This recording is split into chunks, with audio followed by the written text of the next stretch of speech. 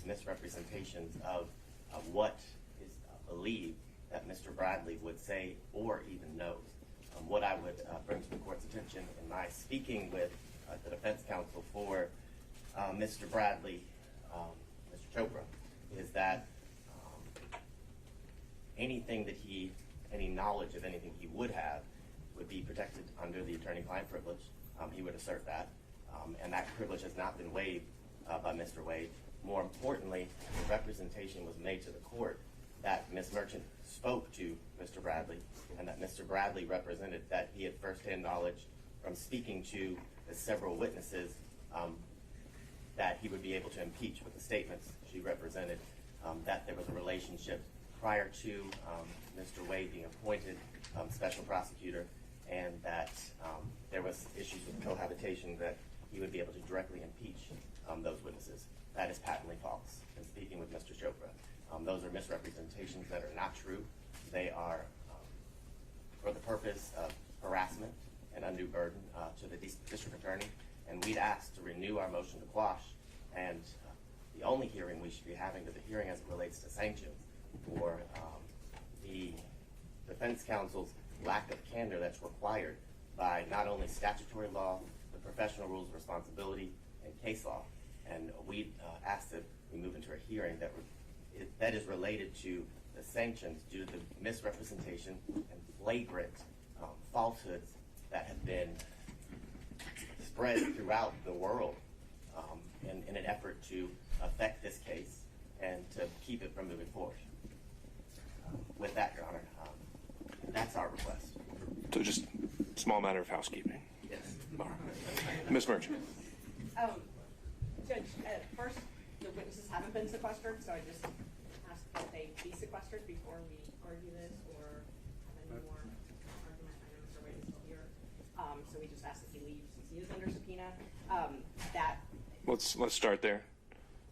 Mr. Bonney. Well, I have to agree when testimony starts that the rules of sequestration would require Mr. Wade to leave, but that we haven't started testimony. This is argument. He's lead counsel for the case, and he has every right to be sitting at the table. Okay, Ms. Merchant. Let's hear from some witnesses, Judge. Let's actually hear some sworn testimony under oath. I have made proffers, and it just seems like all we're going to get is objection after objection because the state clearly does not want any witnesses to take the stand, doesn't want the truth to come out in front of the court. This is a very important issue, and we need to have witnesses. I have a good faith basis. Learn I have a good faith basis, and Mr. Bradley is not my only witness to this good faith basis. It is just happens to be the evidence I proffered at the hearing when the state first tried to keep all of the other witnesses off the stand. I was forced to proffer certain testimony to get over the hurdle to refute their motions to quash. I did that. I used Mr. Bradley's testimony to do that. He is not the only witness that can state that there was a relationship prior to Mr. Wade being hired. The first witness that I'd like to call is Robin Yurdy, not Mr. Bradley, no privilege issues. Let's start with her.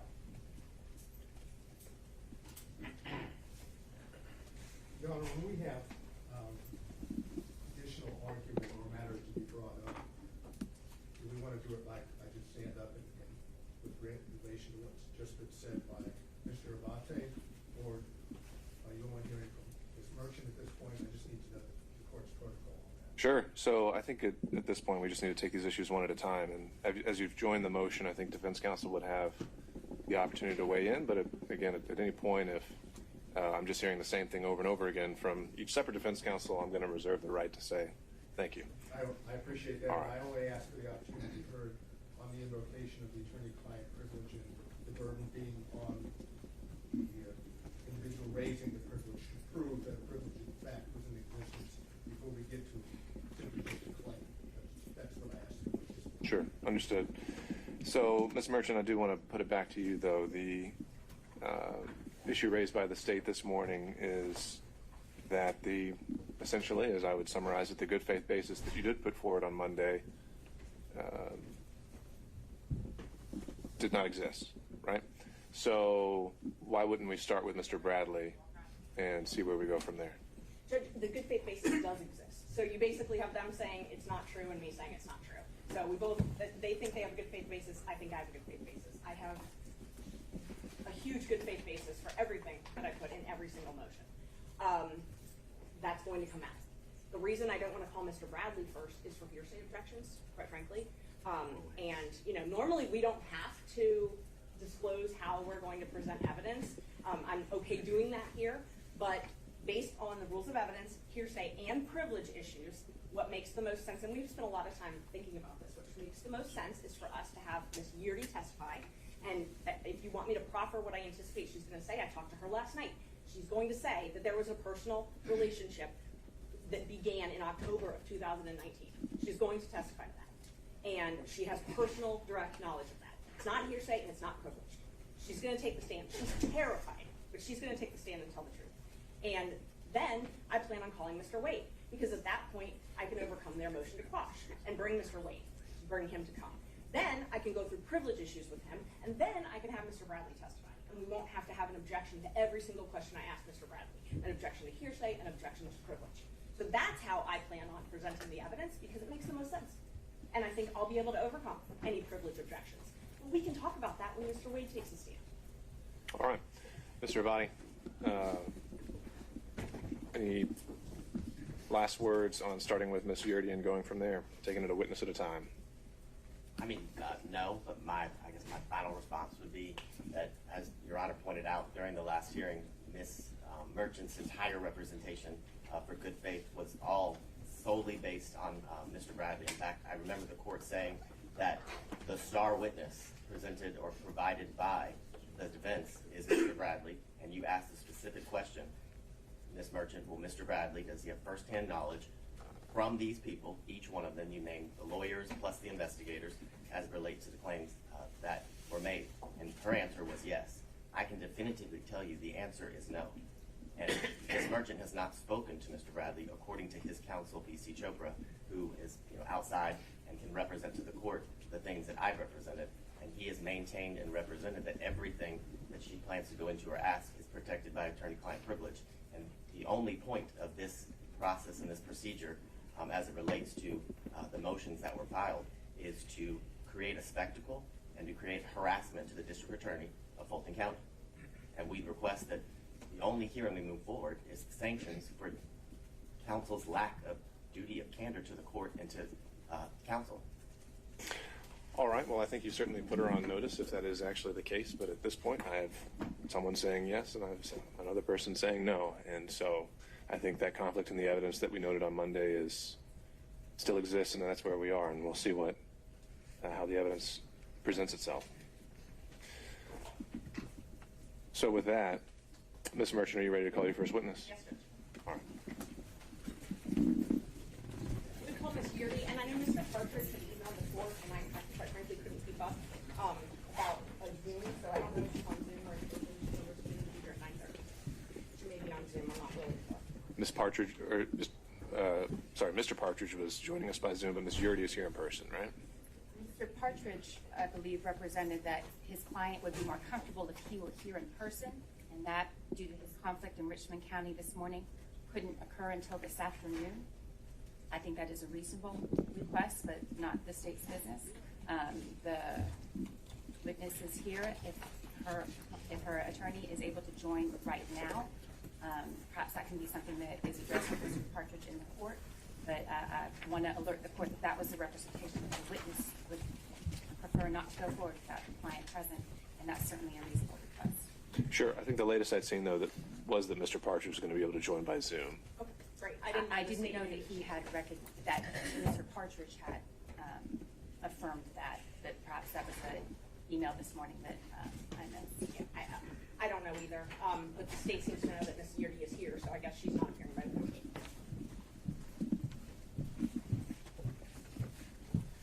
Is Mr. Partridge here? We'll find out.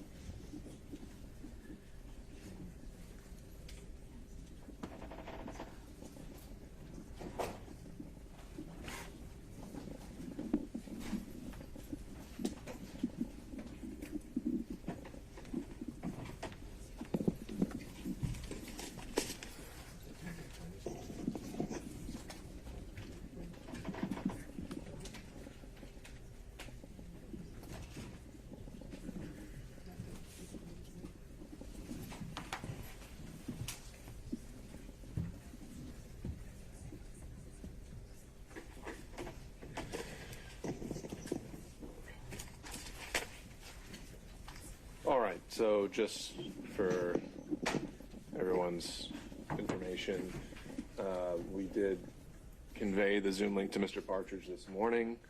I think the last exchange we'd had is that he can join us by Zoom, and apparently is elected not to do so. So I don't really know what else we can do with that. He was noticed of the hearing, we provided him a link, and we haven't heard from him at all. So I think we need to go forward. Call Ms. Yuri. All right. Your Honor, before we go forward, we have business documents that were certified and filed yesterday evening. Filed this morning, emailed to Fulton Council yesterday evening. We wanted to make sure that this was part of the record before any testimony was taken or before the proceeding commenced this morning. All right. And so in your mind, this satisfies Fulton County's subpoena in this case? Correct. Okay. If you could hand that to Ms. Merchant, and we'll take it from there. Okay, and I don't know either review what they've submitted to see for this. I have an original for the court. Ms. Monroe, if you could just provide it to Ms. Merchant, and Yes, if you could just stay on call, we'll let you know if we need you again, okay? Thank you.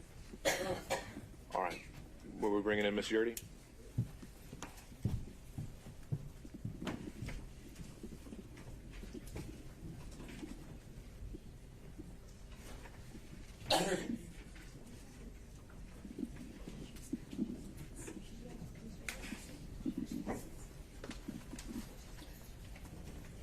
Oh, I'm sorry, I thought the state said that Ms. Yurdy was outside, that they'd seen her or something.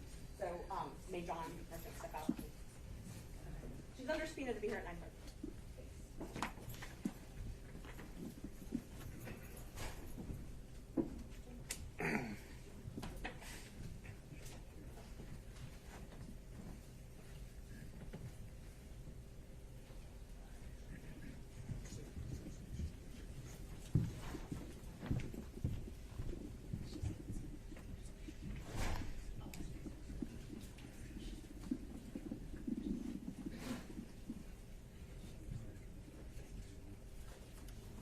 May I text the lawyer?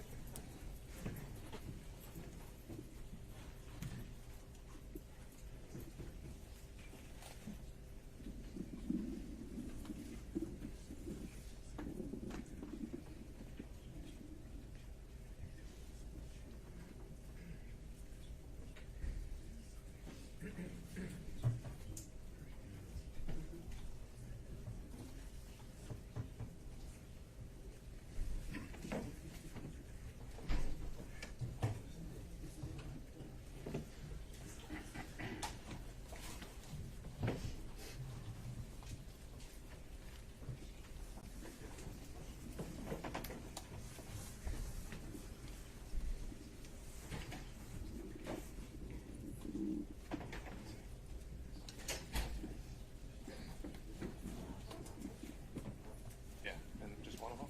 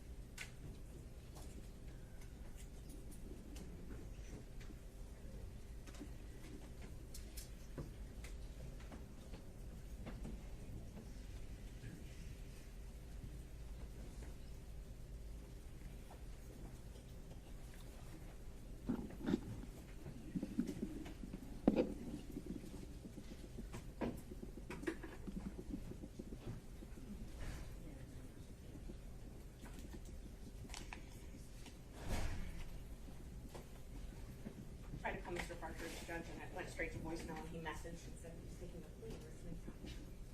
All right. Did he say where his client is? All right.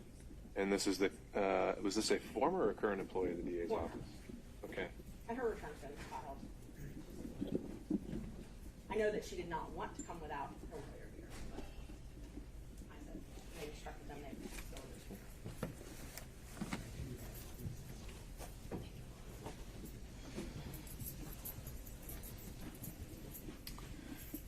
All right, well, Ms. Merchant, do you have any other witnesses available? Well, we have Mr. Bradley. We can have him testify. But again, we're probably going to have a lot of objections with privilege, and so I'd much rather call Ms. Beardy first, but I know that Mr. Partridge threw a wrinkle in that this morning by having a conflict. Sure. So, But what I could do is I could call Mr. Bradley, and then I can bring him back. exactly. I think you can always recall them. We can ping pong back and forth if we need to, based on hearsay issues. But at least we can use this time until Mr. Partridge chooses to join us. Is he on the Zoom? Or not Mr. Partridge or Ms. Beardy on the Zoom? No, not that we're aware of. No. Okay. Just wanted to check because I don't. All right. So, That's the I only suppose thing call your next witness then. All right. We call Terrence Bradley to stand.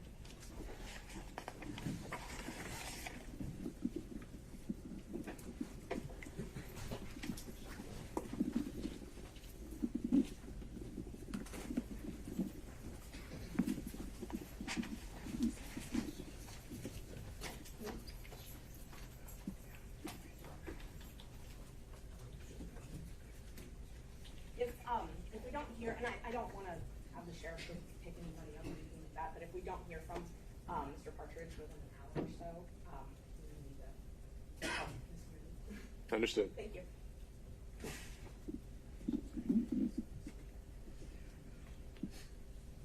Thinking, is someone getting Mr. Bradley in? Yes, I believe so. Oh, the sheriff's in gone. Okay. Sorry. Normally, sorry. Are the sheriffs, when I call a witness, will the sheriffs not sound for them? I don't know if they're going to know where they are. Okay. So I think it'd be best if maybe someone from your team. Okay. And they're not going to know what they look like either. Not a problem. Sure. He's outside. Yeah. He's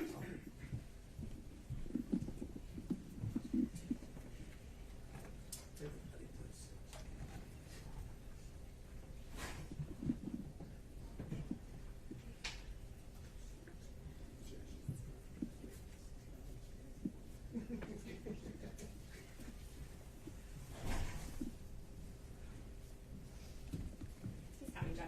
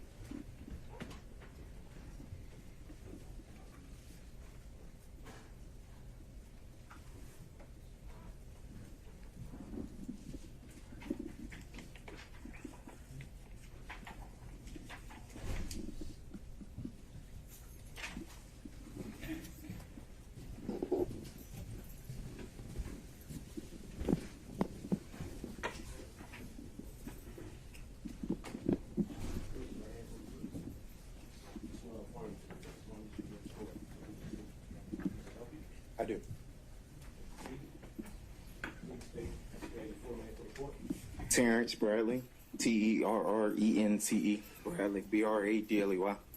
Your Honor, as Mr. Wade's counsel, before we start, we would request to go back to the chambers to talk about attorney-client privilege before we get on the stand. Why does that need to be in camera? Doesn't necessarily, well, there's statements that could be made, it could be prejudicial depending on whether they were covered or not, whether he's going to break the... So at the time a question is asked that you think implicates some of those statements, object, and we'll handle it. Thank you, Mr. Judge. Just on behalf of Mr. Bradley, and I apologize, this is not our proceeding, but it might be helpful to have a brief sidebar as opposed to something in chambers, at least so that we could let the court know our position rather than having to restate it repeatedly. And Judge, I've carefully crafted my questions to avoid any privileged information, but if they think that I'm invading that, then I welcome an objection, and I'm happy to address it. Let's see how it goes. And again, Mr. Bradley, I'll ask if you can just give a pause in between each question to allow counsel the opportunity to object before answering. Thank you, Judge. Was the witness sworn, or do I need to swear the witness? I believe he was. Great, thank you. I'm sorry. Good morning, Mr. Bradley. How are you? Good morning. Not happy to be here, I'm assuming. I am not. Okay, I understand. Thank you for being here. Wasn't by choice. Right. You were subpoenaed to come and testify in this case. I was. Okay. But you and I have spoken previously about relevant facts surrounding Mr. Wade and Ms. Willis's relationship. No, we have not. We have not. We have not texted about those facts? Through a third party, you were given some information.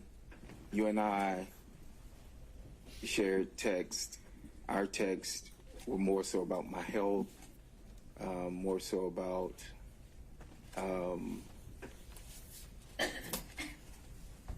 if I was okay with what was going on, that I would not be, whether or not I was going to be subpoenaed or not, and that emphatically I would not have been sitting in this position as being called as a witness. So that's what my text chain show. So no. That we've never talked about Willis and Wade having a relationship? Not directly you and I, no. We talked about my health. Okay. We talked about, as I stated before, other things, but not this, no. Okay. Did you text me about Wade and Willis taking many trips together? I object. Well, Mr. Brown, there's been an objection. One, I'm going to object as it relates to attorney-client privilege. Two, I'm going to object because I haven't seen the text message that she's attempting to impeach the witness with. And two, he's made all of his representations is that he's had zero communication as it relates to the issues that Ms. Merchant continues to ask about, and that the only information that she has from him is through a third party, which would be hearsay. Ms. Merchant. Judge, it's not hearsay. We've had these conversations. If I need to take the stand, I will. If I need to put my phone into evidence, I will. So the first objection was to privilege on behalf of the state. Oh, I'm sorry, I did not respond to that. Sure. Thank you, Judge. Privilege is only communications that are made in furtherance of legal advice. There's been no showing that whether or not they took a trip to California or took a trip, or that Mr. Bradley and I talked about that, either in person or by text, that's privileged. I'm not asking for any communications that Mr. Wade might have made to Mr. Bradley in furtherance of any legal advice. All right, and Mr. Abadi, I believe as the one asserting privilege, it would be your burden to show the necessary foundation there. Is that something you want to voir dire the witness on, or take up here on this specific question? Well, no, I'd also object to foundation grounds. She has not provided any foundation that he would have any knowledge of what she's requesting he answer. His answers were he had no knowledge, and now she hasn't laid the foundation in order to continue to ask the same question over and over again. Ms. Merchant. Just on behalf of Mr. Bradley, we do object. This falls under the privileges afforded under 1.6 of the rules. And the attorney-client privilege is not something that Mr. Bradley can waive. Only Mr. Wade can waive it, regardless of any information or communications being proffered by the claimant Mr. Wade would have to waive them in order for Mr. Bradley to continue to testify about any of this relationship until it's been established when that privilege should have begun. Sure. And so far, though, I haven't heard anything about a relationship, about an attorney-client relationship, about a privilege ever attaching. And I think that's going to need to be established before we can actually determine the scope of it and whether this falls inside or out of it. So I think either Ms. Merchant can take the lead if she wants to, but my understanding was that generally has to fall on the person who's asserting the privilege. Except for the attorney is not authorized to violate that privilege, or else he has in fact violated the bar rules, which we have an opinion regarding from someone in the State Bar of Georgia. All right. That's why I thought perhaps the sidebar might be important rather than my interjecting. Well, I still want to kind of see how we can go. So, Ms. Merchant, it sounds like you're going to need to lay a little bit more foundation to see whether this actually is going to fall under privilege or not. That's not a problem, Judge. And what I can do, I was just told that Ms. Yerdy's in the waiting room, but I can, if the state wants to read my text, if Mr. Bradley wants to read them to refresh his memory, I have absolutely no problem with that. I have my phone here, and they're welcome to do that. But I'll talk about some other things, and then maybe if they're going to have a lot of objections to privilege and hearsay, what I can do is I can lay a foundation with Mr. Bradley, get him off the stand, put Ms. Yerdy up, and then Mr. Wade, so we can get through the privilege issues. That might make the most sense. Thank you. All right, let's talk about something not controversial then. When did you and Mr. Wade first meet? Probably 1998. Okay. And did you all have a law firm together? We did. Okay. When did that firm start? Probably, I think it was 2010. We started exclusively working together as a firm, operating as a firm. Okay. And were you all actually incorporated as a firm? Not initially, no. He had, when I passed the bar and I hung a shingle in 2007, I think he had been practicing a few years prior to that. He had his own firm. We had two separate firms. Okay. At some point, did you all incorporate, though, together? We did. Okay. Do you remember about when that was? I do not at this particular moment, no, ma'am. I'm sorry. Okay. Do you remember if it was administratively dissolved? I've been made aware that it's been administratively dissolved. Yes, I left the firm around 2 years ago. When did you leave the firm? August of 2022, I think it was. August of 2022. Okay. Or it was either August or September of 2022. Okay. August, September. Let me make a note. So in October 2019, were you all incorporated as a firm? I think we were, maybe. Okay. Yes. And when Mr. Wade filed for divorce November 1st or 2nd, 2021, were you all incorporated as a firm? We should have been. I'm thinking that we were. Yes, ma'am. Okay. When did Mr. Wade come to you to file the divorce action in Cobb County? No, that's privileged information. The date? The timing and the beginning of the privilege, I don't believe that is overruled. So the timing was around 2018. Okay. And it was probably December of 2018. I remember it specifically because I was building a house, and I noticed that he wasn't wearing his ring. I asked him about it. I had invited him to the house because I was having not a housewarming, but people over. And he wasn't wearing his ring. I inquired about it. From there, we discussed what would happen. And we discussed the divorce and what would happen. What would happen with the divorce? What would happen over me representing him for the divorce and when he would want to do it, yes. When did he retain you? Well, my memory would be 2018 okay. when he consulted with me about the divorce and told me what he would like to see done and when he wanted to do it. Do you know when Fani Willis and Nathan Wade met? Specific dates, no. I know it was sometime at a conference. Municipal court conference? Correct. Okay. And October 2019, if it's been represented in the state's pleadings before, that's when they met. Does that sound familiar? If that's what they're saying, then absolutely. I know it was at a conference in 2000. I mean, it was at a conference. If you say it's 2019, I'll take you at your word. Okay. So it was what you're sure of, though, is it was at a municipal courts judges conference Yes. when they were both municipal court judges. Yes. So it's fair to say, since she became district attorney, she was no longer a municipal court judge. So it had to have been before that. That they met? Yes. Yes. And he was teaching a class at that seminar, as far as you know? I'm going to object to this deleting at this point. She has no direct. Was he teaching a class at this seminar? To my knowledge, he was. And was Miss Willis, to your knowledge, attending this seminar? Your Honor, I'm going to object. He has no personal knowledge. He wasn't present at the municipal court training. So they put it in their pleadings. Like, we are going to be here all day. We are going to be here all day. All right. If you can establish that he would have some personal knowledge, then that's a fair question. So if you just need to preface it with that, then that's fine. Thank you. Are you aware of when their romantic relationship began?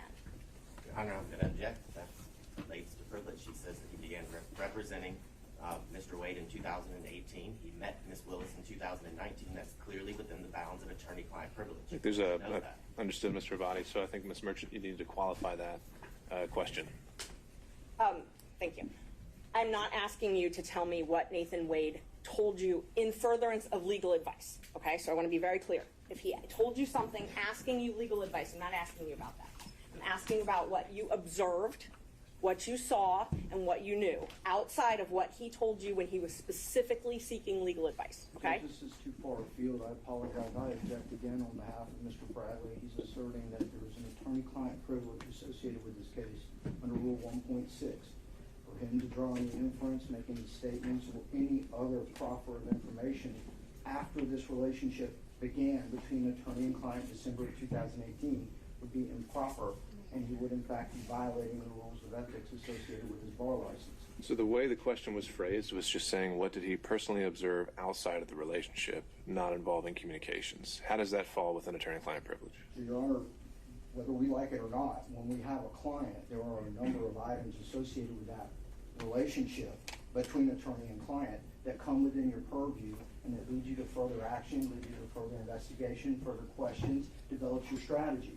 We can't talk about Mr. Wade on any level.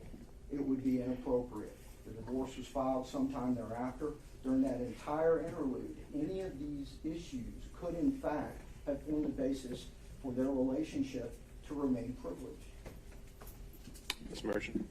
Judge, his observations are not privileged. That's not what the privilege law says. And I can read you the attorney-client privilege attaches where, and this is the law, this is the rule. There's an attorney-client relationship. The communications in question relate to the matters on which legal advice was sought. And the communications have been maintained in confidence, and there's no exceptions to the privilege. First, on number 2, the second prong. This was not in furtherance of legal advice. That's not in furtherance of legal advice. What he witnesses as a human being is not in furtherance of legal advice. Unless, and if he witnesses them together, it would get rid of the attorney-client privilege because Ms. Willis is there. Additionally, though, exceptions. We can go all day about exceptions to this. Fraud to the court, that's an exception. Mr. Wade, we contend, has filed a false affidavit with this court. That is fraud to the court. If this witness has direct knowledge that that is not true, then that's an exception to attorney-client privilege.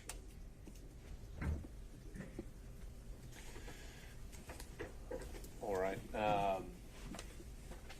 Ms. Merchant, if you could re-ask that question, again, qualifying it as, if it's, I think you qualified it as anything that, outside of anything he learned or was told as a result of his representation. It was just any observations he made, which, in my mind, as you phrased the question, would have included before December 2018 when this first consultation occurred. I think if you can go step by step, we can handle this. And Judge, I would just ask permission. We gave the state notice under 611 that all of these witnesses do not want to be here. They are adverse witnesses. I understand. Yes, so I'd like to have leeway to be able to cross it. Thank you, Judge. All right, Mr. Bradley. Yes, ma'am. You have knowledge that their relationship began in 2019. I do not have knowledge, but again, I have consulted with the bar as late as yesterday at 4 o'clock. I am not here to. Your testimony is that you do not have independent knowledge. I cannot. I was advised by the bar that Rule 1.6 of confidentiality applies, and that I cannot reveal anything that I saw or learned, and that if the court is asking me to do that, that an immediate certificate of review should be asked. And so I'm not here to misrepresent to the court or to say anything inappropriate or anything. I am here because I also have a law license, and I'm not trying to lose that. And so, Mr. Bradley, can you finish that thought? Is saw or learned just period, without qualification whatsoever? Judge, I'm going to refer to what I was told by the bar, that Rule 1.6 of confidentiality applies, and that I would be asking for an immediate review by the Supreme Court. Sure, but applies to what? Any communications is what the person at the bar told us. Any communications? He did not qualify. If you talk to Mr. Wade, that's covered. Well, Judge, I don't know. He didn't go into those specifics, but this is what was told. I was sitting there with my attorneys, and this was what was told to us, to state that Rule 1.6 applies. And we gave them the scenario, and this is what they told us to do. And this is what I'm doing at this particular point. Judge, and we have no knowledge if the bar was aware of the affidavit that Mr. Wade filed, but that significantly changes the privilege. He waived the privilege when he put that in the affidavit, so that's one of the reasons I wanted to call him. That's a waiver. He put the relationship in the when the relationship started, and put the relationship in his affidavit. He put a lot of information in that affidavit that would waive certain amounts of privilege. So he disclosed this relationship. So basically what we've got is we've got Mr. Wade being able to say what he wants about this relationship, but then we're not allowed to ask questions to qualify that. So that's not how it works. They either get to admit it or they don't. Either privileged or it's not. We're just talking about a relationship, though. How does that open the floodgates to anything he's ever told an attorney during representation? It doesn't, and I'm not asking him that. I'm asking for his knowledge. They were law partners, and as I go through the questions, I think he has knowledge of things that is not something that Mr. Wade specifically told him. I also think there's a fraud exception to a lot of this, even if there was a privilege, but I don't think there was for most of it. Your Honor, but he's already represented that he has no knowledge about it. I don't think we've actually gotten anything to that extent yet. I think we're still making our way through it, which is, I think he's taking the position that he's not willing to share anything Mr. Wade ever told him, period. Which that's a broader representation of attorney-client privilege than I've ever heard. And I think that's what we're trying to parse out, is if the relationship starts, I've never heard anything that said everything before that point is privileged. Do you have something that I should know? Yes, sir. Apologies, Judge. That's fine. Before that relationship, these questions aren't being established. It was 2018, December. The last question was directly related to a point in time after that, during which the relationship, attorney and client, would have been already established. He has an opinion from the State Bar of Georgia. If he's going to be required to testify, he would need ordered by the court on any of these issues. And Judge, I understand how delicate this is. You can phrase it in 1,000 different ways to try to make him say something, but you can't unring a bell that he puts out into the universe where he has violated that privilege. We're going to get to go back 6 months from now and say, oh, well, we shouldn't have said that. It's not acceptable. It violates hundreds of thousands of relationships in this state that we rely on in order for the justice system to function. This is an attorney-client privilege issue. We've done all the diligence we can as far as looking up the relevant laws, the relevant information. We do not have a waiver from the client. The client is present. Whatever. there's no question. Why we're not barreling ahead is because I recognize the privilege. What we have to determine is actually what that privilege, the scope of it, and when it started. And I don't think we've even gotten close to that yet. I apologize, Judge. I thought December 2018, Mr. Bradley testified directly that is when the retainer and the divorce proceedings were beginning. The issues being brought up by the state have to do potentially, if I've been. So we have a starting point. Correct. But does that necessarily foreclose anything from that point onward? If they started talking about something else entirely? Post-divorce, of course not, Your Honor. But during the pendency, it would absolutely curtail that, especially as it has to do with observation, attendance at functions together, or other realizations that Mr. Bradley came into during the pendency of his representation. And to parse it out would put Mr. Bradley in an untenable position because his reputation means everything. Okay, Mr. Sadow.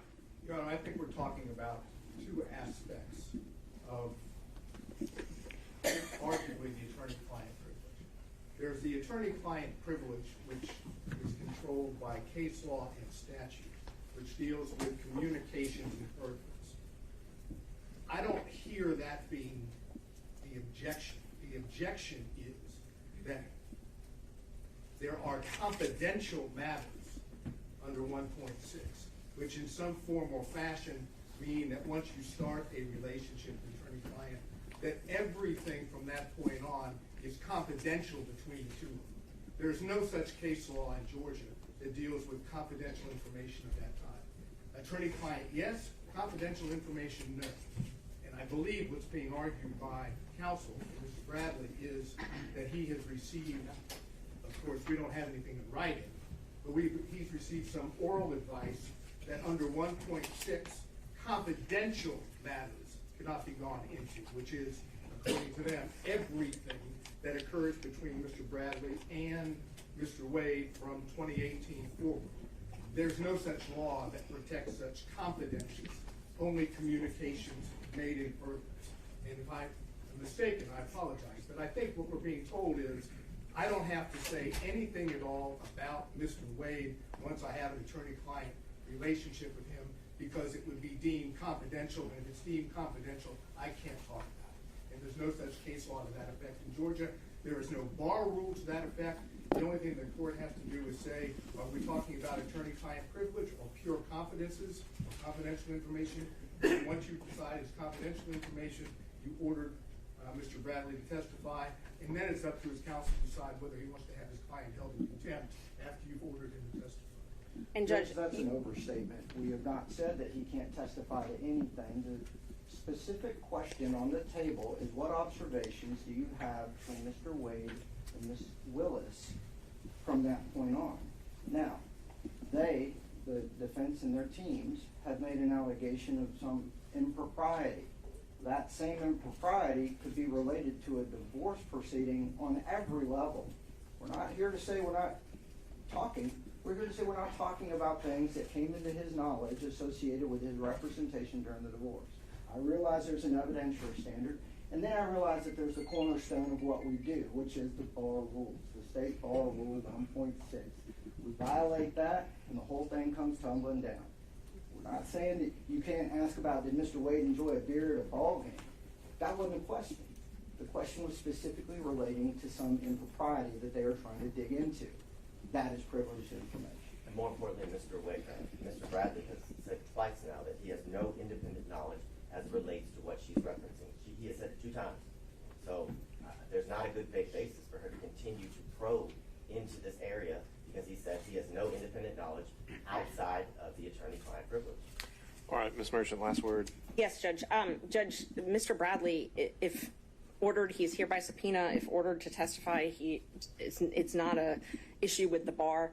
My question was not about attorney-client privilege. I'm being very careful not to ask anything that Mr. Wade asked in furtherance, but I've been informed that Robin Yerdy is on the Zoom, and so if we want to start back on our original plan, we can call Ms. Yerdy and have her testify and then put Mr. Wade up, and we can go through the privilege issue with him, and then we won't have to have all these objections, or else I'm happy to continue questioning Mr. Bradley.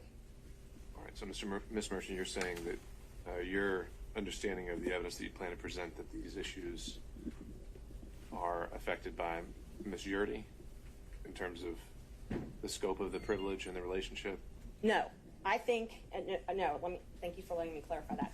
I think that Ms. Yurdy is going to give me enough to get Mr. Wade on the stand. Once I get Mr. Wade on the stand, because they filed a motion to quash, and you said I had to present something before I could put Mr. Wade on the stand. So once I present Ms. Yurdy, I can put Mr. Wade up on the stand. And then I can put him up before I call Mr. Bradley. And then I may not even have to call Mr. Bradley at that point.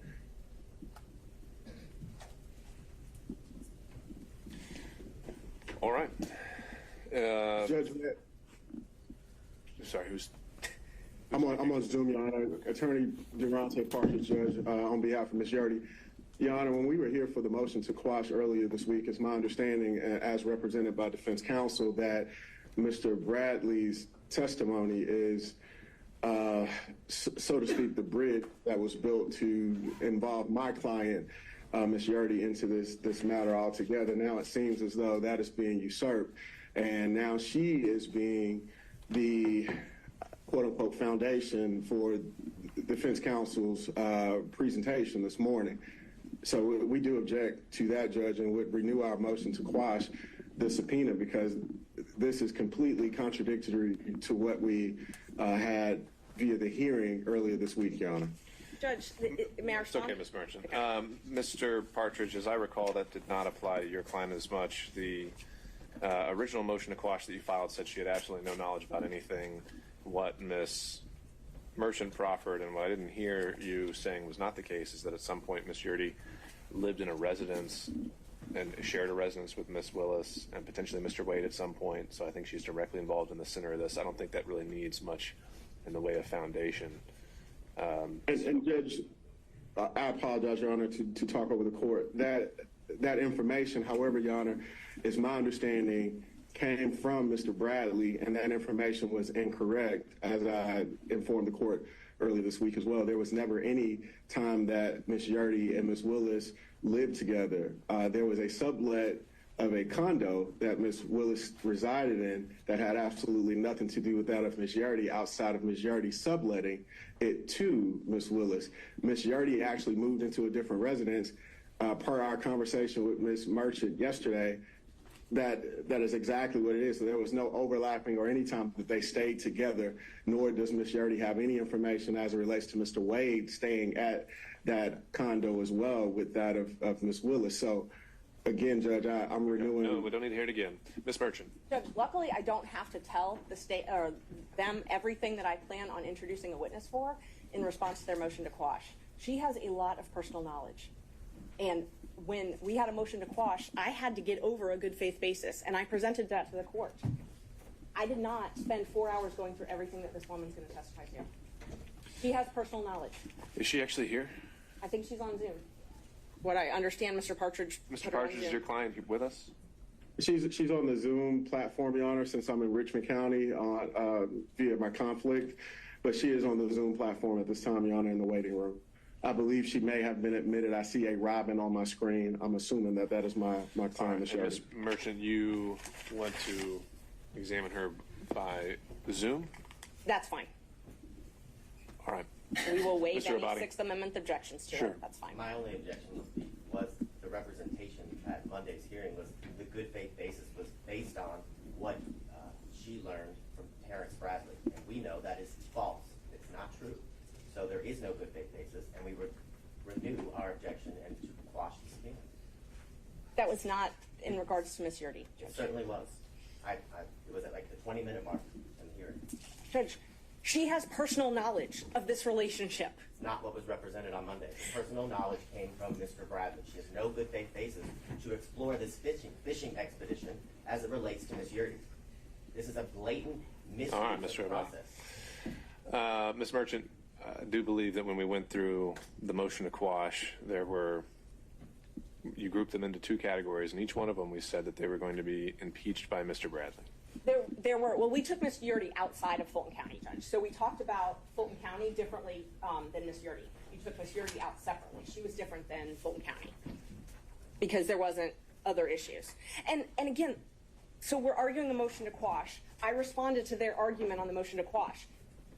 Did I tell them that she's going to testify that she's known Miss Willis for years and that her middle name is Latrice? No, I didn't tell them everything she's going to testify to. I don't, like, if you wanted me to, I could have, but that has nothing to do. There is a witness that contradicts what they have said in court, and they're doing everything they can to keep her off the stand and keep the truth away from this court.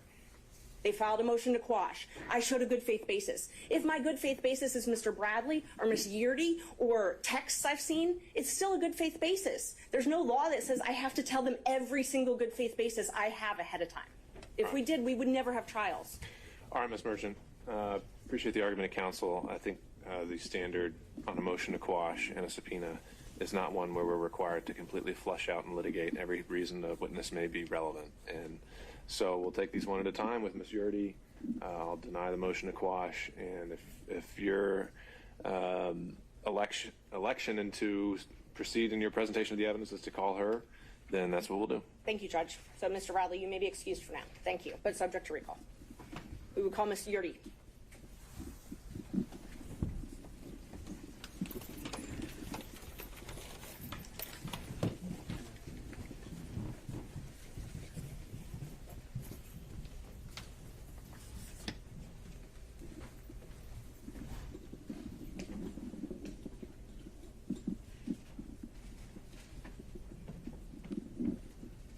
Would you like me to swear her, Judge? Or? I think we need to make sure. There we go. Deputy Scott, if we could swear in the witness. Ms. Yeardy, can you hear us? Yes, I can. All right. Raise your right hand, ma'am. You swear affirm to the testimony that you get a court will be the truth. Whether the truth will help you.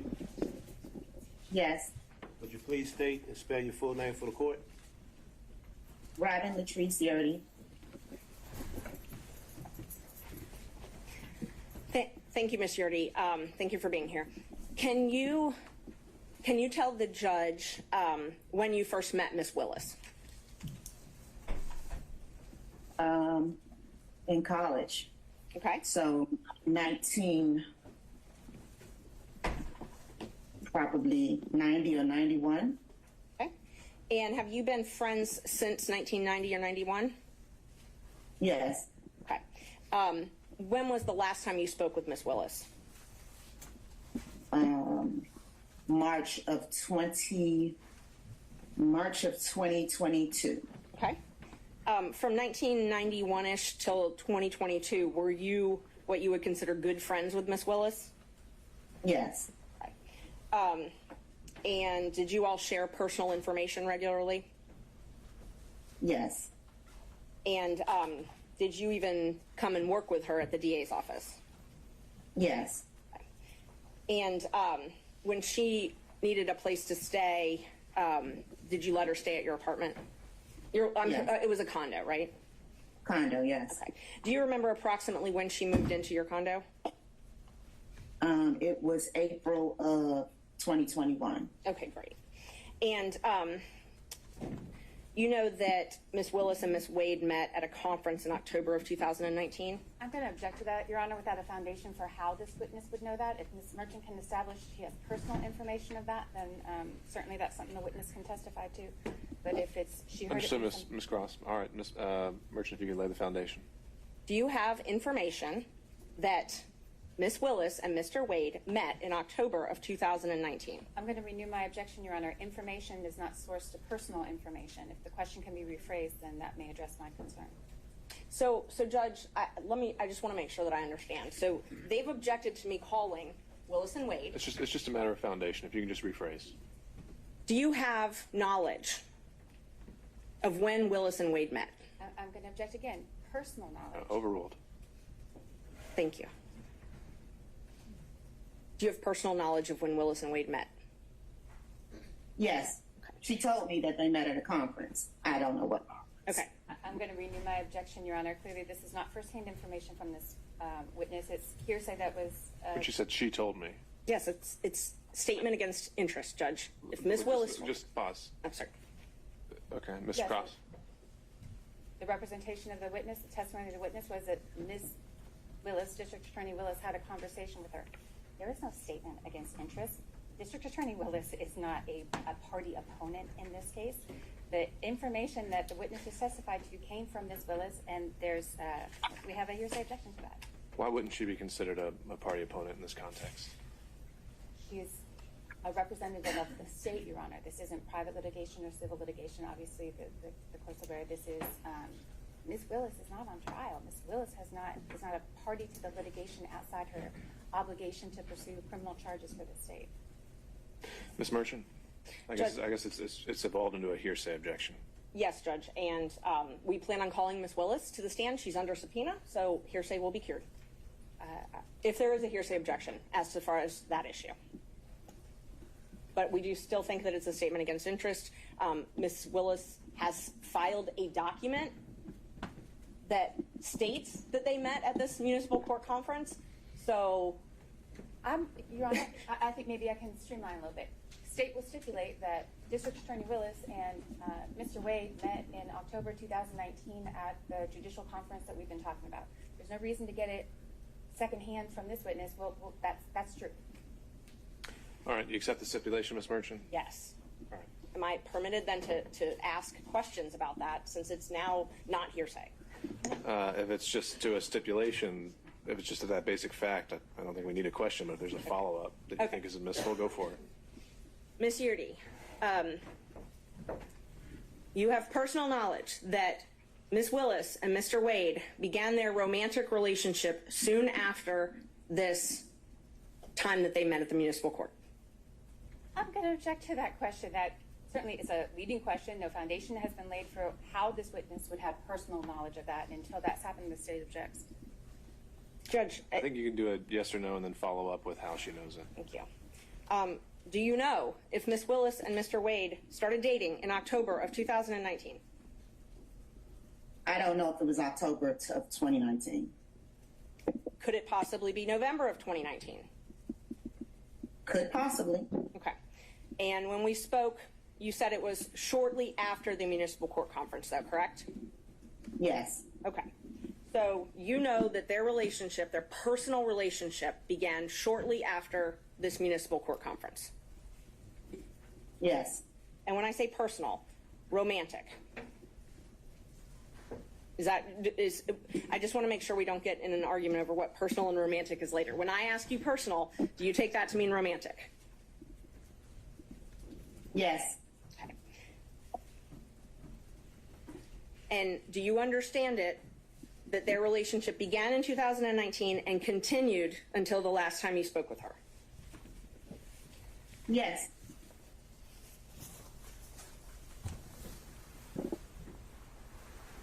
And you were essentially her best friend during this time, right? Not best friend. Good friend. Good friend. Okay, close friend. And so would you frequently socialize with her? Yes. And you saw her at work every day? Yes. So you had a chance to see them interact together on a personal level? Yes. And so from everything that you saw, heard, witnessed, it's your understanding that they were in a romantic relationship beginning in 2019? Yes. And when you left the DA, I'm sorry, let me ask you, you said that Ms. Willis came to live with you in April of 2021, I'm sorry, April 1st, 2020 or 2021? She didn't live with me. I never lived with her. Okay, I'm sorry. She took over your lease in April 1st, 2020, correct? No, 2021. Okay, I had it both ways, so I'm glad you clarified. So when she took over your lease in April 1st, 2021, it's your understanding she moved out of the house that she was sharing with her father and started staying at the condo? Yes. And is it your understanding that that's because she needed to have her own space? Yes. Away from her father? Yes. Okay. When you left the DA's office, was it, were you fired? No, I resigned. You resigned, okay. Just one moment, Judge.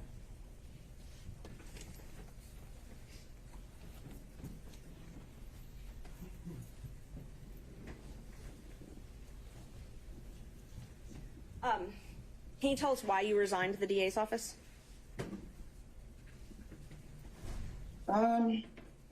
The number of things that was happening.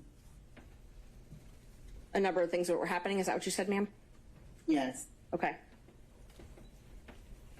What was happening that caused you to resign?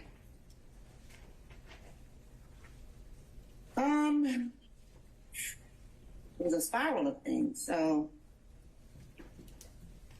I guess the last straw is I was put in a department that I knew had no knowledge about.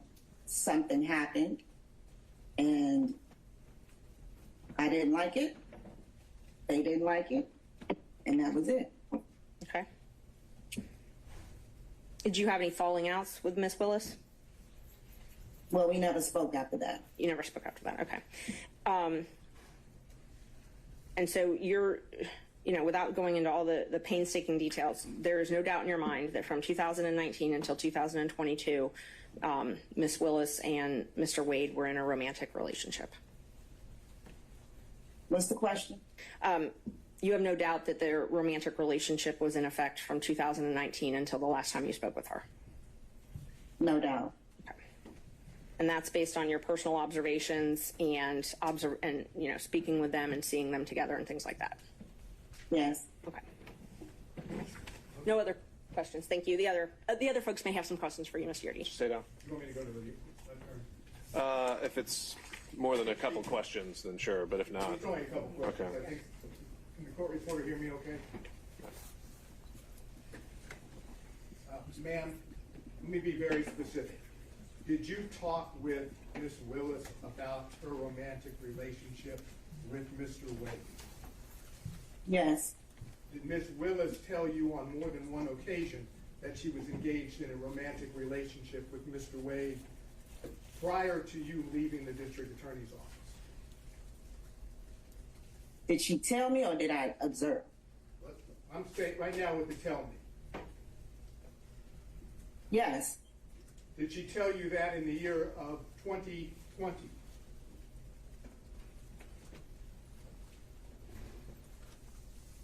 Yes.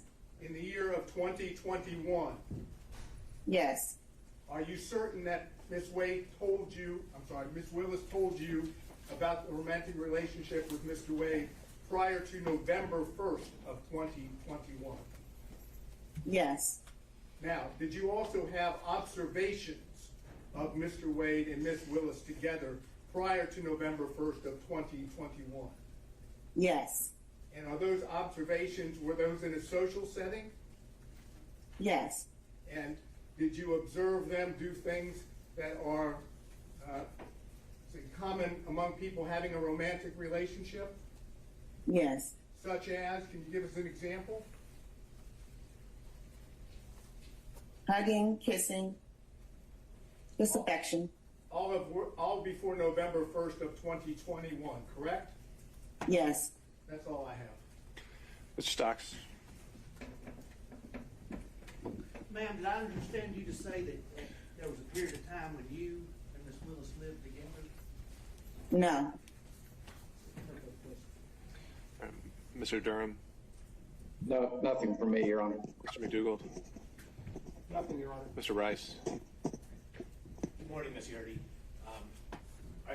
Were you aware in 2021 of any trips, social trips, that Ms. Willis and Mr. Wade took together?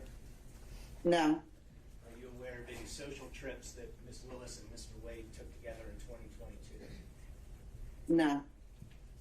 And are you aware of them in 2020 or 2021 spending the evening together overnight? No. No further questions.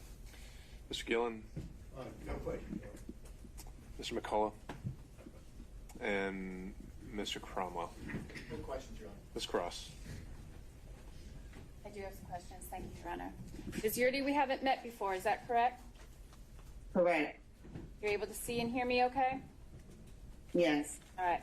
I want to start with a couple things. Now, I think you've made it clear that you never lived, and we'll call it the South Fulton address, the South Fulton condo that you were leasing. You never lived at that address with the District Attorney Willis, correct? Correct. And never at any time? Never. All right. You never observed or have any information about District Attorney Wade and District Attorney Willis and Nathan Wade living together, correct? Correct. You don't have any information about that? No, I don't. Anybody said that that information was sourced to you, then that's incorrect. That's incorrect. Did District Attorney Willis pay rent at that establishment, at that condo while she lived there and you were living elsewhere? Yes. Who paid the rent? She didn't. Nathan Wade ever pay the rent? No. And you never told anyone otherwise? I didn't hear your answer there, Ms. Yurdi. Did you ever tell anyone otherwise? No. All right. So let's talk for a second about your time at the District Attorney's Office. You were disciplined several times in the District Attorney's Office during your employment there, correct? No. You weren't written up ever for poor performance, Ms. Yurdi? Once, not several. One time you were written up for poor performance. Were you counseled several times about your performance in the District Attorney's Office that was subpar? No. Did the District Attorney tell you that your performance was insufficient and that you were going to be fired? No. That never happened? No. Maybe when we went at the end.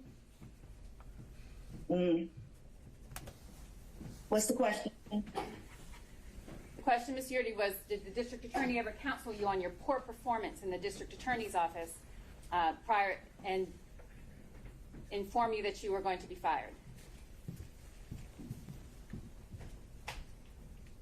I don't really know how to answer that. I'm looking for the truth.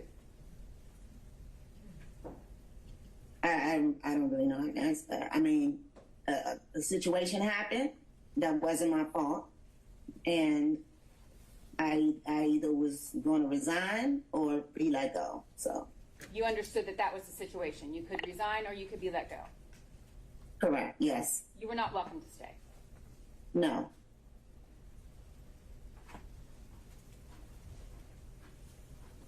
And the conversation where you were informed that you could resign or you could be fired, that conversation was not the first conversation you had with the district attorney about your poor performance in the office, correct? Well, it was kind of a spiral, but no. Yeah, it was. Whatever the situation was. Excuse me. Commentary by counsel. Questions are fine. Understood, Mr. Saino. Ms. Cross. Ms. Yurdi, the circumstances of your leaving the district attorney's office ended your friendship with the district attorney Willis, correct? Yes. Y'all haven't spoken since? No.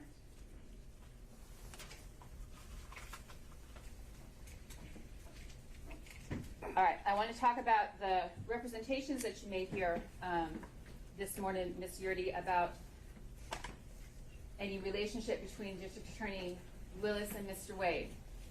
I want you to tell me what was the first time let me ask it this way. You said that District Attorney Willis personally informed you of a romantic relationship. Is that what you testified to? Yes.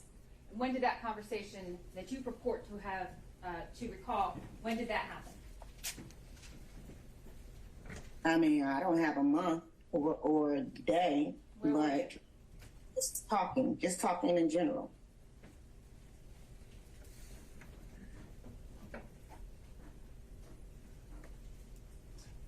Your Honor, you'd like to keep this witness under subpoena, but that's all the questions I have right now. All right, thank you, Ms. Cross. Redirect, I'm sorry. All right, on those points only. Yes, just those points. The state asked you a lot about when you were let go, when you resigned. Did something happen as far as purchasing that you didn't feel comfortable with, purchasing things through the county from Ms. Willis that caused you to not be comfortable working there anymore? No. And I didn't tell you how to testify here today, though, right? Right. Okay. And everything you've testified to is from your personal knowledge? Yes. Okay. And you've told the truth here today? Yes. Okay. Judge, I believe she's only under my subpoena, and I'm fine releasing her from that subpoena. Oh, I'm sorry. By show of hands from other counsel, starting with Mr. Sadow. Your Honor, I believe the door's been opened now to ask this particular witness about statements that Ms. Willis made to her. She brought it up on cross-examination on a couple of occasions. Did Ms. Willis say this or inform you of that? So I'd like to now ask her questions directly about what Ms. Willis told her about her romantic relationship. I think we'll take those one at a time, question by question, and we can address those to see. I don't know about a complete opening of the door. We'll see where we go. The first time that you spoke to Ms. Willis about her relationship, romantic relationship with Mr. Wade, do you happen to remember what Ms. Willis said? In essence, not word for word, but in essence what she said. No. Do you remember the first time she told you, in whatever words were used, that there was a romantic relationship?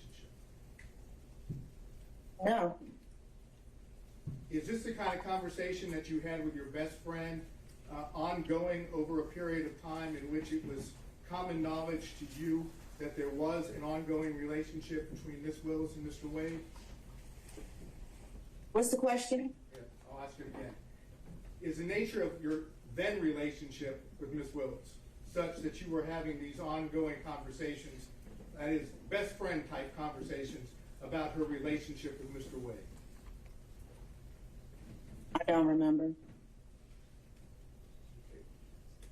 Without getting any further in too much detail, is there any doubt at all that Mr. Wade and Ms. Willis had a romantic relationship, as was told to you, prior to November of 2020? She was already asked that question by Ms. Merchant. I just didn't know whether that needed to be. She said no doubt. No doubt. All right. Any other defense counsel by show of hands? Seeing none. Last recross from Ms. Cross. Anything else? Not this time, Your Honor, but we'd ask the witness remain under subpoena and subject to recall. Judge, she's under my subpoena, and I'm releasing her from my subpoena. So if they want to subpoena her, they're welcome to do that. Ms. Cross. I would prefer that the court keep her under subpoena. I think, Sure. Given the representation of Ms. Merchant, given how she intends to proceed today, that this witness may need to be recalled. All right, understood. In the interest and knowing that we may have to bring witnesses back and forth, I think it's in the interest of effective presentation of the evidence here. Ms. Yurdy, you are still going to remain under the auspices of your subpoena, and so please stay in touch with your attorney. We may need you to rejoin us on Zoom at some point today or tomorrow. Understood? Okay. All right, don't discuss your testimony with any other potential witnesses, all right? All right. All right, you can log off. And Judge, I'd ask, can Mr. Partridge stay on for just 1 moment? For what reason? The state had made some allegations that I misrepresented some things to the court, and I'd just like the opportunity to clear that up, that Mr. Partridge is the one that told me that they lived together for a month. They've called me everything but a liar today, and so I just think that it's appropriate for everyone to know where that information came from. All right, Ms. Merchant, I think you've made your position clear. I don't think we need to get sidetracked on that.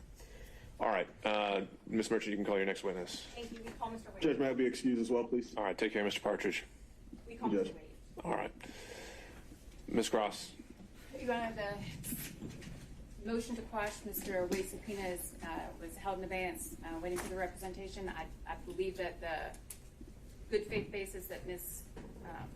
Merchant represented on Monday, I think that's clearly not accurate. I understand the testimony that's now in the record.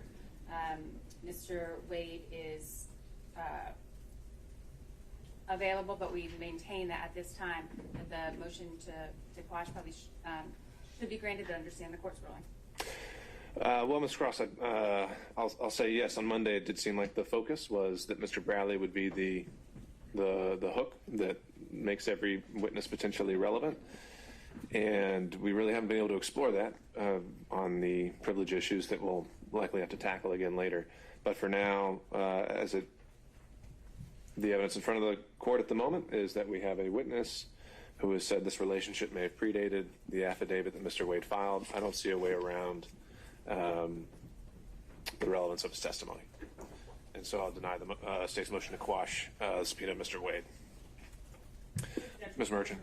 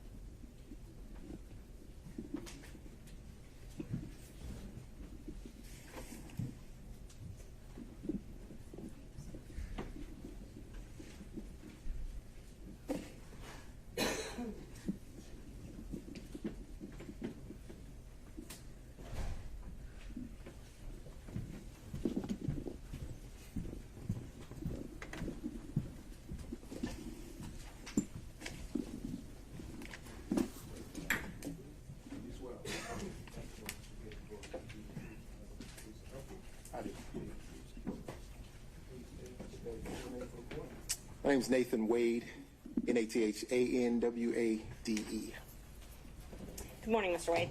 Good morning. Prior to filing this motion to disqualify, you and I were friends, correct? Yes, And in fact, I supported you when you ran for judge in 2016. you did. I wore your shirts. My kids wore your shirts. Mr. Merchant, Fines. your personal opinions have no relevance. Okay. I mean that in the best way. That's all right? completely fine. I Let's will get to move the on. point. Thank you. No. Totally fine. Thank you. You filed for divorce from your wife on November 2nd, 2021? Yes, ma'am. Okay. And in that divorce proceeding, did you file answers, things such as interrogatories? I did. Okay.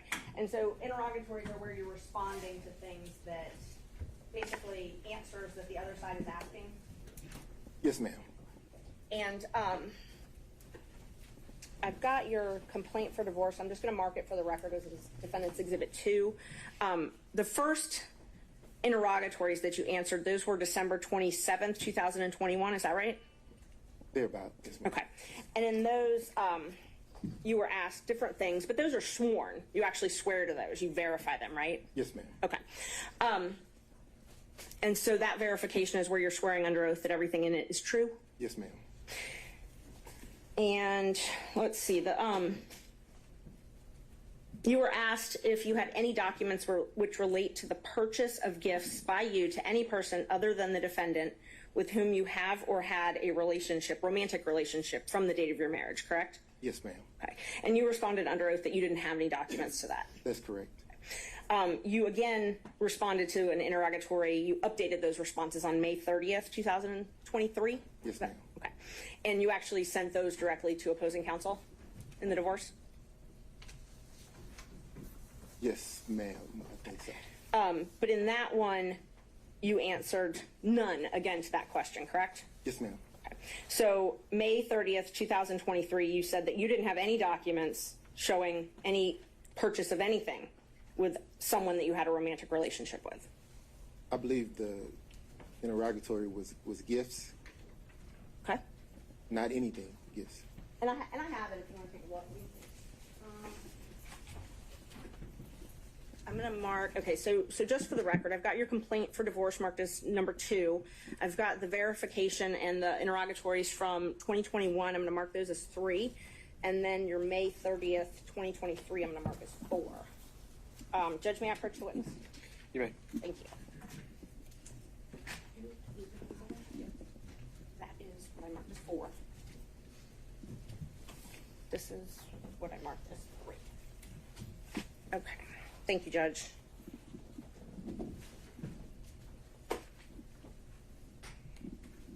All right. If you would take a look at what I marked as 2, 3, and 4.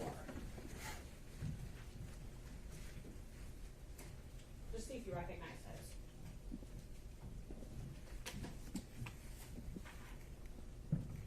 those. I do. And are those, that's your divorce complaint, and then your 2021 interrogatory and your 2023 interrogatory, correct? Yes, ma'am. Okay, are they a fair and accurate representation of what is filed in that case? Yes, ma'am. I'd move to admit those into evidence. And this is 2, 3, and 4? It's 2, 3, and 4, yes. All right. Any objection from the state? The divorce, it's on the district. No objection to 3 and 4, and subject to Ms. Merchant's representation that 2 is a filing of divorce. I just don't, the divorce complaint, I don't have that in front of me, but subject to that representation, no objection. All right. And by show of hands, any objection from other defense counsel? Seeing none, defendants 2, 3, and 4. This should be Romans, well, we'll just call them 2, 3, and 4, admitted without objection.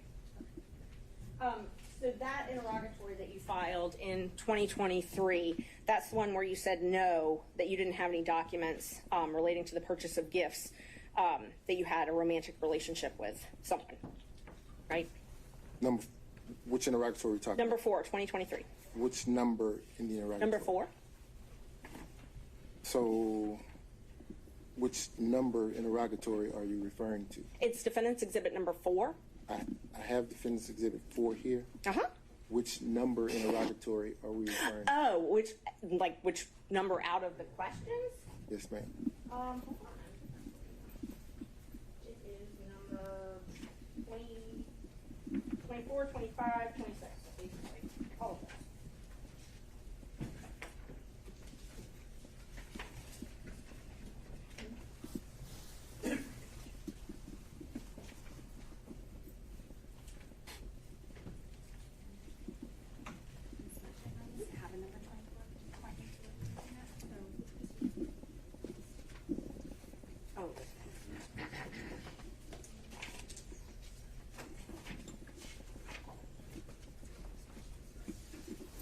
It's supposed to be number.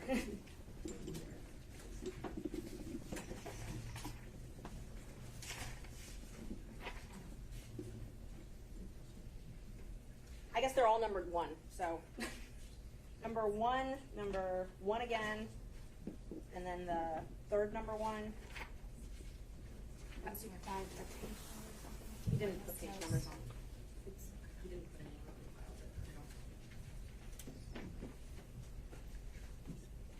on. I don't know how to tell you what number 1, because when you responded, you put number 1 on all of them. Can you So. just point to it?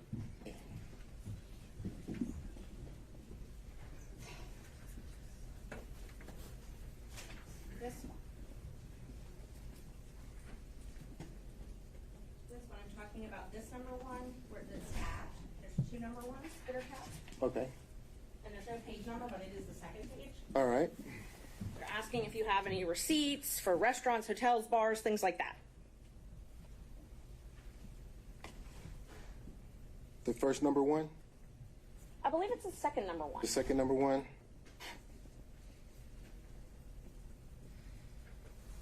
Okay. Okay. So it asks you if you have any receipts for things like restaurants, bars, hotels, things like that, where you accompanied a member of the other sex romantic partner. Correct? It says identify any and all occasions. Okay. And so let's go through it with you. It says to identify any and all occasions where you entertained a member of the other sex, okay, who's not related to blood, and including dining, drinking, restaurants, bars, pubs, hotels, all of that. Okay. And what was your answer to that?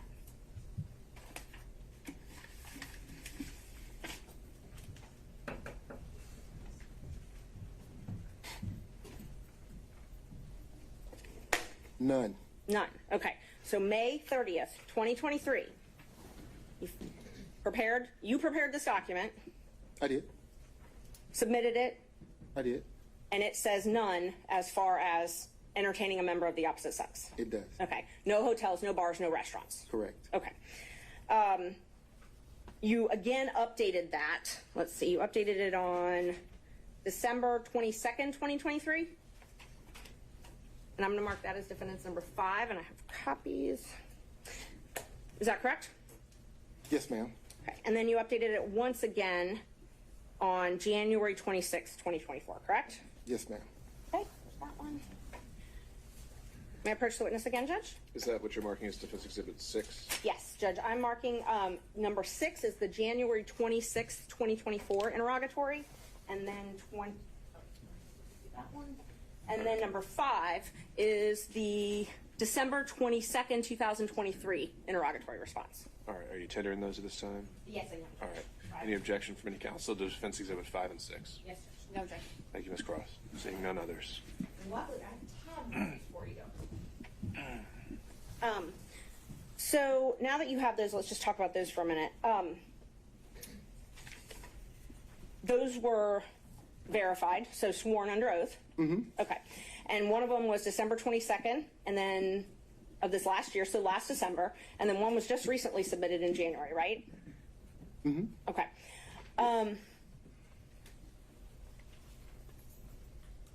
In May 10th, 2023, Judge Thompson heard a motion to compel in your divorce case as well, correct?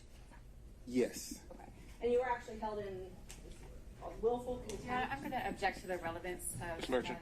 His credibility is relevant, Judge, and if he was held in willful contempt for failing to provide answers and documents, I think that's relevant to this court. How is that a prior false act or crime of conviction or anything else allowed for impeachment under the rules of evidence? I'm not offering it as a prior bad act or something like that. I'm offering it towards his credibility, Judge, which you get to determine. If he's made misrepresentations in these pleadings, you're here to determine whether or not he's telling the truth or not. So if another court has held him in contempt and that's part of the divorce proceeding, I think it's relevant. But just contempt generally can be for many different things. Like a failure to produce is not necessarily a false act, right? Right, and he's welcome to explain that. He may not have to. Ms. Cross. I object to the relevance of that. That's clearly not a proper impeachment. We're going pretty far afield into divorce matters that don't have any direct relevance to anything that's pending before the court. subject to the relevance of that and any further. All right, exploration. not seeing that being a proper grounds for impeachment, it's sustained. Okay, let's talk about this December 22nd, 2023 verification. I tabbed it for you. Again, they asked you if you had any documentations showing proof of this relationship, proof of any relationship, correct? I'm going to object to the phrasing of that question. I don't believe that's an accurate read of the interrogatory. All right, let's be precise, Ms. Merchant. And you, please read it. I want to make sure I'm accurate. Please read it. Which number? This one actually has a number. I tabbed it for you, so you should be able to open right to the page. It's number 22. The question specifically is if you have any tangible evidence of any nature in your possession or control, or any other person or entity which relates to any manner of your activities to any person with whom you've had a sexual relationship during your marriage. Tangible evidence is notes, cards, letters, photos, films, recordings, documents, tapes, video recordings, receipts, invoices, and other tangible evidence.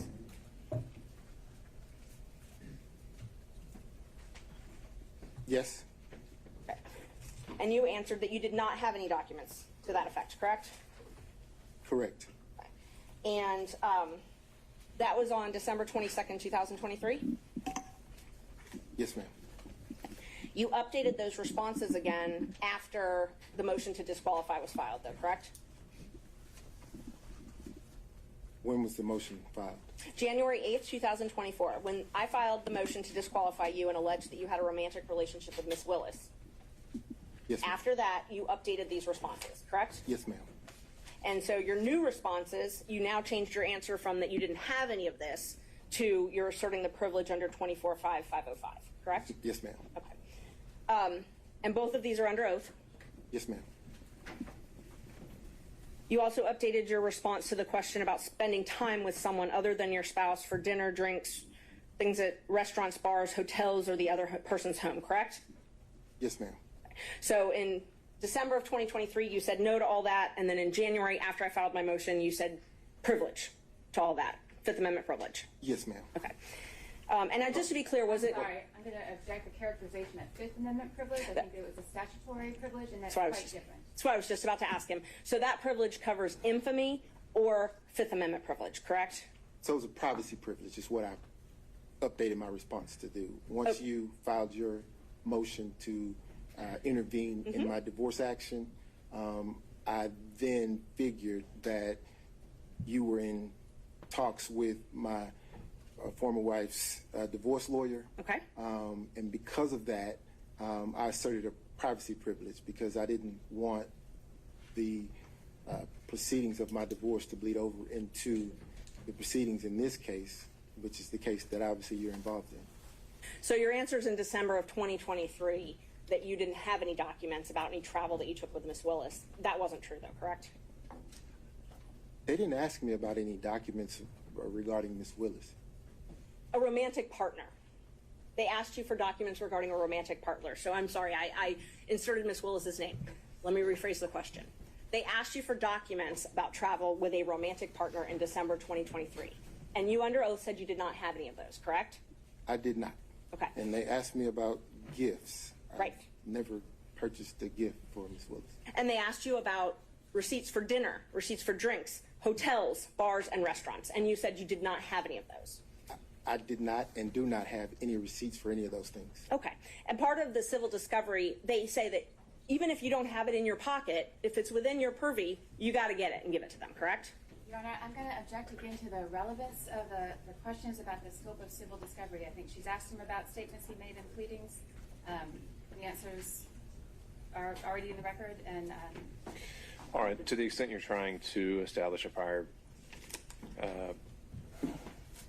mistruth, Ms. Merchant, I'll allow you to ask a few more follow-ups, but if it's not there, we have to move on. Thank you. So in 2023, December, you said you didn't have any receipts. I do not have any receipts. I did not have any receipts. But you did travel with Miss Willis in 2023, correct? I did. And you traveled with her in 2022, correct? I did. And you traveled with her in 2021, correct? No. So you only traveled with her in 2022 and 2023? 2022 and 2023 is what I recall. That's what you recall? Yes. Okay. So you just don't remember if you traveled with her in 2021? 2022 and 2023 is what I recall. Is what you recall. My question is, did you travel with her in 2021? I'm not recalling any travel in 2021. So it's not yes or no, you just don't remember? I'm not recalling any travel in 2021. So you did not travel with her in 2021? Your Honor. Oh, this has been covered. Let's keep going. Thank you. Let's see, you filed an affidavit in this case, correct? I did. Okay, and I marked that already. I gave it to the state as number 1. So that's exhibit number 1. May I approach, Judge? You may. Thank you. In that affidavit, you swore under oath, correct? Yes, ma'am. And in that affidavit, you swore that, well, first of all, do you recognize the affidavit? I do. Okay. Did you sign the affidavit under oath? I did. And you gave this affidavit specifically to refute the allegations that I had raised? Yes, ma'am. Nobody forced you to sign this? No, ma'am. You chose to sign it? I did. And you signed it on purpose to admit into court to refute allegations? I did. You signed it specifically to prove that you were not in a relationship with Willis prior to November 2021, correct? Correct. Okay. And you were a lawyer when you signed it? I was. And you're still a lawyer today, correct? I am. When were you barred? 1999. Okay. And you believe that your relationship with Ms. Willis is subject to attorney-client privilege, correct? I'm going to object to that, Your Honor. I don't think that's factually correct. I don't think that's a relevant question, and I don't think it's appropriate to question this witness about the scope of his attorney-client privilege. He's got an attorney who can speak for him for that, but questioning the witness, I think, is inappropriate. All right, so a lot to unpack there. The question is simply that does he believe there's a relationship that exists in terms of attorney-client privilege between him and Ms. Willis? Is that accurate, Yes, Ms. Judge. Merchant? It was. I asked if he believed his relationship with Ms. Willis is subject to attorney-client privilege. Okay, I don't see why a yes or no would be barred. Maybe I'm not understanding the question. If the question is, does Mr. Wade and District Attorney Willis have an attorney-client relationship? It is not. There's no foundation for that. If the question to the witness is, does his relationship with District Attorney Willis impact his attorney-client relationship with his divorce attorneys, that I don't think is an appropriate question for that witness. First, the first I believe is a proper phrasing. The second, I think there's been a representation that Mr. Wade preserves and doesn't waive anything, and so I think asking him particular questions in order to potentially backdoor a waiver is inappropriate, and that's my version. All right, if we're just trying to, again, assess where a privilege does or does not exist, and we're not actually getting into it, I think we can establish those, parameters. But Ms. Merchant, can you rephrase the question based on that concern, and we'll see where we are? Yes. Do you believe, that your relationship with Ms. Willis is subject to an attorney-client privilege? Not if you and Ms. Willis have one, but do you believe that relationship is subject to one? I'm going to object to that question as it's phrased. In what context? Any conversation with his attorneys is privileged. That I think is clear. What's not clear to me from that question is Ms. Merchant asking in the context of your communication with your attorneys? Is that or outside that context? Is it? Right. And Ms. Merchant, I think we need to figure out what are we getting at with this? I'm just trying to figure out if he thought that their relationship is subject to an attorney-client privilege. I mean, it's been asserted. I think it's going to be asserted, and that was all I was asking. I mean, the actions themselves wouldn't be an issue. It's more communications. If someone saw them, someone had knowledge of it. Is that attorney-client privilege? I want to know. All right. Well, I guess I would find his legal opinion on this isn't relevant. Okay. We can deal with that as it comes up. So, sustained. In 2022, in this affidavit, you swore that you and Willis developed a personal relationship. Yes, ma'am. Okay. And you said that didn't develop until 2022, correct? That's correct. Okay. And that's different from what you said in your pleading in May 2023 in the divorce case, correct? No, ma'am. In May 2023, when you were asked if you had a if you'd had any affairs, essentially. And you said none. That's correct. Okay. So in May, you said you had not, in May 2023, in the divorce case, you said you had not had a personal relationship, an affair, a romantic relationship with anyone. That's correct. But you told this court in the affidavit that you did have one that started in 2022. So that would have been ongoing at 2023. So here I think there's a distinction, if you'd allow me to explain. Please. The interrogatory asked the question during the course of your marriage. Or to date. It actually says. I'm going to request that the witness be permitted to answer. Mr. Wade. So my marriage was irretrievably broken in 2015, ma'am, by agreement. My wife and I agreed that once she had the affair in 2015 that we'd get a divorce.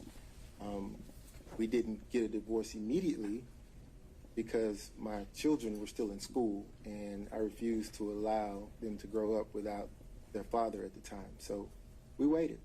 We waited until the youngest graduated and we dropped her off at college and then filed for the divorce.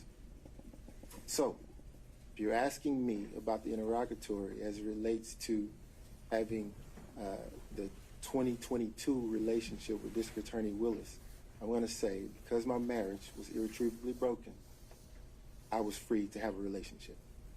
So the question, though, was if you had had a relationship. And in 2023, you said you did not. And that is different than what you said in this affidavit, correct? No, ma'am. I said during the course of my marriage. So in So you 2015, believed it too? Let him finish, Ms. Merchant. So in 2015, my marriage was irretrievably broken. So I did not have a relationship with anyone during the course of my marriage. And in that interrogatory, they asked you if you had any receipts for travel with someone of the other sex up until the time you were answering it. Is that correct? Yes, ma'am. And you said that you didn't. You've already testified to that earlier. But in this affidavit, you said you swore that you had travel expenses and shared expenses on travel with Ms. Willis. Again, during the course of my marriage, I had no relationship or receipts. I'm not asking about during the course of your marriage. Your Honor, I'm going to ask the witness to be allowed to answer the question. Continue. I have no problem with him answering. Okay.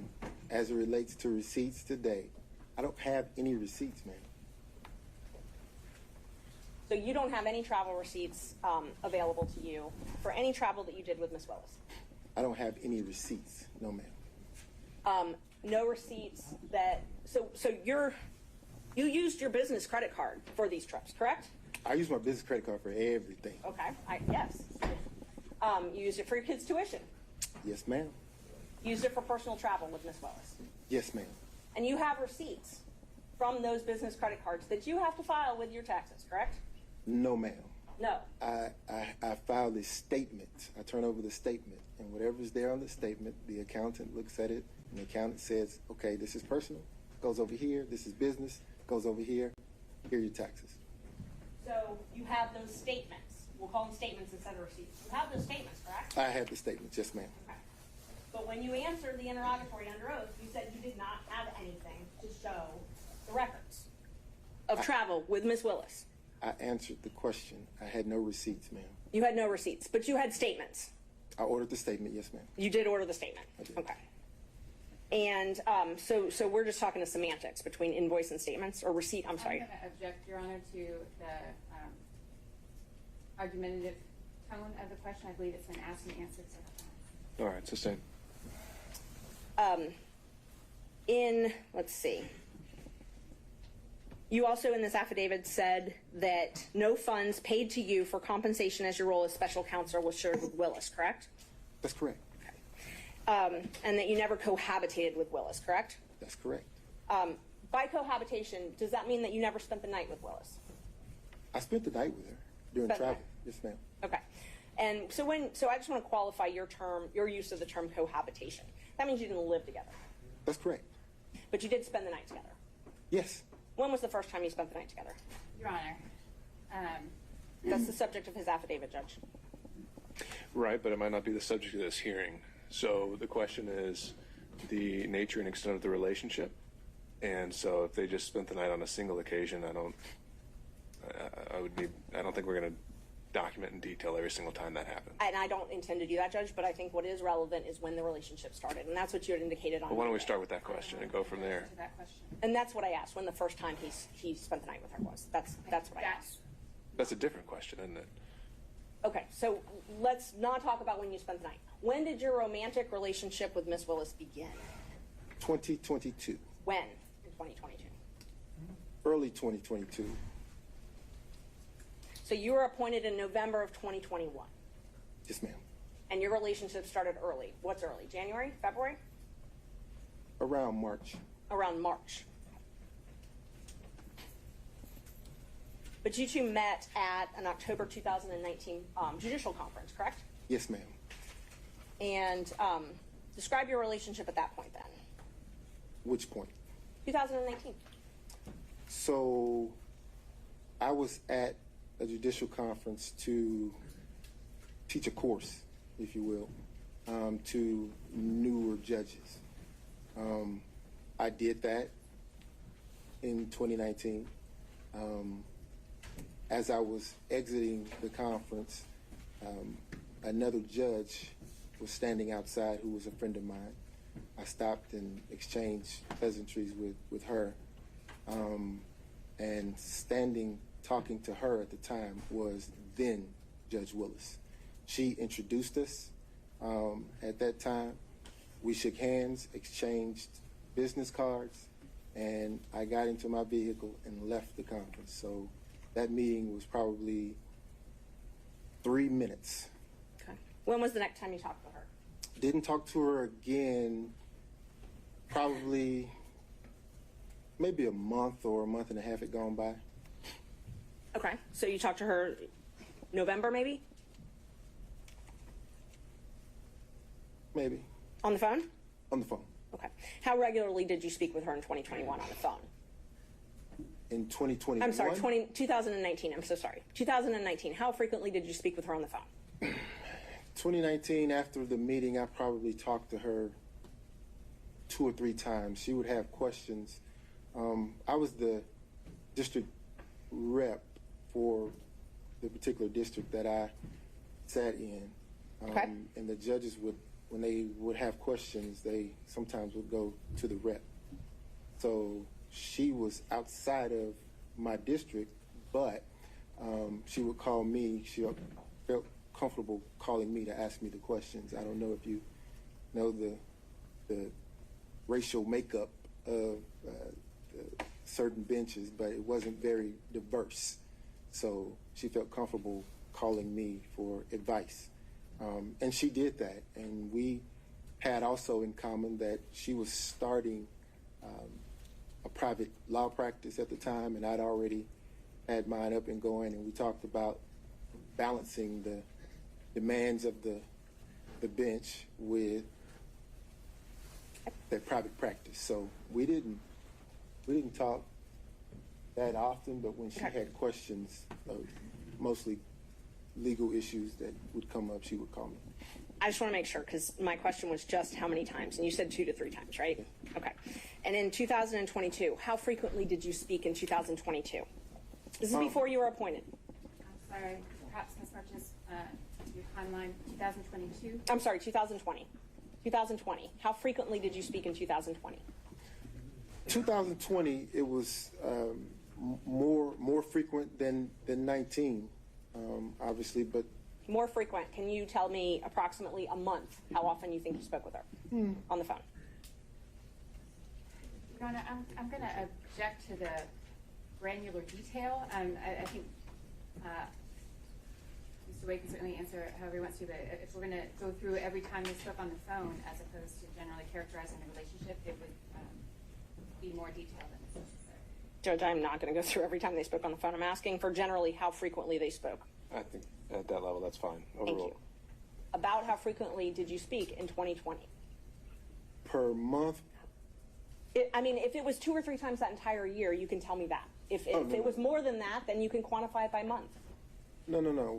We spoke on the telephone often. I don't know how many. I couldn't give you a amount of time because you remember COVID happened and the world was shut down. But so we spoke on the phone more than 2019, definitely. Okay, let's qualify it. Before her election in 2020, how frequently did you speak? You mean as she was campaigning? Before the election. Yes, as she was campaigning, before she was elected. It's two different animals. As she was campaigning, before she was elected. Okay, so during the course of her campaign, we didn't talk as much, obviously, because she was busy. Fulton County is a large jurisdiction to cover. But we didn't talk a whole lot. But she did know that I'd gone through the election process. So when things would come up that she had questions about, she would call me and ask me. So and just to be fair, sometimes I'm only Ms. Merchant. Judge, actually, he's not asked and answered. And I mean, I don't mind him explaining, but I just wanted to know how many times. I mean, if we talk about every conversation they talked about, You gotta let him finish his sentence, and then if you need to redirect him or have me direct him, I can. Mr. Wade, you can continue. Yes, sir. So sometimes it would be like a 3-second call. She would go, during your election, have you ever seen this? And I would say, no, but here's what I would do. And we'd hang up. She had a lot of professionals working for her, but she trusted my judgment, so she called me. And it'd be a brief conversation, but she called. So my question was, how frequently did you speak with her prior to her election? Frequently? Infrequently? More than 2019, but it wasn't a everyday thing, no. In 2021, before you were appointed in November, so January to November 2021, the only time I'm talking about, how frequently did you speak with Ms. Willis on the phone? In 2021, then it became frequent. Frequent? Yes. But you did not work at the DA's office at that point, correct? I did not.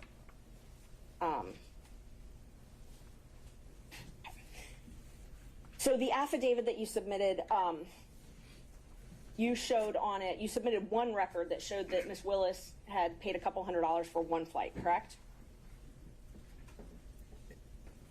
Say again? The affidavit that you submitted to this court showed that Ms. Willis had paid for one flight several $100s. Is that correct? No, ma'am. I think that, are you drawing a distinction for her paying for a flight or for her actually booking a flight? Because those are two separate things. I will re-ask it. The affidavit you filed in this court, you alleged that Ms. Willis paid for one flight. Paid for one flight, correct? No, ma'am. You did not allege she paid for one flight. No, ma'am. What I allege is that our travel was split roughly evenly. So where you see I have booked a flight or I've paid for a flight with my credit card, what you don't see is that she covered her own flight reimbursement to me. The flights that you see here are the flights that she would have booked with her own resources, with her own car. And there's one flight, correct? One flight reflecting that she actually booked. Ms. Merchant, let him finish and then you can redirect him. One flight that she actually booked, yes. The other flights I booked, she paid for. So the affidavit, you submitted one flight that she booked and paid for. Yes, ma'am.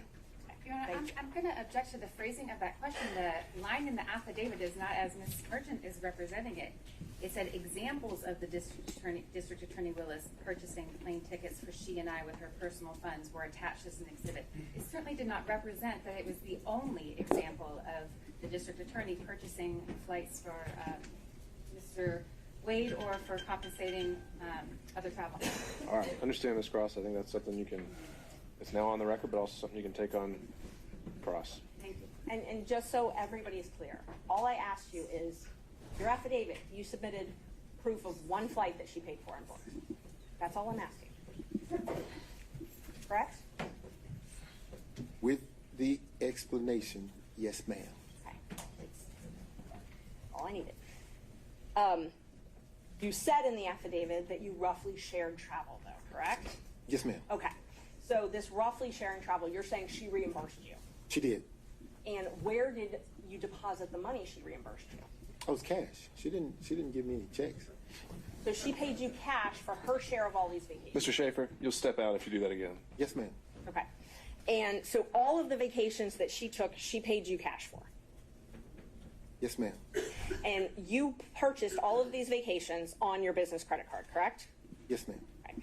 And you included those in deductions on your taxes, correct? No, ma'am. No, you did not. No, ma'am. Okay.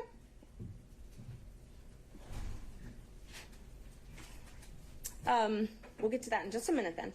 Let's see. So the only thing that you have actual documentary proof, not cash, is this one receipt that you attached to the affidavit. Is that correct? Your Honor, I object to that question. That is a mischaracterization of the assertion that is in the affidavit. I'm asking. So then he can deny it. I think he can fend for himself.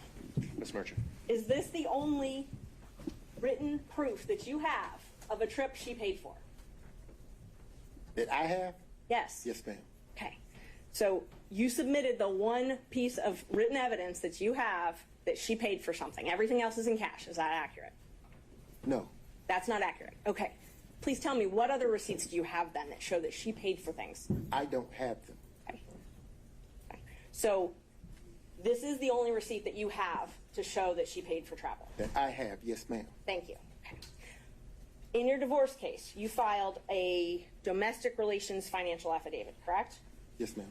Okay. The first one you filed was in January 2022, right? Thereabout. Yes, ma'am. And those are under oath? Yes. Okay. And you also filed corporate taxes in 2022, correct? Did. Okay. And tell me about your business. Do you have a partnership, or are you a solo practitioner? As it stands today? Yes. So today, I have a separate PC. My law partner has his own separate PC.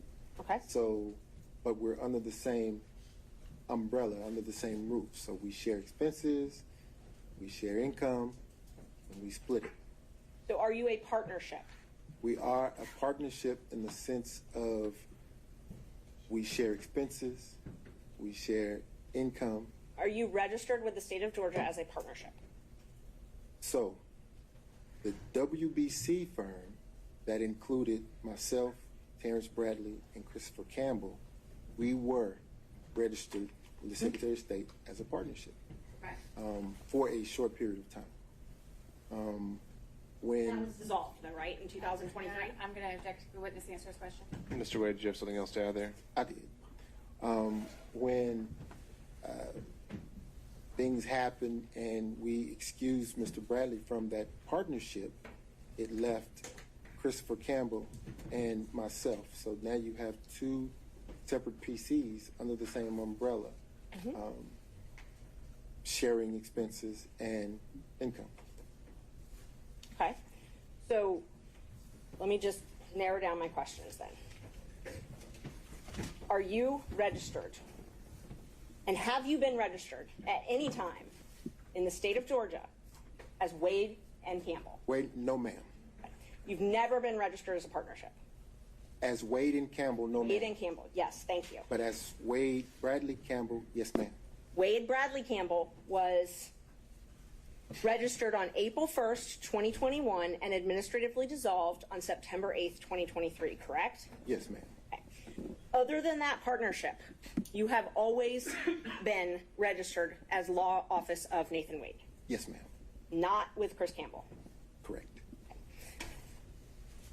Thank you. So the affidavit that you filed in your divorce case, the first one in 2022, I think I'm up to number 7. I'm going to just give you a group of exhibits so we don't have to go back and forth. I'm marking the 2022 as 7. I'm marking the 2024 as 8. I'm marking the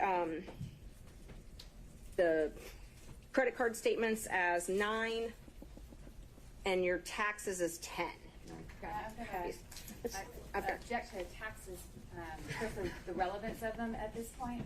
The relevance of this entire business structure doesn't seem clear to me as either impeaching or relevant to the issues that the court's under the court's consideration. But insofar as we're talking about tax returns and other things like that, certainly that's should be redacted, and I would object to the relevance of it. I agree they should be redacted. I don't agree to the relevance, but I haven't tried to tender them yet, Judge. I'm just marking them right now so that everyone can follow along. All right. And what is the eventual relevance that you were getting at here? Well, I'm going to ask him because one of the things that we have to show in this case is a personal and financial interest. So, and he's talked about how he was reimbursed for these things, and so I have a right to go into the veracity of those statements. So let's see, 7, 8, sorry, 9. And then 10. All right, so right now I'm just going to show you what I've marked as these exhibits. Ms. Marchand, can I see what you're showing? Oh, yeah, of course. They're all from the USB drive I gave you. I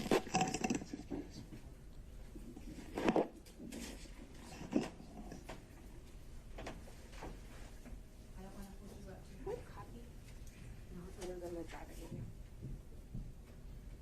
I'm just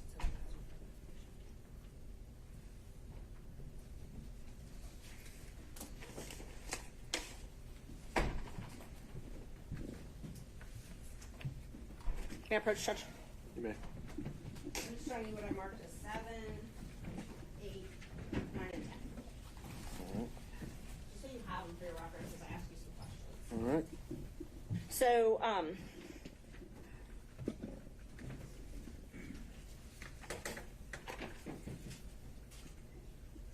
so these are sworn. I'm first going to ask you about the domestic relations financial affidavit. These are sworn. They're filed under oath, correct? Yes, ma'am.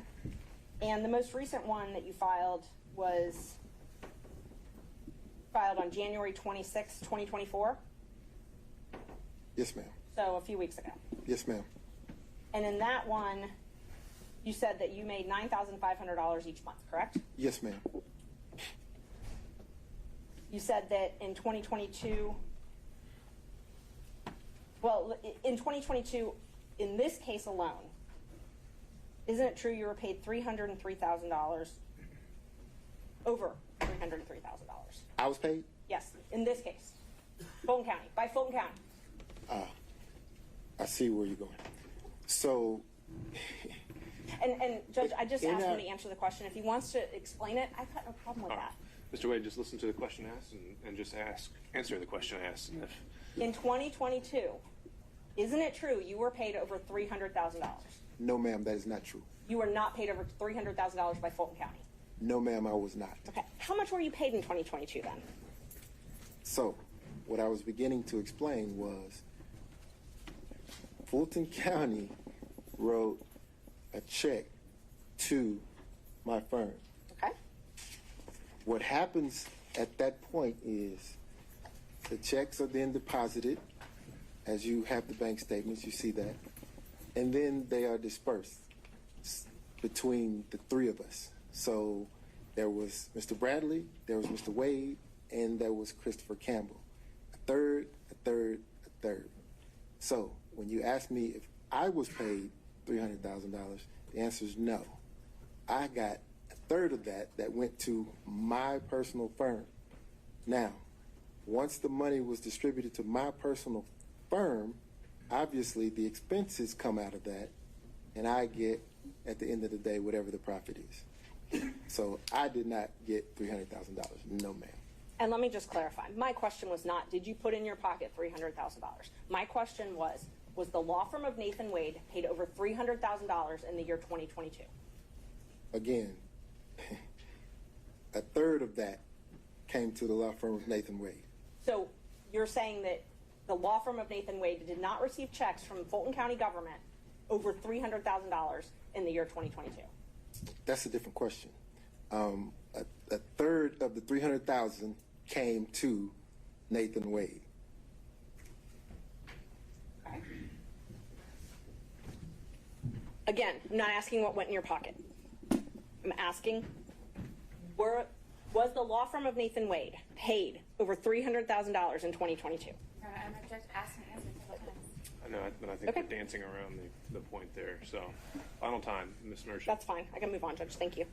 So you said that they were dispersed amongst all of you, or put into an account with all of you. So it's your testimony that for 2022, every check you received from Fulton County government went into an operating account with you, Bradley, and Campbell. No. That's not what I testified to. So the Wade, Bradley, and Campbell firm established an account when we decided to purchase a building in 2022. At that point, every piece of income that came into the entity went into that account. Okay. And then after expenses were paid, it was split a third, right? Once that was dissolved, then the funds would go into a different account, my account, one of my accounts. And then I would disperse the funds between now Attorney Campbell and myself, 1/2 and 1/2. Okay. Make sense? It does. Let me be more direct then. So the Synovus operating account that you had for Wade, Bradley, and Campbell. Yes, ma'am. The checks from Fulton County from January of 2022 until June 17th, 2022, those checks were deposited in that operating account. Yes, ma'am. Starting on July 15th, 2022, the checks you received from Fulton County up until May 26th, 2022, all went into an escrow account that you had at Fifth Third Bank, correct? No, not all of them. Not all of them? Some of them, yes. So it's your testimony that some of your checks from July 15th, 2022 up until May 26th, 2023, some of them went into an account outside of Fifth Third Bank? Your Honor, I'm going to object to the relevance of the financial transactions. How much money you made is highly relevant in this case. It's the personal financial business and where the money was, and I mean, it's just a follow-up on other things that he's testified to. And why is how much money he made relevant? Because he represented it's very relevant. He filed an affidavit with the court saying, with another court, he told another judge that he made $9,500 a month. That's what he swore to. And all right, so this entire inquiry is just to establish that prior and consistent statement. yes. All right. I'll give you a minute or two more to try that, but we're going to have to move on. Thank you. So I know you're saying that you only got a third of the $300,000, but you were paid over, the firm was paid over $300,000 in 2022, correct? So, Ms. Merchant, it's not what I'm saying. They're numbers. They're there. It's the truth. The funds were paid. They were divvied between the three of us, going into an operating account, expenses paid out of it. Okay. At the end of that, the 9,000 figure is what you have. So that's where you got the 9,000 figure from. Yes, ma'am. Okay. And let's see.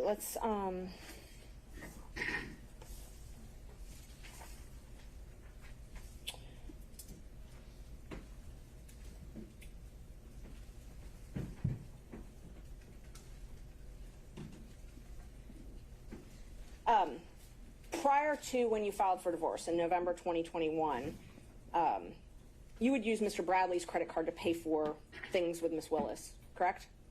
And then pay him back in cash. I've never used Mr. Bradley's credit card. You've never used his credit card? Never. For transactions to anything with Ms. Willis, out to dinner, anything like that? Hotels? I've never used Mr. Bradley's credit card. I've never used anyone else's credit card. Not even my father's, and we have the same name. And you'd pay back, if you ever did use someone's credit card, you'd pay back in cash, though, correct? Ma'am, I've never used someone else's credit card. Can you take a look at the bank records that I gave you? That's the largest tab you have. For the record, which exhibit is this? It is exhibit, hold on, Judge. It's exhibit 9. It should be the largest section you've got. Your Honor, before there starts three questions from the exhibits haven't been tendered, and I maintain my relevance objection. All right, let's see what the next question is, and maybe then that objection is going to be highly relevant.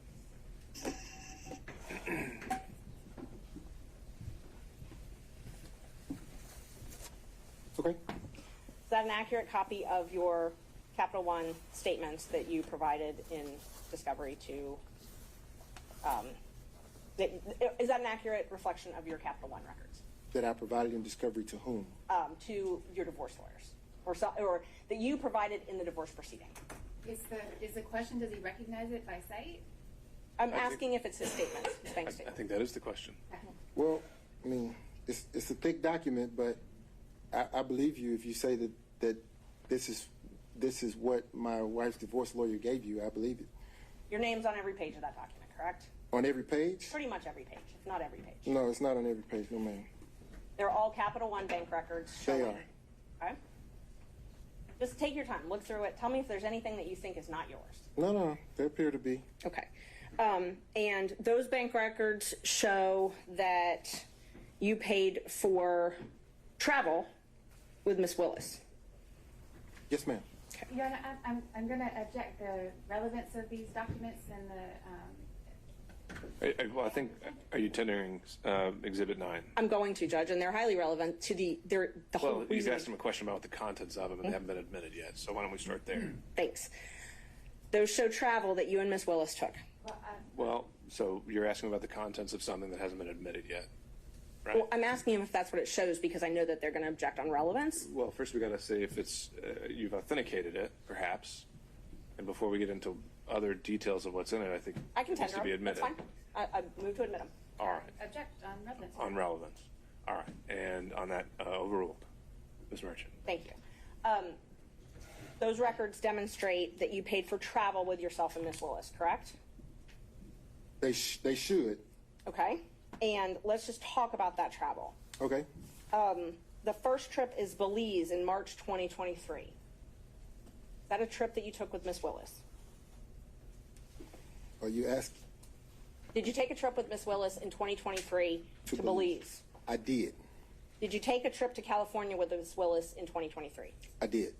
Did you pay for those trips on that credit card? I used the credit card to book the travel, but understand. She paid you back cash. Well, let me say this. Let's take the Belize trip, for example, since you started there. That was a birthday gift to me, so I paid nothing for that trip. Zero. Okay. So the charges that are on your card, she gave you cash for? She did. Okay. So all of the charges. Excuse me, Your Honor, I believe the witness had finished answering the question. Oh, did you have more? I did. Okay.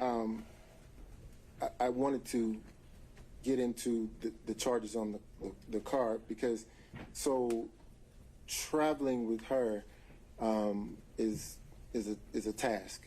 You can probably imagine the attention that happens. So for safety reasons, she would limit her transactions. I mean, imagine trying to walk through an airport or sit at a restaurant or do anything. So there's no attempt to conceal. It's a credit card. Everything is here. So. And that's not what I asked. Okay. What I asked was the charges for Belize in March 2023 on that credit card. Those are things you purchased to go with Miss Willis to Belize. Those are things that we booked with my card that she paid. Yes. Yes. So those show up on your credit card. They do. And you're saying that she paid you cash to reimburse you for all of that. She did. And she paid you cash for both of your portions or just hers? Both. Okay. So that trip, Belize, just Belize, she paid you for everything on Belize. The entire trip. Okay. So the food, tattoo parlor, all that stuff, she paid for. I'm sorry, maybe didn't hear the question? There was no tattoo parlor in Belize. The charges, there's a tattoo parlor on the charges. I'm not getting into what it was for. I'm just asking if everything that's on that card related to Belize, she paid you back for. She paid for, yes, ma'am. Okay. Let's talk about California. In May 2023, you all went to California together, Yes. and you booked plane tickets, Yes. and her name was on those plane tickets. They were. And so I know you said that you were worried about security and things like that, but that was in her name. When she traveled, she had to use her name. Oh, so the plane tickets? Yes, ma'am. Okay. And you paid for those plane tickets, and you paid for a hotel.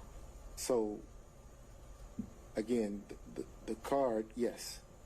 You used your credit card, and I'm not asking about after what happened. I'm asking, did you use your credit card to book your flight and hotel to California? I did. And there's a lot of Ubers on there as well for California. Did you pay for those Ubers as well? Yes. Did We were in Napa. And you're saying that Miss Willis, are you saying that Miss Willis paid you back for that? Yes. Did she pay for the entire trip, or did she pay for her half of the trip? The Napa trip, she paid for the excursions. So the expenses sort of balanced out. I mean, there was never, let me be clear, there was never a time when I would say, hey, I bought dinner. Dinner cost $25. You need to give me $25. If you've ever spent any time with Miss Willis, you understand that she's a very independent, proud woman. I'd object. We're not. So she's going to overruled, Mr. Wade. So she's going to insist that she carries her own weight, and it actually was a point of contention between the two of us. She is going to pay her own way. So let me re-ask the question to make sure that you answer it. A California trip that you paid for, saying that she did not pay you back for cash. Instead, she paid for excursions, and you believe that was roughly half. Now, she gave me some cash, yes. She but gave you what I'm some. saying is everything that we did when we got into Napa, she paid for. The trip that she booked on her credit card in Miami, did you pay her cash back for your half of that? No. So you never paid No. her back for the ticket she bought for you? No. I would say I did pay her back because there were times when I would pay for dinner. Okay. She would pay for dinner. It would balance out. But in a relationship, ma'am, you don't, particularly men, we don't go asking back for anything. So you're not keeping a ledger of things that you pay for versus the thing that she's paid for, which is why I said that it was a point of contention because she was very emphatic and adamant about this independent, strong woman thing. So she demanded that she pay her own way. But she's the district attorney of Fulton County, and she has to file financial disclosures disclosing any gifts with anybody that she does business with in Fulton County, correct? I don't know. Okay. Let's talk about Tennessee. You booked a cabin in August 2023 and paid for a cabin in Tennessee. That's when you paid for it. I don't know when the trip was. Can you tell us about that? August of 2023. You booked a trip for $1,481.54. Are you asking me, did I take that trip with Miss Willis, or are you asking me? First, I was just asking you to acknowledge that that is correct from the records, that you paid for a cabin in Tennessee. Do you recall, and hopefully you can do it from your memory, do you recall paying for a cabin 6 months ago, $1,400.81 in Tennessee? Where are we now? What page is that? I'm just asking from your memory. Do you remember paying for a cabin in August? Your Honor, if he's going to be asked about a particular transaction, then You can answer whether he remembers or not. Mr. Wade, I'm not asking you to go through 1,000 pages of records. I'm asking if you remember paying for a cabin 6 months ago in Tennessee. No.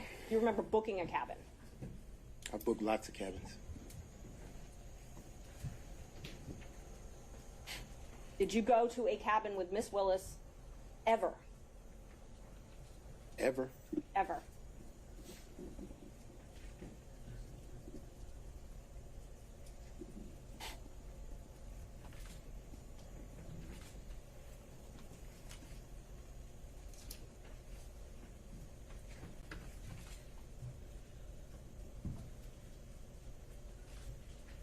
No. You You've never gone to a cabin with Miss Willis? No. Have you ever gone to Tennessee with Miss Willis? Yes. Okay. When was that? That was around 2022, early 2022. Early 2022? Okay. It was a day trip. Okay, so you didn't spend the night?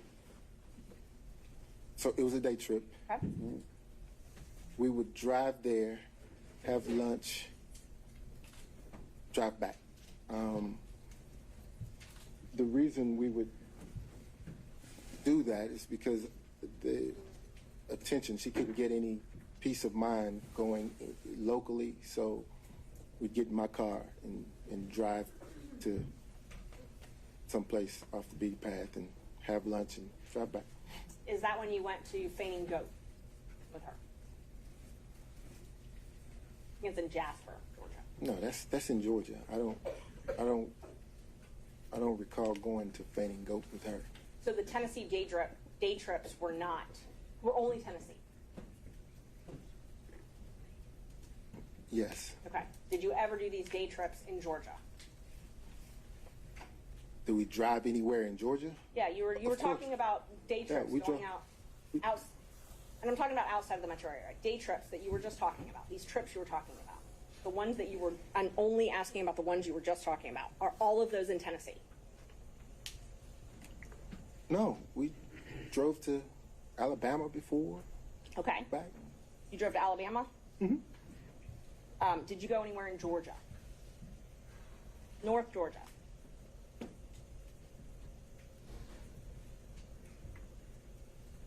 You know, I'm going to object. If he wants to direct his attention in some way to a time frame or a location, then I think it might be easier for the witness to accurately answer. Ms. Merchant, I think if you don't have the specific details yourself, we need to start getting into specifics or more maybe broadly phrased questions. We can't just be exploring around indefinitely. Is it fair to say that you've taken so many trips with her you don't even really remember all the places you've gone? So many trips? You're having trouble remembering if you went to North Georgia or not. Were you asking me about specific places? And I want to be candid in my responses, so I have to jog my memory because these are places that I have frequented, but not with her. So I want to make certain that if there was ever a time that she accompanied me, that I was candid in that response. Okay. Aruba, October 2022. And I've got business record certificate for these, Judge. It might be a little faster. But did you take a trip with her to Aruba in 2022? Yes, ma'am. So that Aruba trip there was a package deal there. My mother had recently retired, and I decided to take my mother on a cruise. Okay. And the second leg after the cruise concluded, D.A. Willis and I went to Aruba. So that was all one trip, if you will. Okay. So my question was, did you go with D.A. Willis to Aruba in 2022? I did. Thank you. And you paid for that trip using your business credit card, correct? I did. Okay. And you paid for a cruise as well, correct? That's the cruise I was referencing with D.A. Willis, my mother, and myself. Okay, and because there's two cruises, so let's just talk about the first one. Okay. So the first one was that's the one with your mother. Yes. And so you introduced D.A. Willis to your mother that trip. You all took a cruise together, the three of you. Yes. After the cruise was done, you and D.A. Willis flew to Aruba together, and your mom flew home. Yes. And you paid for all of this with your credit card, on your business credit card. I did. And are you saying that Ms. Willis paid you cash back for that? She did. Now, but let me make this distinction though, because the number that you're looking at reflects the 3 people on the cruise ship. There were things that my mother and I did, just the 2 of us, that D.A. Willis didn't do. And I'm not attributing that. I did not. My math is not good, but I did not include anything with your mother on those. Can I show? You wouldn't be able to see it because it's not separated out. It just shows a charge on the account when actually it would have been something with my mother and I. Judge, may I approach with exhibits 10 and 11? They're both certified business records one's from Vacation Express, one's from H2. I thought 10 was taxes. I'm sorry, 11 and 12.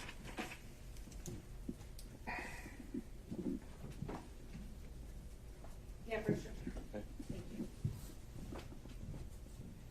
And these are business records, Judge. They have the certification, so I move to admit them. And then All right. Defense 11 and 12. Ms. Cross? Based on Ms. Merchant's representation that they are true and accurate as to the certification that was provided to her, you have no objection. All right. Again, seeing no other objection, they're admitted. So just the trip to Aruba alone for you and D.A. Willis was $3,835.26, correct? Just Aruba. I'm looking for the amount. Which exhibit? Question amount 11 or 12? This one is 11. Yes, ma'am. $3,835.26. And then the Royal Caribbean for just you and Miss Willis was $1,269.70, correct? No, ma'am. Your mother's got a different line item on there. I'm talking about the cruise, the actual cruise cabin. I think you need to rephrase that as in the form of a question, Ms. Merchant. Did you pay Royal Caribbean for yours and Miss Willis's cabin $1,269.70? Where are we? Which page? We're on the receipts. There's just a few pages of receipts on exhibit number 11. Okay. I'm in 11.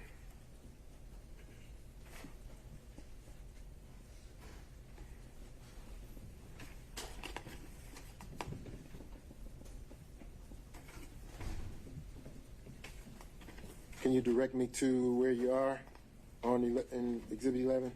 The receipt for Royal Caribbean.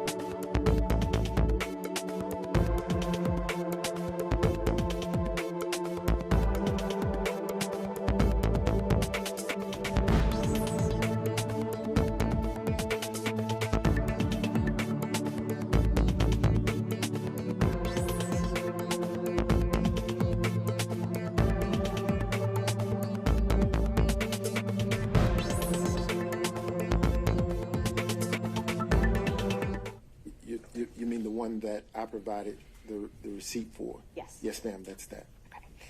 And so she booked that on her credit card and wasn't worried about, I know you said earlier that you were booking everything because she was worried about people knowing where she was traveling. She didn't have any fears booking that one though, correct? I'm going to object to the phrasing of that question, to speculate as to what was the motivation of the district attorney. She wants to ask if that was the transaction, and if you respond that that was the transaction. Ms. Merchant, I think you can rephrase the question, but I'll sustain it on that current phrasing. So she purchased that under her own name, correct? She did. Okay. Let's see. So I know we talked a little bit about the seminar where you all met. Isn't it true that you would go to Miss Willis's house in South Fulton County occasionally? I've never gone to her house in South Fulton County. You've never gone to her house in South Fulton I've never County? seen her house. The first time I even heard the address of that house was when one of the individuals in the election fraud case somehow doxed it and it got out. That was the first time I'd even seen that address. But you would go to the East Point condo, correct? What East Point condo? East Point, Hapeville, something like that. I've never been to East Point with Miss Willis. You've never gone to a condo in either the East Point or Hapeville area with Miss Willis. Wait, that's different. I have gone to a condo in Hapeville. Okay. So Hapeville. Yes, ma'am. So you have gone to a condo with Miss Willis in Hapeville. I have. Have you spent the night there? Never. Never spent the night there. Never. Is that the condo that was rented by Robin Yurdy?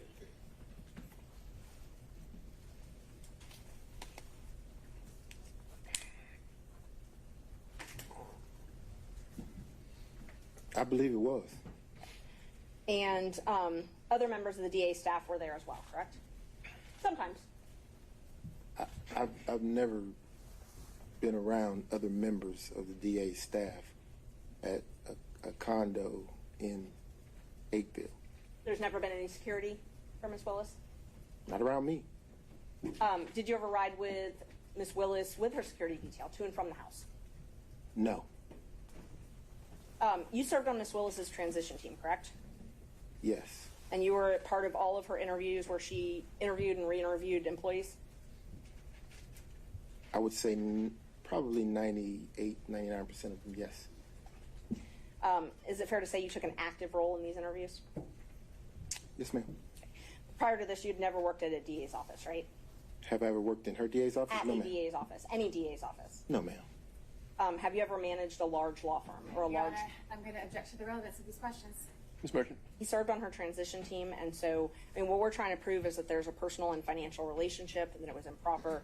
And so, you know, whether or not he had experience to serve on this transition team, I think is relevant. Right. I think I already said that we don't need the evidentiary Okay. hearing on that point. I'll move so on. it's sustained. Terrence Bradley also received a contract for Fulton County, correct?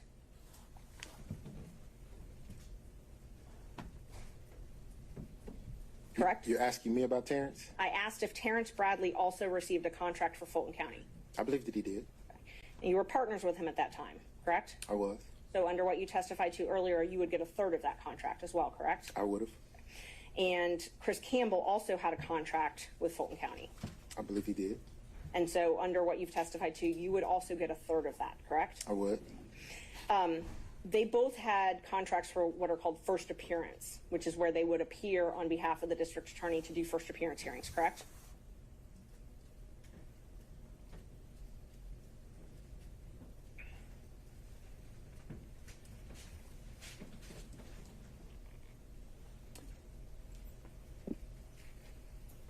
I believe they did. Okay. And they also had what's called a taint contract. They both entered into them January 25th, 2021, correct? Filter, yes, ma'am. Taint or filter. Yes, ma'am. And that was for work in the anti-corruption unit? I don't know that it was anti-corruption. I think that it was civil rights, maybe. Okay. And Judge, the DA's or Fulton County's come and I guess brought a certificate now, so we would move to admit the contracts. I've got those. under that certificate. I was planning on doing it under the open records officer, but I believe now they've certified it. I just haven't looked at everything they've certified though, so. I'm going to ask that the document be looked at and confirmed prior to its sending.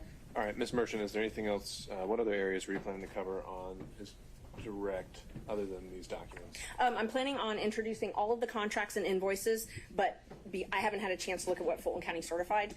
So I'm planning on introducing those, and then not much. Can we do the not much? We'll do the not much, and then we'll get back to the contracts. Okay, yeah, definitely. Okay, so this taint contract, and we're not admitting these right now, but if I represent to you that they say anti-corruption unit, can you tell us what a taint attorney for an anti-corruption unit would do? I didn't have a part in those contracts. They were your partners at the time, though, correct? Oh, absolutely. Okay, and so you didn't have a part in those contracts, but you got a third of the contract payment. Oh, absolutely. Okay, so the taint contracts that Bradley and Campbell, who are your law partners at the time, had for doing taint review, you got a third of those. Yes, ma'am. Okay.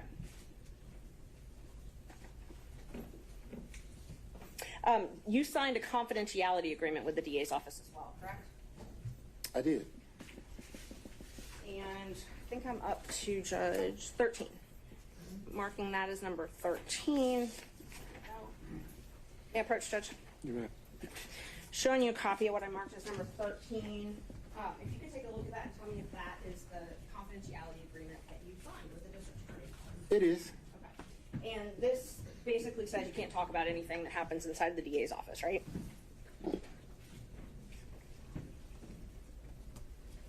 No. It doesn't say you can't talk about it? No. You said it basically says that I can't talk about anything that happens inside the DA's office, and that's not what... Are you tendering this exhibit? I am, yes. We would tender 13. Ms. Cross. Fail to see the relevance or larger relevance objection, but otherwise. Ms. Merchant, relevance of this? Judge, it's relevant to his testimony. If he signed an agreement that says he can't talk about things that happen in the district attorney's office, I think that's relevant to this. I also think... How? That because it's motivation in his testimony. I mean, whether or not he's going to testify to something. It's also been certified. I mean, it's part of the record as from what Fulton County gave us.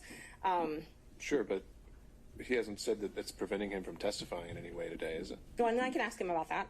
Okay. Yeah. Mr. Wade, is this confidential agreement affecting your testimony today? No, sir. Okay. All right. That's fine. Let's see. The contracts judge and the invoices that I wanted to admit all of his invoices and contracts with Fulton County. I have them certified. I guess I have them certified through Fulton County, so I wasn't sure if I needed to do that. I just wanted to know if the state had an objection to those before. Well, they haven't had. I don't think they've had a chance to look at them. So that's the sole remaining exhibit in line of questioning here? Yes. And in terms of the follow-up questions, would it just be for him to say what's reflected in these documents themselves? If they have an objection to the certificates that Fulton County has given, I would admit them through him because he could recognize them. But assuming they're admitted, would there actually be anything substantive he would add other than the documents themselves? No. All right. Okay. So subject to that qualification, do you have any other questions of this witness? May I just have a moment? Sure. Thank you. Is it possible actually we take a quick break? We're getting there. Okay. Thank you. We certainly have the opportunity over lunch to take a look at these documents and work out whatever we could.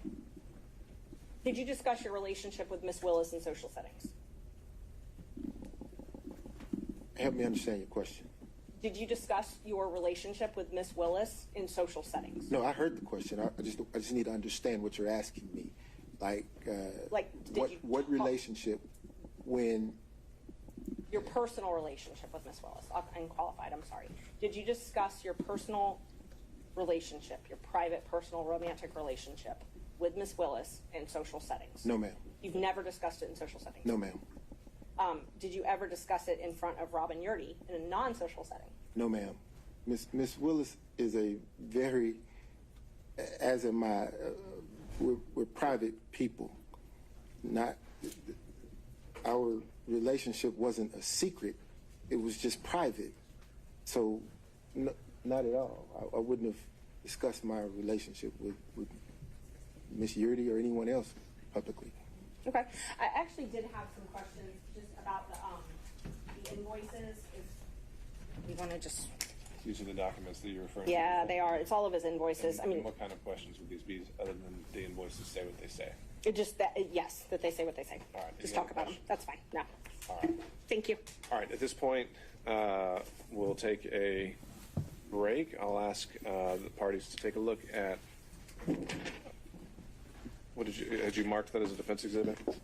I have his contracts and his invoices that I'm about to mark. So before he leaves me, I just want to make sure that the state doesn't have any objection. So those are marked as They're about to be marked. As Exhibit 14. 14, 15, 16, 17, and 18. All right, so 14 through 18. So ask state take a look at those. I will take a look at those and see if I can match them up with the certified documents that were. All right, and then we'll address whether they are tendered for the record when we come back, and from there, then we would turn over to the remainder of defense counsel and then the state for any examination as well. So to that end, let's take 45 minutes. We'll be back at 1 o'clock. Mr. Wade, you're still under oath, and I'd ask you not to speak with any other witnesses about your testimony or about any testimony that's already occurred. Yes, sir. All right, we'll be in recess.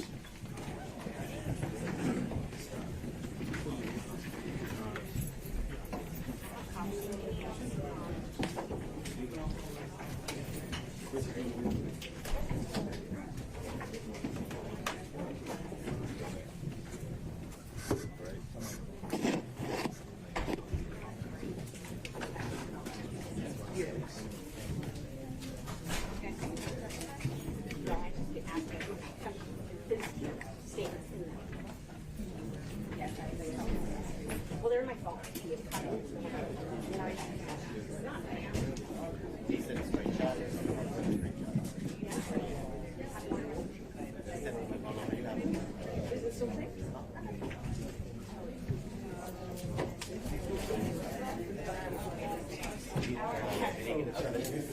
I don't know.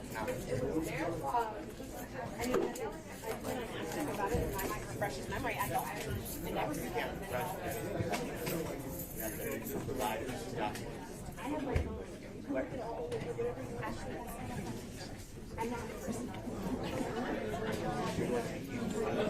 We need more opportunities. I'd like to look at your phone. Ashley, please send them.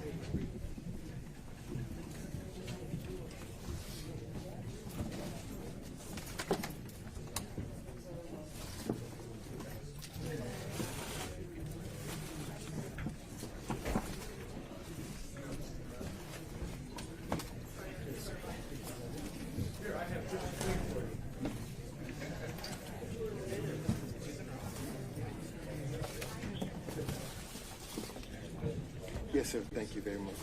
I appreciate the work.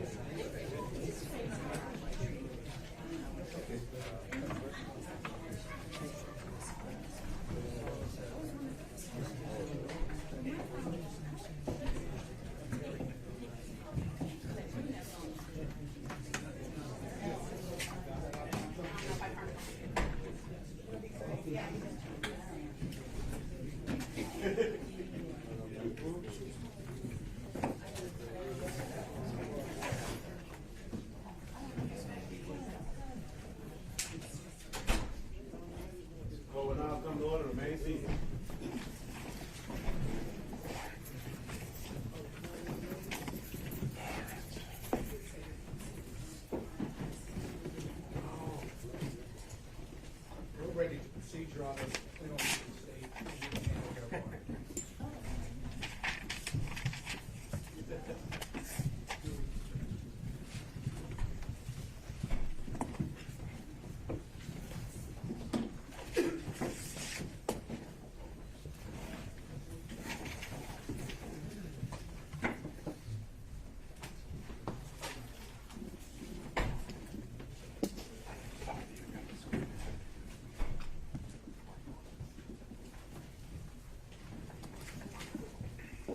Ms. Taylor. All right, we're back on the record. And Ms. Cross, did you have enough time to review the production of documents provided by Fulton County? I did. Ms. Merchant had marked defense exhibits 14, 15, 16, 17, and 18. Insofar as exhibits 15, 16, 17, and 18, there's documents that I recognize, and I don't have any objection to those. They clearly came from Fulton County. However, defense exhibit number 14 contains several items that did not come apparently from Fulton County, and I'm standing next to Ms. Merchant to show them that they're not in that group of. I don't know. The county attorney, I have no idea what it is, but I got them from the county attorney. So it's me to come back and testify. I can't agree that the documents that are not in the certified bundle are properly admitted as part of the exhibit. Okay, Ms. Merchant, would you like to repackage and present to Ms. Cross defense exhibit 14? I don't, they're exactly what I got from the county attorney. Apparently they didn't want to testify, so they gave us a certification but didn't put these in, so they're going to have to testify. I got them from them. The documents that, the difference between the two document productions, what is the difference? They didn't even get these. Bank records, credit card statements, things like that that wouldn't ordinarily be part and course of the Fulton County records. But I got them from the Open Records portal, so I mean that's where I printed them. No, I understand. But the difference in production, Ms. Merchant, you've taken a look at them, and they're actually material to your case? Yes. In what way? They're all of his invoices, Judge, and then he has like it's just, this is what I got from them. It's all of his invoices, and one of the invoices is a reimbursement that he printed some things, but like for the reimbursement. I mean, I don't really care if they take the reimbursement out because they actually are already admitted in the other exhibit I did. I don't have any problem with the invoices. The invoices are clearly the records and contained in the certification. So if we remove the items that are in dispute, then I don't have an objection to that. They're already in exhibit. So you're removing them? Yeah, that's fine. You want to take them out? All right. So again, let's have opposing counsel look at a revised Exhibit 14, and then I'll hear whether there's any objection.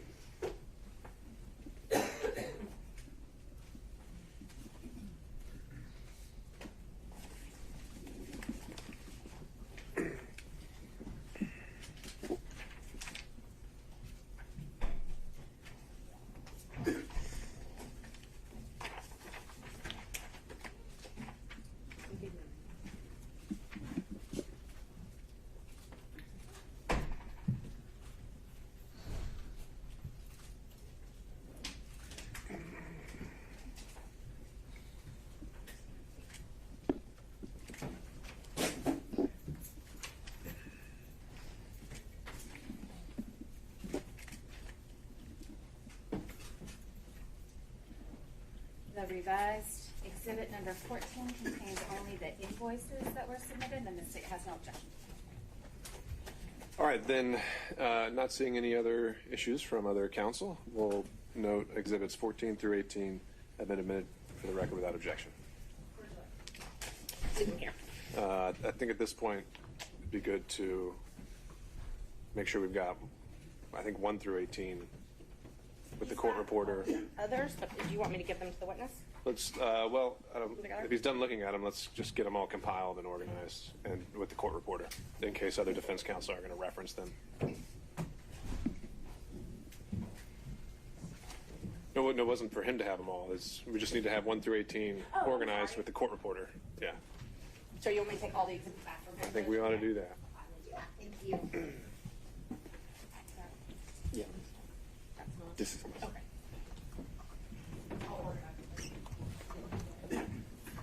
All right, as Ms. Merchant is doing that, let me go down the list. Mr. Sadow.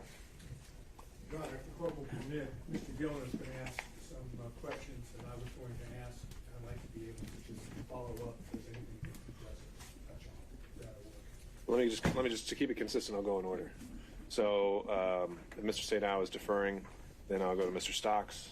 I'll defer to that. Mr. Durham on Zoom. No, Your Honor. All right, Mr. McDougald. I will defer to Mr. Gill. All right, Mr. Rice. All right, thank you, Mr. Gillen. Thank you, Your Honor. Good afternoon, Mr. Wade. Good afternoon, sir. A few follow-up questions. I'd like to start off with the exhibit number 4 that you should have up there. Those are the interrogatories. No, sir. They're not up there? Remember, I asked her to compile them all, so I'm now you sorry. can grab them. Right here, I'm going to give it to you if you want me to come in.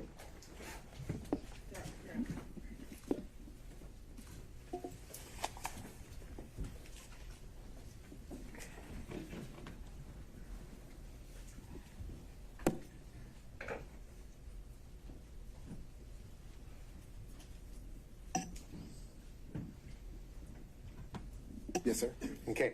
Now, these are the interrogatories that you had filed on May the 30th, 2023 in your divorce case, correct? Yes, sir. Now, you went over in part some of those interrogatories, but what I want you to do, because I want to get down to the specific language to clear up exactly what the interrogatories asked for and exactly what you answered, okay? Yes, sir. Now, if we look on the interrogatory that I believe, as we indicated, they're really, I think, on page 2, the one that starts off, describe each instance in which you've had sexual relations. You see that one? Yes, sir. Right. Now, that interrogatory begins, describe each instance in which you have had sexual relations with a person other than your spouse during the course of the marriage, including the period of separation. You see that? Yes, sir. Now, these were filed on May the 30th, 2023, correct? Yes, sir. Now, at that time, you had had sexual relations with Miss Willis, correct? Well, Your Honor, I'm going to object to the question as phrased. I think the question is properly, at that time, certainly asked about his answer, but I object to. All right, Mr. Gillen, I just asked you to rephrase, but I think you can make the same point. Well, Your Honor, it's a specific interrogatory, and I would, so the words do matter, and I would like him to answer whether or not he'd had sexual relations with Miss Willis, because if he answered yes, then this interrogatory is a false interrogatory. So I would ask the court's indulgence. I'm not here to jump into some salacious bedroom situation, but this is an interrogatory that matters. So I would ask the court's indulgence. Ms. Cross? These questions have been asked and answered several times. I understand Mr. Gillen is coming at it from a different way, but this question is not substantively different than those that have already been asked and answered in the information that he is seeking. All right, Mr. Gillen, I'll allow maybe this question and one more, but I think you are asking it in a different way, and I'll ask you to stick to the point. All right. Now, as of May the 30th, and may I ask the question that okay, thank you, Your Honor. As of May the 30th, 2023, you had had sexual relations with Miss Willis. Isn't that correct? The interrogatory, sir, asks during the course of the marriage and the period of separation. Excuse me. My response, Your Honor, I would ask that the court direct the witness to answer my question, yes or no. As of May the 30th, 2023, had you had sexual relations with Miss Willis? Yes or no? Mr. Gillen, let's start with at the higher level whether he believes he answered it truthfully, and then we can drill down into why or why not he doesn't, and maybe we'll end up exactly where you left us. Well, but again, Your Honor, the point of it is that the words matter, and that we have to establish what did and did not happen, and then he can give whatever explanation he chooses to what apparently is a false answer. But I would like an answer to my question. And you may get one. I would like us to start at the high level before we drill down into specifics to see whether he actually contradicted that interrogatory, if I'm making sense. Well, the interrogatory is relatively direct and explicit. Sexual relationships with a person other than your spouse during the course of the marriage, including the period of separation. That's pretty simple. Sure. Let's see if that's something you can get him to admit. You did have sexual relationships with someone other than your spouse during the course of the marriage and during the period of separation, which included up to May the 30th of 2023. Isn't that correct, sir? My answer to this interrogatory is none, is no. So you're saying that you did not have sexual relationships with anyone outside of your marriage, and the period of separation is during the period. Then you're answering the question to this interrogatory, correct, sir? I'm saying during the course of my marriage, I did not have sexual relations to anyone, and this answers no. Well, again, Your Honor, I understand. You can proceed, Mr. Gill. We need a yes or no. Let's just get down to it. Did you or did you not, by May the 30th, 2023, have had sexual relations with Miss Willis, yes or no? Yes or no? Yes. Okay. Now, what you did is you answered no to that question, didn't you, or none, correct? I didn't answer no to the question you just asked. I answered no to the interrogatory question. And the interrogatory stands that you answered as a pleading in a civil proceeding, your divorce case, right? Yes. Now, excuse me. The next interrogatory, let's move there. That interrogatory states as follows: identify any and all occasions in which you entertain a member of the opposite sex other than your spouse who is not related to you by blood or marriage. You see that? I do. Now, there are two parts to this. The second part is, I read on, or in which a member of the opposite sex other than your spouse, not related to you by blood or marriage, entertained you. And then it goes on to say, including but not limited to dining, drinking, in restaurants, bars, pubs, hotels. You see that, correct? I do. Now, as of May the 30th, 2023, when you filed this interrogatory, you had in fact entertained Miss Willis on many occasions, had you not? Again, during the course of the marriage was irretrievably broken in 2015. Well, the answer's still no. Let's read what the interrogatory says about the time period required to answer the interrogatory. Because what it says is, it goes on to say, including but not limited to dining and or drinking at any restaurants, bars, pubs, hotels, or persons' homes from the date of marriage to the present. You understand what the word present means? I do. And present means the filing on May the 30th, 2023. Isn't that right? It is. So as of May the 30th, 2023, you had done a lot of entertaining of Miss Willis, had you not? I had done some, yes. And in fact, under your testimony, you would have said that she had also entertained you. Isn't that correct? Yes. And so your answer to this interrogatory is false, is it not, sir? No, it's not false. Well, hate to dance around the answer is yes, you did entertain Miss Willis, correct? Right? Yes. She's not your spouse at that time or at any time, correct? That's correct. She's not related to you by blood or marriage, correct? That's correct. But you entertained her, right? Yes. And during the course from your marriage, the period of time up to the present, so the answer would have been, yes, I did entertain somebody, correct? During the course of the marriage, no. Mr. Wade. Mr. Gillen, I think we've made our point. I think it speaks for itself, and we can save that for argument. I'll just follow up with one quick question. Do you understand what the word present means? Your Honor, that's been asked of us. I think we did cover that already as well. Okay. Now, what has happened from the time that you filed this court document in May of 2023, let's go over some of the things that you had been involved in terms of being entertained or entertaining. Prior to your filing on the answer on the interrogatories on May the 30th, 2023, we've already established, have we not, that you had paid for a Royal Caribbean cruise to the Bahamas with Miss Willis, correct? Yes, sir, with Miss Willis and my mother. Well, your mother's not part of this interrogatory. I'm talking about Miss Willis, okay?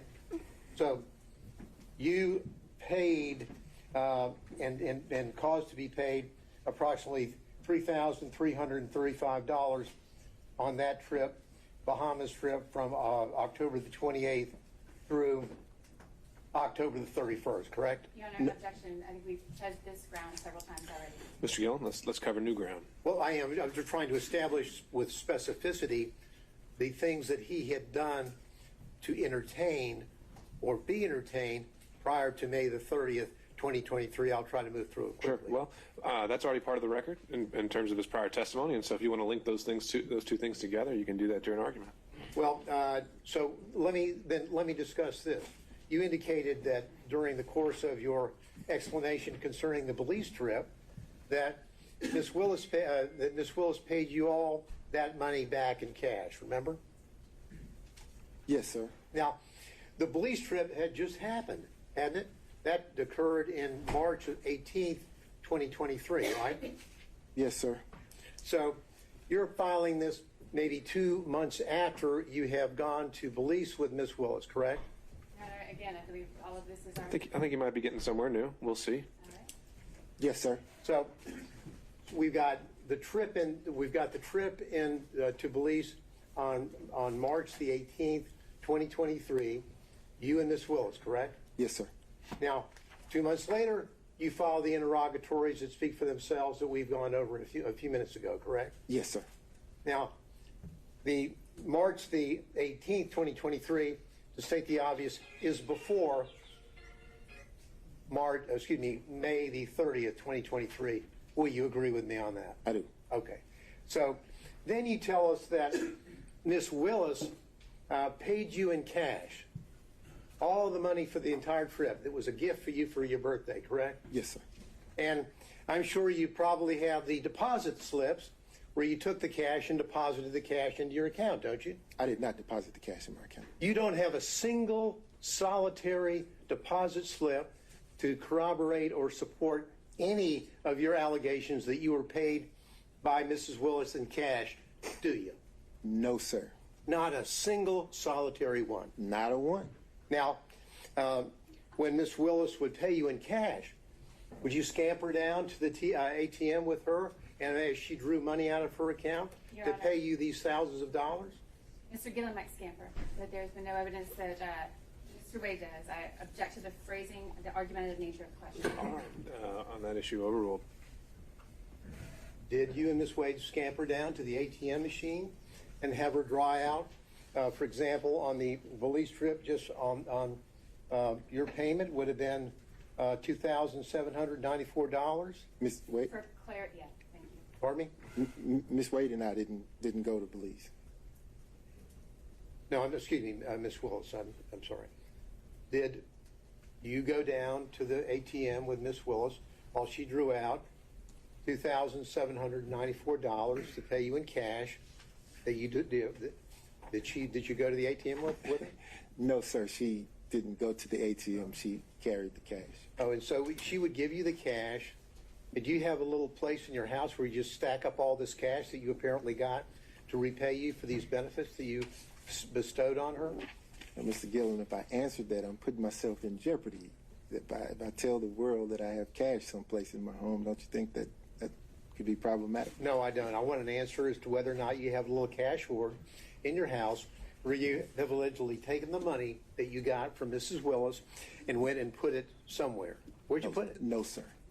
Now, just put it on the hip and kind of walk around money? Did I put it on my hip? Yeah, just walking around money where you would spend cash yourself? Let me finish.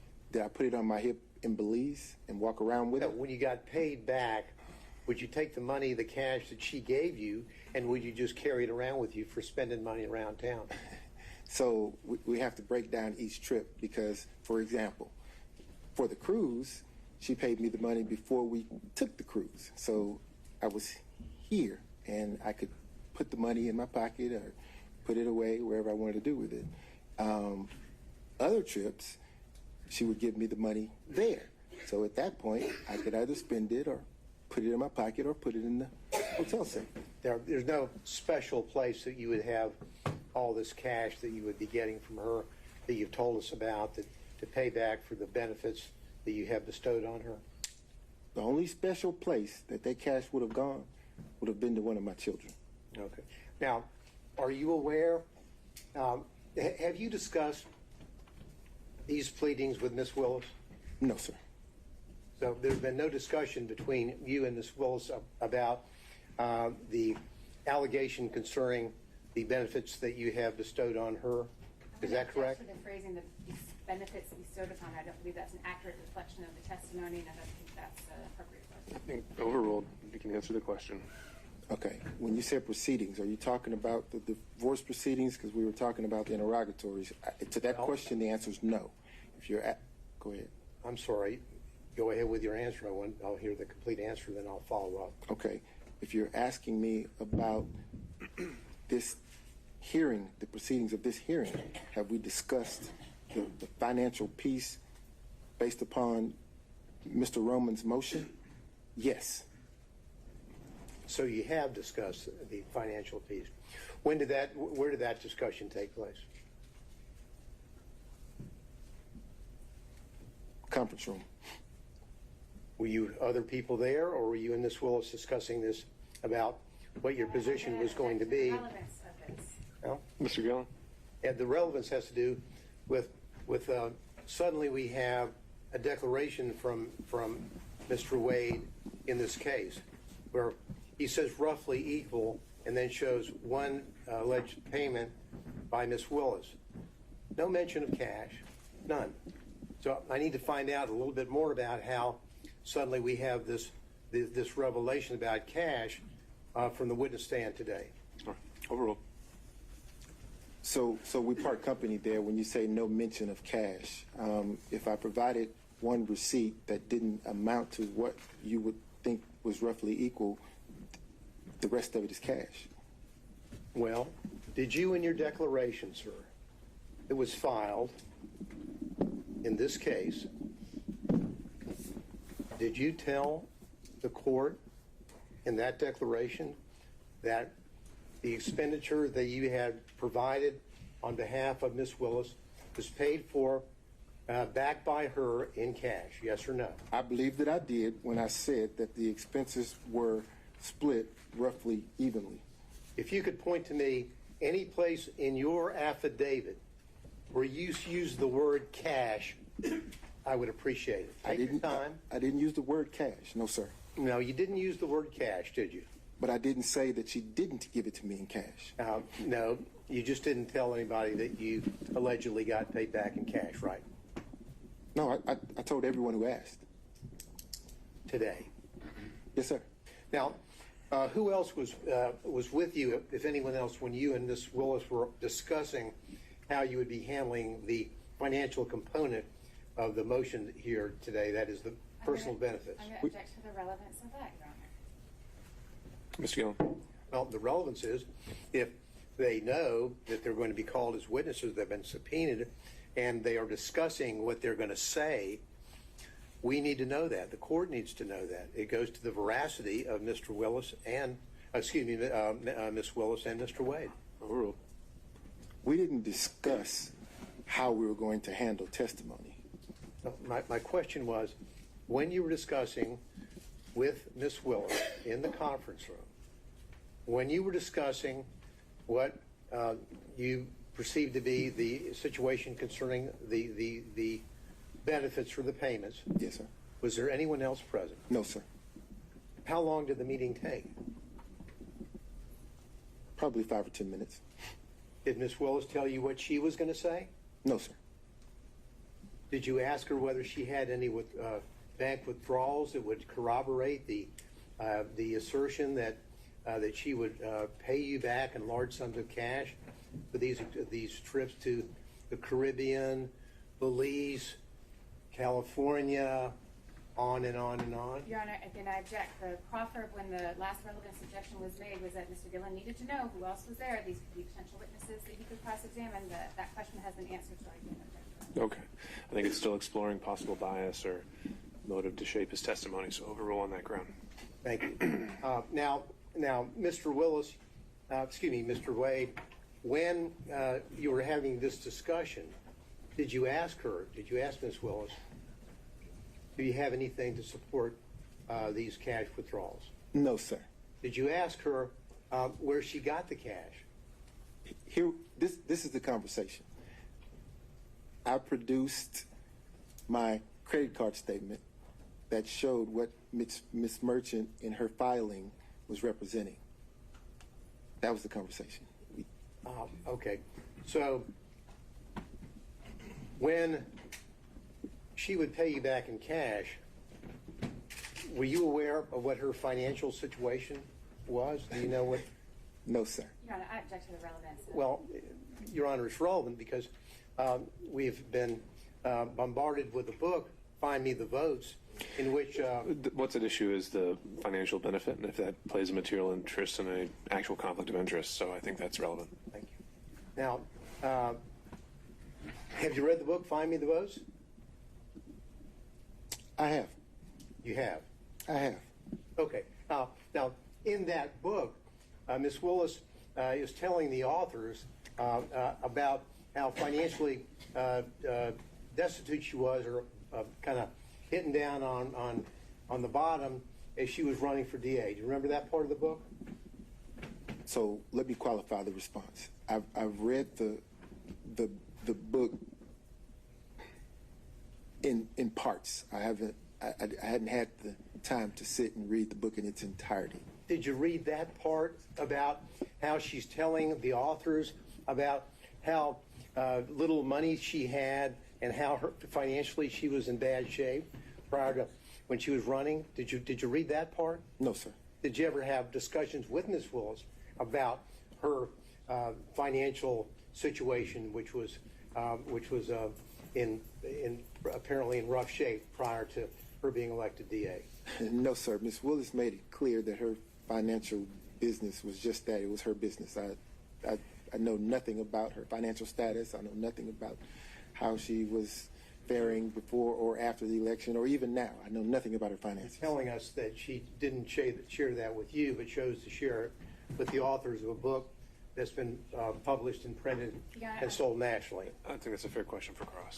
I don't know that she shared it with the author. I don't know that the author is telling the truth. I don't know the author, so I don't know, sir. Okay. Now, did you give an interview to the authors of that book? I've given no interview, sir. So you haven't talked to them at all, correct? I haven't talked to any media. All right. None. Now, as it relates to the... I'd like to, though. As it relates to, again, from your bank records that you're aware of, there'll be no cash deposits, right? I didn't say that. Are there cash deposits which line up with the money that you have allegedly received from Ms. Willis to, quote, pay you back for her part of the trips? So here's the thing. In my bank records, you will see cash deposits. You will see check deposits. I can't say that you look through the bank records and you won't see cash deposits, because I have two sources of income, sir. income comes from my private practice, my firm, and income comes from the contract here with Fulton County. During the course of private practice, occasionally I will have occasion to deposit cash into my account. And in preparation for this hearing and your testimony, did you go through your bank records to find out if you could locate any cash deposits that would corroborate your testimony? No, sir. I didn't go through my bank records at all. Now, so what you would do, the money that you received, of course, the money that you received from your work for Fulton County, that's public funds, correct? No, sir. That's private funds. It's my Public funds pay you to do work for Fulton County, correct? Tell me what the definition of a public fund is. A public fund would be your funds, as in not fund, but funds, money. Public money, as in money from taxpayers, either in Fulton County or the state of Georgia, pay you to do the work that you're doing here in this case, yes or no? One or the other, I'm certain. You know which is one? the case. I don't know which one, no, sir. Now, you would take those public funds, and those public funds were then used, deposited in your account, and they were then used to pay on the credit cards for the trips that you would take with Ms. Willis, correct? I object to the question insofar as the characterization of public funds. The witness didn't testify to that, and I don't believe there's been any evidence to that. Once it's paid to Mr. Wade, it's private funds. Well, the point of it is that you got All money. right, Mr. Gillens, rephrasing. Yeah, I'll read it. Let's break it down. You got money from Fulton County for the work that you do here, right? Yes, sir. You would send in invoices, and they would pay you money, correct? Yes, sir. Those money, that private money, that money was money from either the citizens of Fulton County or from the state of Georgia, correct? That's what I mean by public funds. Agreed? Well, I guess I'm having trouble with the notion that the citizens of Fulton County have paid me any funds. I'm not certain the funding source. I can tell you that either the state of Georgia or Fulton County has written me a check. So that would be, those two entities are public entities, correct? Yes. So that would be public funds, right? Right? Yeah. Yes. And those public funds are from the same source that you would then use to pay out on your expenses for the trips that you took Miss Willis on, correct? No, sir. As I testified to moments ago, I have income coming in from my law firm. I also have income coming in from the funds that we're here discussing now from either the state of Georgia or Fulton County and or both. I'm not certain what it is. So What to say Sorry, that I didn't mean to cut I'm- you off. Go ahead. So to say that I'm paying a credit card statement with funds coming from Fulton County or the state of Georgia would not be an accurate statement, because the funds could have very well come from my private practice. What percentage of your income in 2022 came from money where you're working on this case or from your partners working for the Fulton County office? In 2022, I would say 50-50.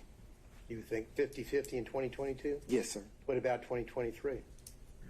Probably 60-40. 60-40. Yes, sir. So the money that would be in those accounts, at least 60% of those, in your view, would be public funds, that those monies were then used to pay for the expenses that you had incurred for the trips that you took Miss Willis on, the cruises, the Napa Valleys, the Bahamas, correct? Right? Yes, sir. Okay. And now, what you did is that when you signed on in November 1st of 2021, that's when you signed on to be counsel for the anti-corruption matters, right? Yes, sir. Now, as you know, in your engagement letter, it doesn't say that you're signing on and your scope of work is to work on the Trump special grand jury investigation, does it? No, sir. It says that you're signing on to work on anti-corruption, the anti-corruption unit matters, correct? Yes, sir. Matters with a plural, correct? Yes, sir. So in your contract, there is no specific reference to any specific case. Isn't that right? That's correct. Okay. Now, but you didn't sign on for the duration. There was a period, you have a contract, and then it would then expire, and then you would have a new contract, correct? Yes, sir. Now, of course, the extension that you received, the first one was in November of 2021, and then you filed, or excuse me, there was a renewal in November the 15th of 2022. Is that right? Sounds right. Oh, okay. Now, that was right after you got re-upped by Ms. Willis, right after you took Ms. Willis to Aruba. Isn't that right? On that November the 1st, 2022 trip to Aruba, and through November the 4th, 2022. Correct? What does re-up mean? Well, re-up means that you came back, your contract was up, and then on November the 15th, you and Ms. Willis signed a new contract for you, right? Yes, sir. Okay. Now, when you were in taking her to the Aruba and on the cruises and the resort there, did you discuss your re-upping of signing an extension on your contract? No, sir. But you make an excellent point. I'm glad you pointed that out. So the trip to Aruba, the contract was not in existence then. No, you're saying that you were not under contract. In your contract, did you send any invoices in for work that you did after your first contract expired? No, sir. You didn't? No, sir. No. When that expired, that was it. So then you're saying that after the Aruba trip, you get re-upped with a new contract, correct? I signed a new contract, yes, Now, sir. was there any modifications on that contract? Did you get an extension on the cap that you were limited on the first one? Were there any modifications at all, Mr. Willis? Excuse me. I've done that again. I apologize. I've been called worse. Wait, I'm sorry. I've been called worse. Now, were there any modifications on that? Do you have the contracts in front of you where you could? I don't have it in front of me, but I think that Birch is going to. Because I believe as the work gradually, as the time of the work gradually increased, the hourly cap would increase. In other words, starting out the investigation, it was impossible to anticipate the level of cooperation during the course of the investigation from some of the witnesses. So if you assume that there would be great cooperation with the witnesses in terms of interviewing and speaking and being voluntarily speaking with you, it doesn't take as much time. So after getting into it, realizing that most of the witnesses were not willing to speak or willing to turn over evidence or information, quickly you figure out that this is going to take a little more time than originally anticipated. And because of that, you have to compensate for those hours. And that's why there was a compensation on your extension? Yes, sir. The caps. A cap. Now, did Mrs. Willis, did Ms. Willis review your invoices with you when you would submit them? Never. Did anyone ever question whether or not you worked 24 hours in one day and billed 24 hours in one day? I've never worked 24 hours in one day and billed 24 hours in one day. Okay. And I'm glad you asked me that question because I'd like the opportunity to talk about that. I think you should go ahead. So, if you look at that invoice where it says 24 hours in one day, it actually doesn't say one day. If you look at the top of the invoice, it says date completed. The date that's reflected on that invoice reflects the date that the work was completed. It doesn't say when it started. It just says this is the date that is completed. So if you go through the invoices, probably around the first 5 or 6, you'll see that that's the billing format. I would bill only after that particular task has been completed. That's why you see a 24-hour period with the one day there. I kind of wish some of the experts who had opined on that had called me and asked me the question, but there was never a billing of 24 hours in one day. Now, probably around the 6th or 7th invoice, you see the format changed. I started using a range so that it got less confusing, right? I'm confused, so maybe you can correct it. Okay. In Exhibit 14, you've got down a specific day. Mm-hmm. Prepared cases for pretrial, November the 5th, 2021, 24 hours at $250 an hour, 6,000. Now, this wasn't about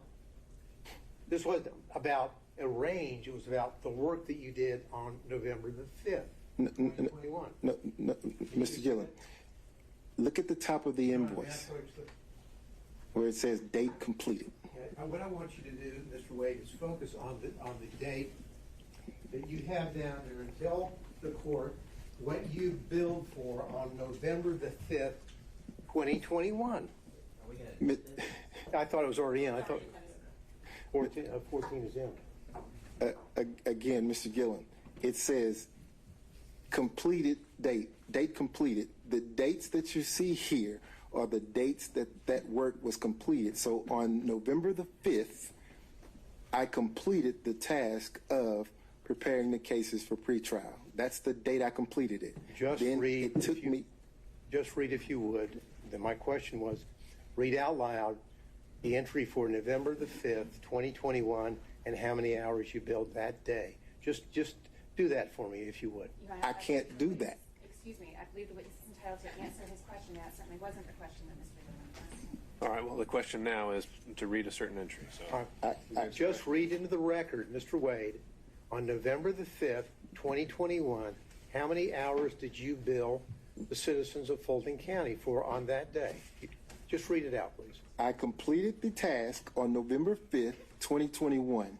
24 hours was billed at $250.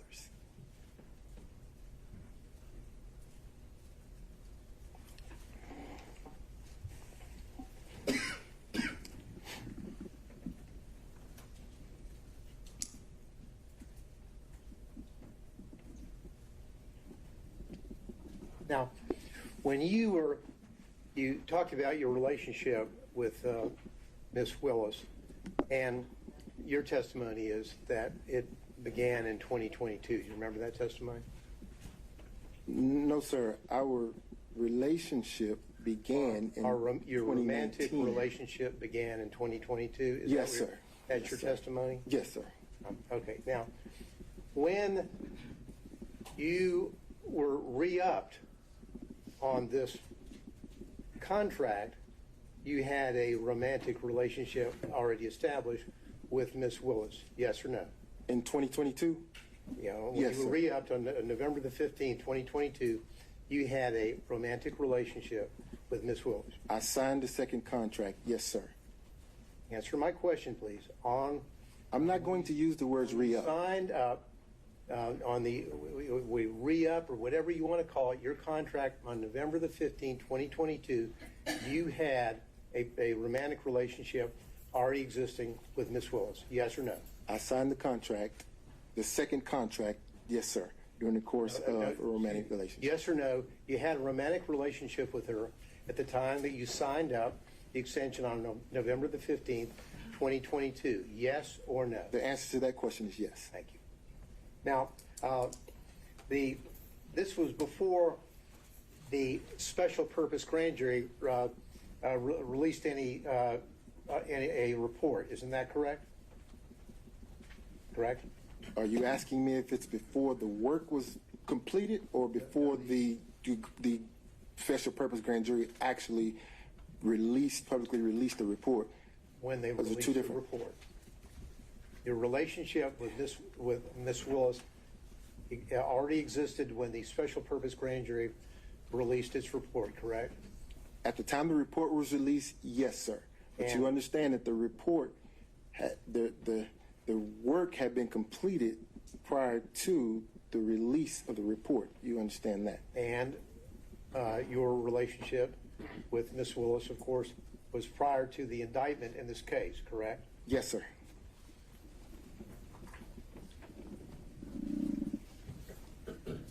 Your Honor, if I may just ask my folks over here whether there's anything I need to clean up on. That's all the questions, Your Honor, I have. Thank you. Your Honor, I do have questions. Well, Mr. State, I think we went through. No, I had asked you for permission that he was going to go first on this, and then I was going to follow up. That's the deferment was to allow him to go first. That's what I thought I had asked for. All right, with the understanding next time, we're going to keep going in order and not skip around the order. All right. That's why I brought it up, because I thought that's what. Okay. All right. Mr. Sado.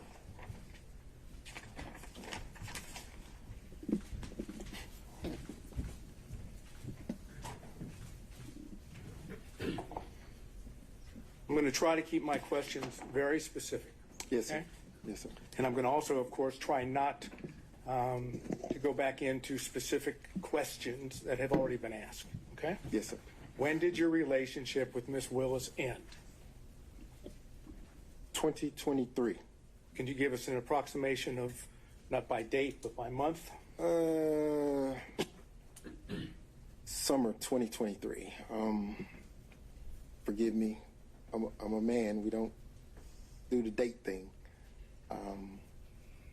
Summer 23, I would say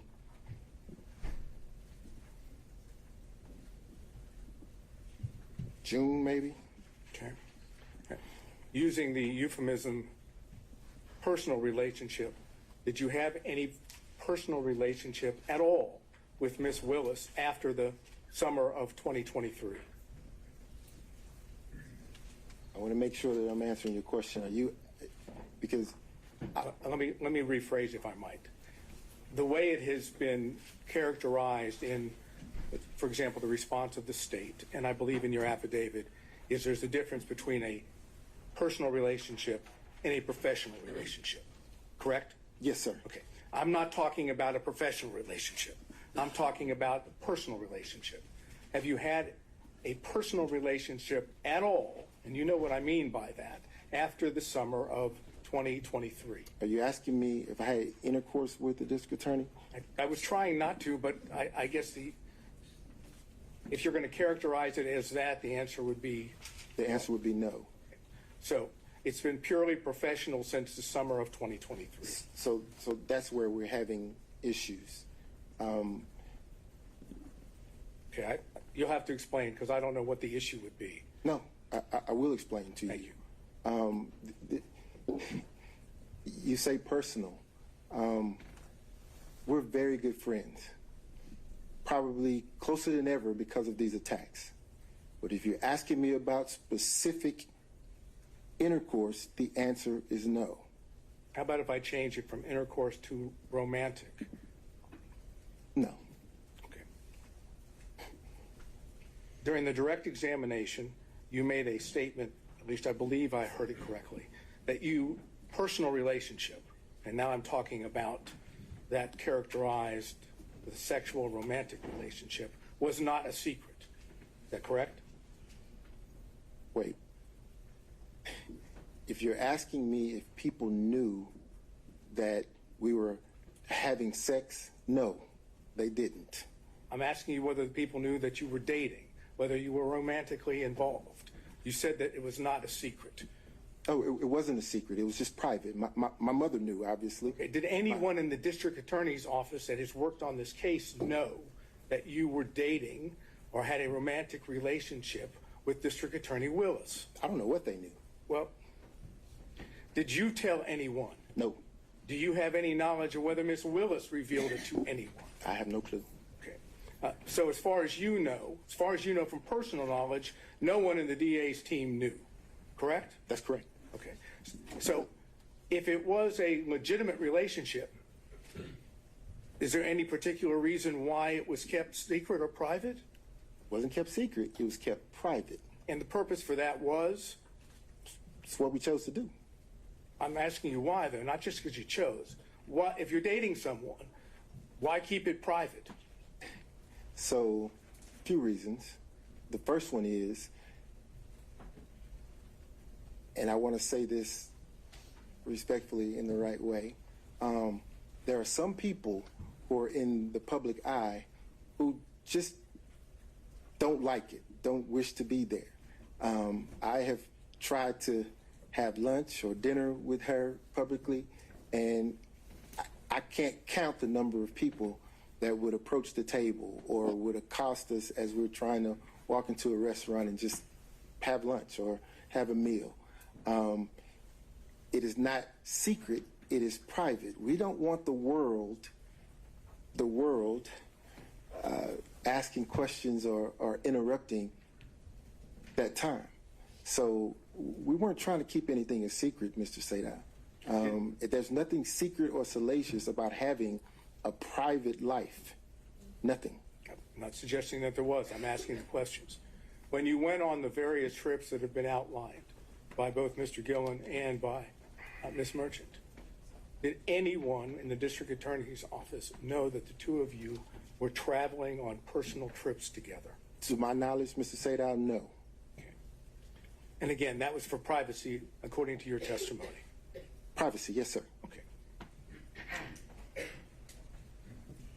Did you and Miss Willis go to the Hapeville condo prior to your relationship starting the beginning of 2022? Prior to having physical contact, prior to having intercourse, did we go to the Hapeville condo? Again, you keep going to intercourse. I'm trying not to, but fine. The answer to that, my question would be yes. Did you and Miss Willis go to the Hapeville condo prior to what I want to say November 1st of 2021?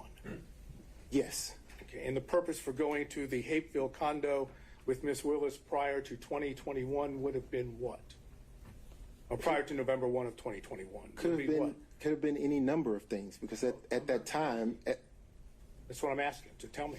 Yeah, could have been any number of things, because at that time, she had a friend living in that condo. Miss Yurdy lived in that condo. Okay. So, maybe it was my question was poorly worded. Let me try again. Your answer is yes, prior to November 1st of 2021, you would have gone to the Hapeville condo and been there with Miss Willis, correct? Yes. And you would have been there, as you indicated, for many reasons, right? Yes. Can you give me, just list a few of the reasons? Miss Yurdy resided there, went to visit her, maybe went to talk about a document that I received. You would go to the condo to talk about a document that you received? Absolutely. Okay, go ahead. Absolutely. Any other reasons? None come to mind. None come to mind? No, sir. And would you say that was frequent? When I say frequent, do you think prior to November 1st of 2021, you were at the condo more than 10 times? No, sir. So it'd be less than 10 times? Yes, sir. So if phone records were to reflect that you were making phone calls from the same location as the condo before November 1st of 2021, and it was on multiple occasions, the phone records would be wrong? If phone records reflected that, yes, sir. They'd be wrong? They'd be wrong. Okay. Where did you live during that time period? Same place I live now. Which is not in Hapeville, correct? It is not in Hapeville. It is north of Atlanta, the city of Atlanta, correct? It is. Okay. And any other reasons why you would be in the Hapeville area? on multiple occasions prior to November 1st of 2021? Let's see. The Porsche experience is there.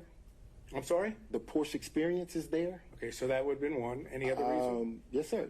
The airport is there. Airport in Hapeville. Yes, sir. Delta Airlines is Okay. headquartered there. Let's see. Restaurants there. Okay.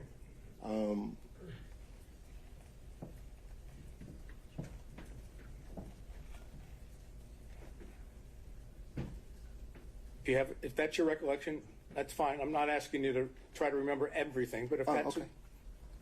Okay. Did you discuss your affidavit filed in connection with the response with Ms. Willis? No, sir. Did you know of personal knowledge whether Ms. Willis reviewed your affidavit before it was included with the response? I have no clue. So, as far as you know, personal knowledge, Ms. Willis did not know what you said in the affidavit. I didn't give it to her. That's what I said. You have no personal knowledge. No personal knowledge. And as far as you know, no one else has told you that she did or didn't. I hadn't asked anyone. We've kind of worked this up a little bit, and the numbers could be off. But according to our numbers, $10,000, give or take, would have been reflected on your credit card statements in connection with things of potential benefit to Ms. Willis, okay? I want you just to assume that. Assuming that there was $10,000 that you had on your credit cards, is it your testimony that Ms. Willis paid you back $10,000 in cash? Now, I'm not asking about... Can I object? The characterization of $10,000 for Ms. Willis's travel, I don't believe is an accurate reflection of what the numbers, at least the summary that I've been provided by the defense, would reflect. I think that's joint travel. Is that right, Mr. Sato? I'm sorry. No, it's not joint travel. But all I'm trying to understand, I'll rephrase because I don't want to get bogged down on specific numbers. You would have received thousands of dollars in cash from Ms. Willis, correct? Yes, sir. Okay. And the thousands of dollars in cash from Ms. Willis, do you know, I'm not asking you whether she took it out of her pocketbook or she took it out of a suitcase. I'm saying, do you know the source of the cash? Just that, out of her pocketbook. Yes, sir. You don't know where she obtained the cash? I didn't ask her. And the whole time that she was paying you in cash, you never said, hey, why do you have this amount of cash? Why would, Mr. Sato, in my practice, people come into my law firm all the time with cash. I never question where they got it. Yeah, but we're talking not about people that come into your law firm. We're talking about the district attorney of Fulton County who, I'm assuming, receives a paycheck. She doesn't get paid in cash. So, just like you assumed, I assumed she got it from her paycheck. I don't know. Okay. But of course, it's already been, and I'm not going to go back into it. You've not seen any records indicating withdrawals of cash from Miss Willis at all. Why would I ask her? I didn't no, ask. sir. All I said is you haven't, right? No, sir. Okay. Now, can you explain why you filed for divorce one day after you were hired by Miss Willis? You filed on November 2nd of 2021. You're hired on November 1st of 2021. Why the day after? You mean one day before? So you filed for divorce one day after you were hired, right? Okay. I'll answer your question. Okay, please. So in 2015, when my wife had the affair, we had a conversation that we would divorce right then. Again, the better practice, at least for my children at the time, was to stay in place until the youngest could graduate and matriculate into college. We did that. When she graduated, matriculated into college, at the time my wife had moved back and forth to Houston, to Texas. So she's in Texas. We take our child off to college. We come back to Georgia for a brief period of time. Divorce gets filed. She gets served. There we go. Now, the reason that date was selected. Yes, sir. That's what I asked. The specific reason that specific date was selected was because she was only in town for a brief. Your Honor, this is attorney-client privilege. Why he decided to file his... And why do you have the right to object on his behalf for attorney-client privilege? Because... Well, I don't make a formal objection. All right, there we go. And... I believe that he's already attempted to answer this question, and there was no privilege raised. So he's given a partial answer, and now he's about to finish that. So, first of all, I don't think it's covered by attorney-client privilege, and I'll deal with that if you want me to. But otherwise, he's already answered part of it. So he doesn't get to say, now I'm going to stop. So. Well, it was a long preface, but I don't think it ever actually got to what might have been at issue there. So if you can lay the foundation, we'll deal with the objection. Okay. Take a step back, okay? You realize that an attorney-client privilege is the privilege of the client, correct? Yes, sir. And you, in connection with your representation, at least has been proffered to the court by Mr. Bradley, that it's up to you to decide whether you want to raise the privilege, right? Yes, sir. It's not up to Mr. Bradley. Yes, sir. So you have the power, in order to get to the truth of the matter, you have the power to waive the attorney-client privilege, do you not? I believe that's an inappropriate question. Certain privilege is there. Whether he uses it or not, it doesn't matter why. Mr. Sato, I think if we're trying to get to the answer to your question, let's figure out whether it covers the question you were trying to get to. And if I may finish, and your position is you have no intention of waiving your attorney-client privilege, correct? That's correct. All right, so now, can you answer the question why you waited until November 2nd, the day after you were hired by Ms. Willis, to file for divorce? I can. Okay. So, again, Joycelyn had relocated to Texas, and she had been in Texas for months. She was only here for a brief period of time to drive my daughter's car back with her.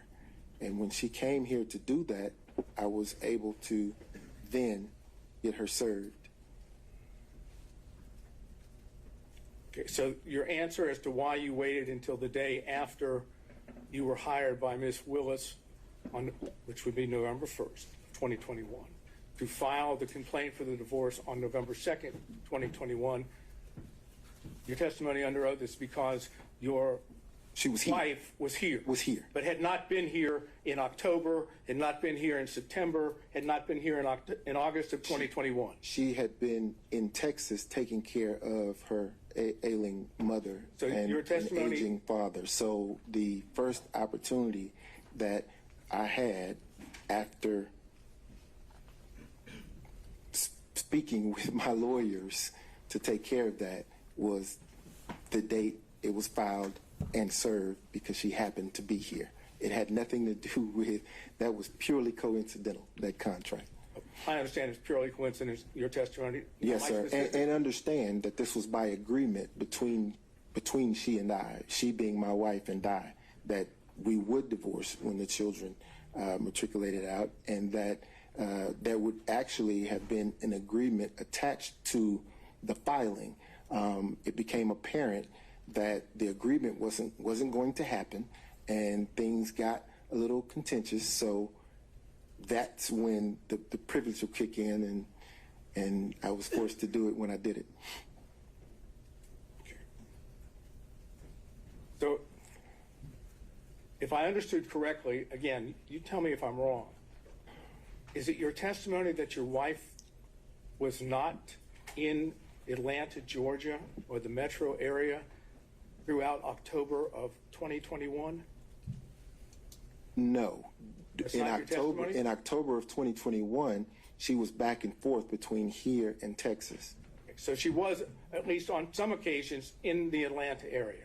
But that was during the time when we were working through the consent agreement that fell through. Again, I think we're pretty far afield on relevance. The answer to the question about the timing of the divorce filing. Understood, Ms. Cross. Mr. Sato, where are we going from here? We're about to finish this area, since I'm not going to be able to go any further about if we want to call the X, we'll call the X for that purpose. Well, we might have to discuss whether that's a collateral issue altogether. No, I'm just saying if. I didn't say we will, but we'll. Okay. All right, so you said that you were aware of the contracts that Mr. Bradley and Mr. Campbell had with the Fulton County District Attorney's Office, correct? Yes, sir. And how did you become aware of those? Just through conversation, they With told who? me. Conversation with who? Mr. Bradley and Mr. Campbell. So you were discussing matters with Mr. Bradley which were not related to attorney-client privilege, correct? Related to the contracts, yes. Okay, but you were having conversations that would not, even though, if I understood correctly, Mr. Bradley was your attorney at the time, correct? At what time? At the time that Mr. Bradley received his contract from Fulton County, which would have been beginning of January or in January of 2021, right?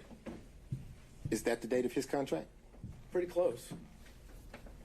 I don't know what the date of his contract was, but if it was after the date of the filing of the divorce, then yeah.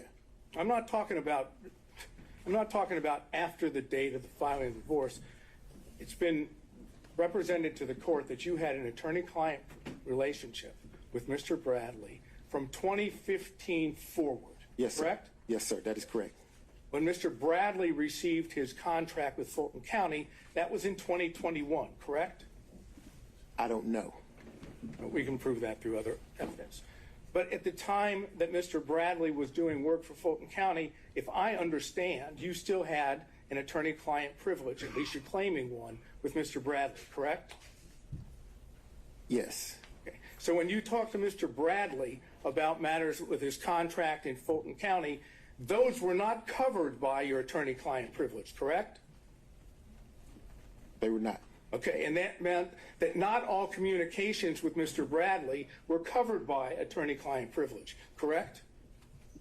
Well, those certainly weren't. Well, but my question was, not all communications with Mr. Bradley were covered by, at least as you've been represented to the court, by the attorney-client privilege, correct? Those communications were not. So there were communications outside of the attorney-client privilege, correct? With Mr. Yes, Bradley. If you're asking me if I ever communicate with him outside of the attorney-client privilege, the answer is yes. Okay. I've communicated with him outside the attorney-client privilege.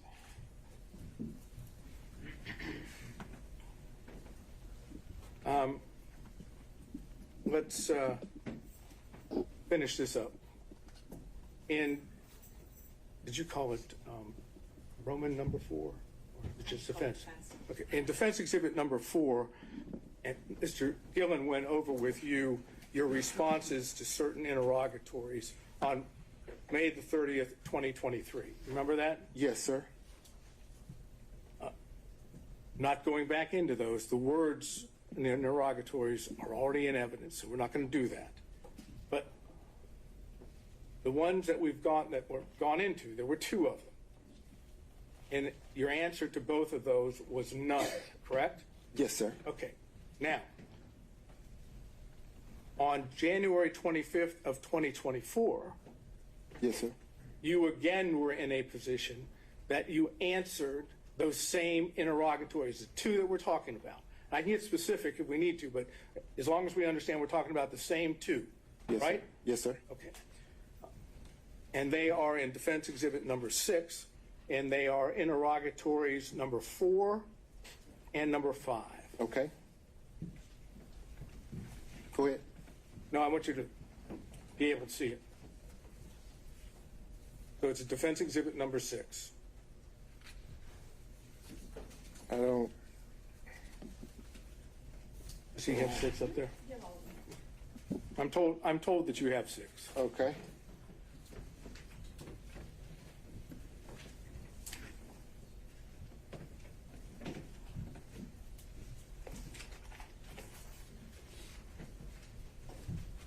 Here we are. Okay. You would agree with me that in defense exhibit number 6, and we're talking about interrogatories of January 25, 2024. Yes, sir. That as to interrogatory number 4, that's the same interrogatory, same words that were in the interrogatory that Mr. Gillen went over, which was dated May 30th of 2023, correct? Yes, sir. And your original response in defense exhibit number 6 was none, correct? Yes, sir.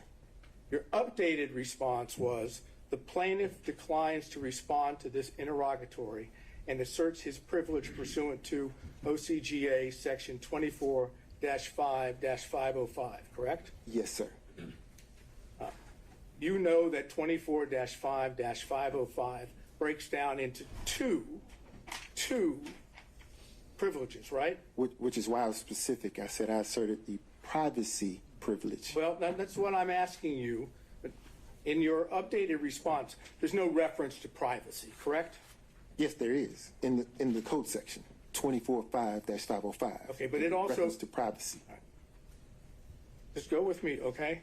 That code section says, does it not, no party or witness shall be required to testify as to any matter which may incriminate or tend to incriminate such party or witness, or which shall tend to bring infamy, disgrace, or public contempt upon such party or witness. You'd agree with that, right? I'm not reading it. I'm sorry? I'm not reading it. I don't have it in front of me. If I may. Mr. Sato, we can, I can take judicial notice that is what the rule says if you want to ask him any follow-up questions. Okay, thank you. You are not claiming that your answer to number 4, interrogatory number 4, on January 25th, 2024, incriminates you, that is, as in Fifth Amendment privilege, right? That's correct. You're claiming the second part, that it would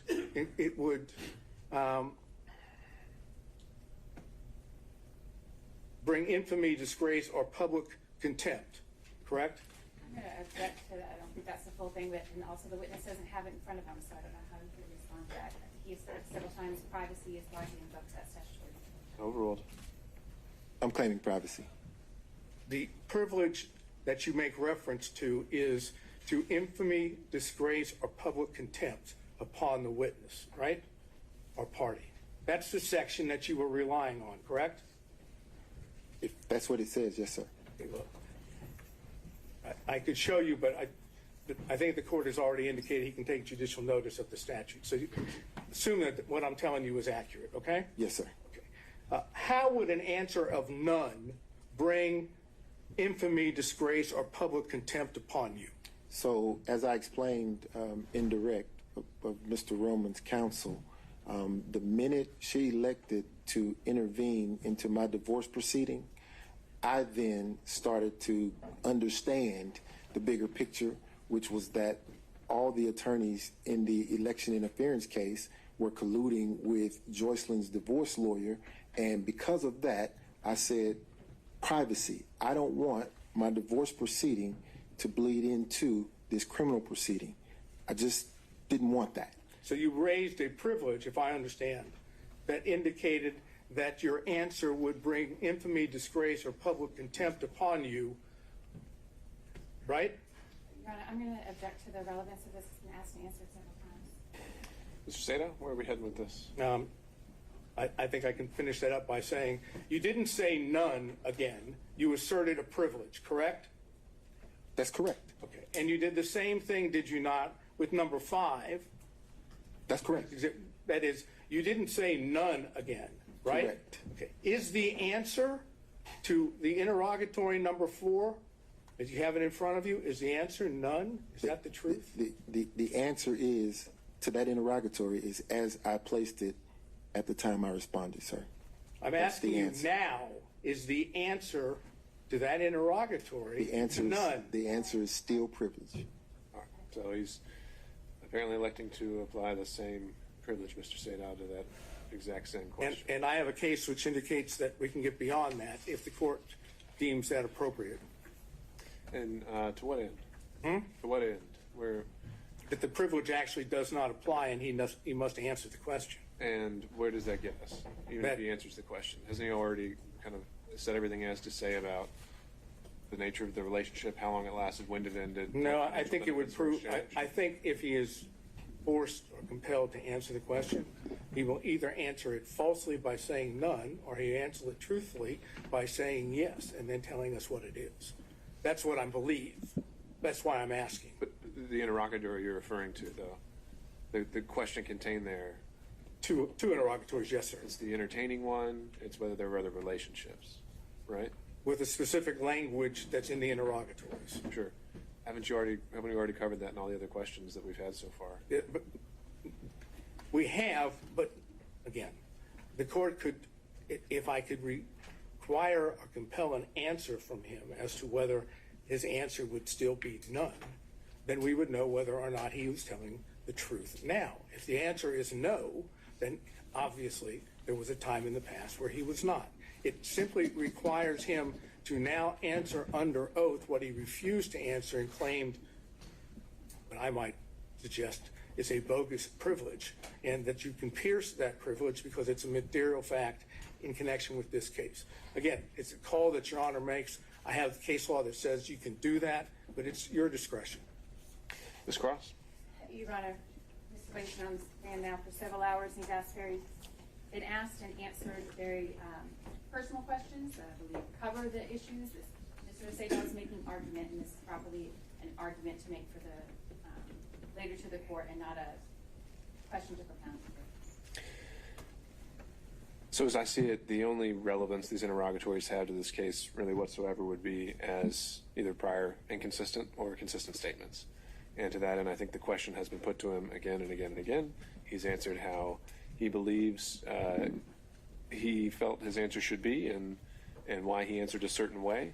And as it goes to credibility, I think at this point we're arguing weight, and I don't really see the value in pushing this issue further. So, all right. Well, just for the record, the case that I was going to refer to is State versus Wakefield at 324 Georgia Appeal 587, and specifically, let's see, it would be 590, in which they talk about this specific privilege. This is a 2013 case, and then they footnote to footnote 3, and footnote 3 says there are times when the materiality of the evidence outweighs the testimonial privilege, and it goes and explains what that is. That's what I'm bringing up. And I see what you're saying, that we could say that you need to answer the question regardless of the privilege you asserted. At this point, though, I think we've covered that ground and we're ready to move on. Okay. Based on that, I have nothing else. Thank you. Okay. Mr. McCulloch, anything on behalf of Mr. Floyd?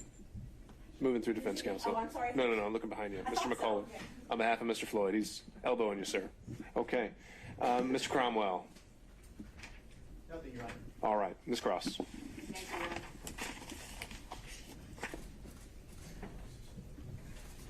you. Mr. Wade, have you still got exhibit number 14 in front of you? The one with all of the invoices, I believe I have them all. All right. So you were asked, Mr. Wade, about a couple of the invoice items. And your testimony, I think, was that the percentage of income post special counsel appointment in November 2021, the percentage of your income roughly after that time was about 50-50 Fulton versus other income from your law practice, correct? Roughly, yes, ma'am. Okay. Sometimes more, sometimes less? Yes, ma'am. All right. How about your time? I'm interested in the percentage of your time from November 2021 to, let's say, the close of the special purpose grand jury when it was dissolved in January 2023. Can you estimate for us the percentage of your time that was spent on Fulton County work versus other work? Oh, gosh. 99% of the time here in this building working on this case. All right. It was, as I understood your testimony, it was an intense period in terms of hours while that special purpose grand jury was meeting, correct? Yes, ma'am. And who was head or manager of the election integrity case during that time for the district attorney's office? I was. You were coordinating the efforts? Yes, ma'am. And those efforts included not just the proceedings that were happening in this building, correct? That's correct. You don't need to go all through it, but is your representation that 99.9% of the time, let's restrict it to 2022, 99% of your professional working time was devoted to this case? Yes, ma'am. And the remainder, whatever it was to some of your other cases that were ongoing? Yes, ma'am. All right. 2022, I want to focus on that a little bit because if we are looking at, I believe, the financial affidavits, do you have those in front of you as well? I do. The financial affidavit that was filed in your divorce case in January 2022, you estimated your monthly income at that time was $14,000 a month, right? In 22? January 22. Yes, ma'am. January 23, what'd that number come to? 9,000. What about 2024? I don't know. Is that there in front of you? Is that one? That's not one of the ones that's there in front of you? No, ma'am. All right. So as reflected in those financial affidavits, your income decreased as a result of your work in this case, correct? Significantly. The structure of your firm, we talked a lot about that, and I don't want to go through it anymore, but than we need to. But 2022, the structure of your firm changed. Is that correct? That's correct. All right. In the early part of 2022, there were 3 of you. You and Mr. Campbell and Mr. Bradley, you split expenses. Is that right? That's correct. And you profit shared among yourselves, correct? Correct. Right. After Mr. Bradley left the firm, then there were just 2 of you, correct? That is the cause of the significant change. Yes, ma'am. So now you have 2 people bringing in income, correct? Correct. And one of those people, you, is spending almost all of your time devoted to this election integrity case, correct? Yes, ma'am. Right. And your income from this election integrity case is less than what it was the year before. Yes, ma'am. We talked about the monthly caps, or we didn't talk about it. There was talk about the monthly cap that was included in your contracts, indicating there was a certain threshold that you could reach, number of hours a month, and over that amount you were not going to be compensated, correct? That's correct. All right. And you kind of smiled when you said that. That's a little bittersweet there, isn't it? That's bitter. All right. Exhibit 14, is that still there in front of you? It is. I want you to take a look, please. That's a collection of exhibits that includes all of your invoices, as was represented. I want you to take a look at invoice number 9. Yes, ma'am. Is that there in front of you? I have it. Invoice number 9, Mr. Wade, indicates that you performed hours of work that you were not compensated for because your cap had been reached. Yes, ma'am. I want you to take and what did you do in those circumstances? When the hours that you worked per month were more than the cap that was in your contract that you were permitted to be paid for? I was forced to lose that time. I didn't get paid for it. Okay. And that's what exhibit number 9 shows? Yes, ma'am. All right. And in exhibit number 9, you've got a task, hours that were completed, and you just didn't bill for it. You noted the time and then a 0 beside it because you didn't bill the county for that time. Yes, ma'am. All right. What about exhibit number, invoice number 13? Can you flip to that for me? I have it. Is that a similar situation? Yes, ma'am, it is. And what is it on invoice number 13?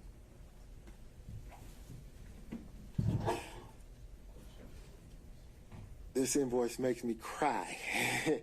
There's so many hours here that I worked that I couldn't get paid for. So. And you worked those hours anyway, Mr. Wade? Oh, absolutely.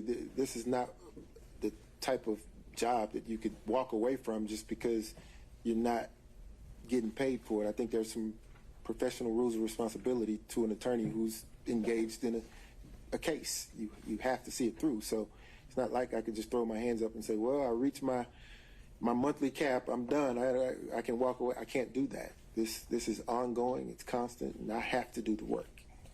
Can you look at invoice number 23 for me there in exhibit number 14? Yes, ma'am. Does that reflect a similar situation, the hours worked that you were not compensated for? Yes, ma'am. Invoice number 24 and 27, can you take a look at those and let us know if that reflects the same situation? Are you trying to depress me? No, Look at the money I'm losing. sorry. It's the same, yes. Okay. And there's no workaround to that? You didn't attempt to work around that contractual cap on your hours? Oh, no, ma'am. All right. You were asked a lot of questions, Mr. Wade, about the affidavit that was submitted, correct? Do you recall those questions? I'm sorry, I'm stuck on this invoice. You know, if I was going to get a benefit, I'd like that benefit. That's the one I want. That didn't happen. That didn't happen. Okay. All right. And there was no renegotiating your contract to reflect that those hours should be paid or anything? No, ma'am. Okay. All right. Do you have your affidavit there in front of you? I do. The affidavit, of course, was attached to and provided in support of the state's response to Mr. Roman's motion, correct? Yes, ma'am. All right. And you prepared that affidavit? I did. You signed that affidavit? I did. All of the allegations and the representations in that affidavit are true. Is that right, Mr. Wade? Every one of them. Every one of them. You were asked a lot of questions about our line number 34. Can you turn to that for me, please? It's on page 4 of that affidavit. Yes, ma'am. Can you read it out loud for me, please? The district attorney and I are both financially independent professionals. Expenses for personal travel were roughly divided equally between us. At times, I have made and purchased travel for District Attorney Willis and myself from my personal funds.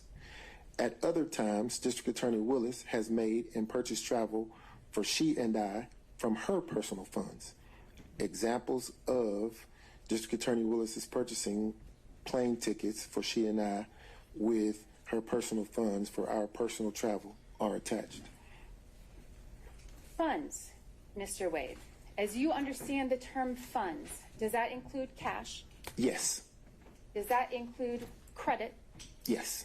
Does that include reimbursements? Yes.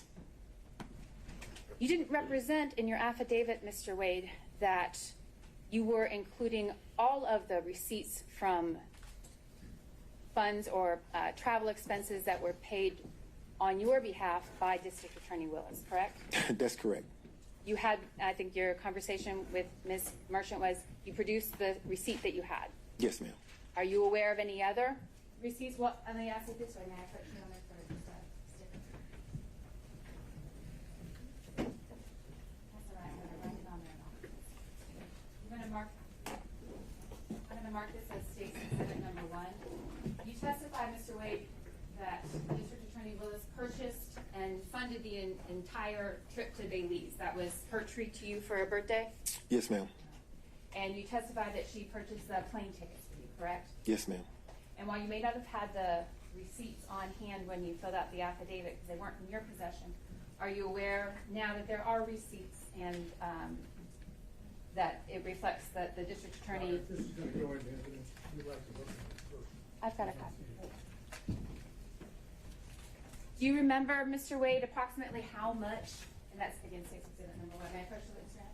Do you remember how much the flight was for you, your flight to Belize?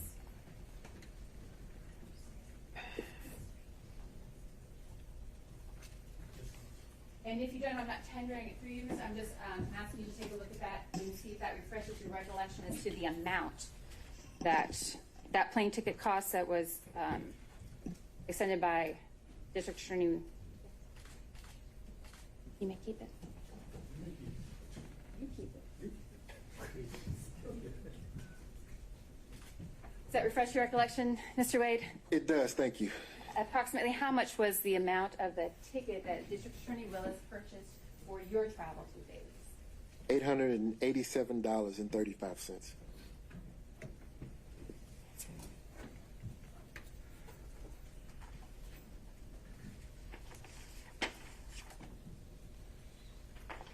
And I'm not tendering it, Your Honor, but I will leave it with the court reporter for reference and inclusion in the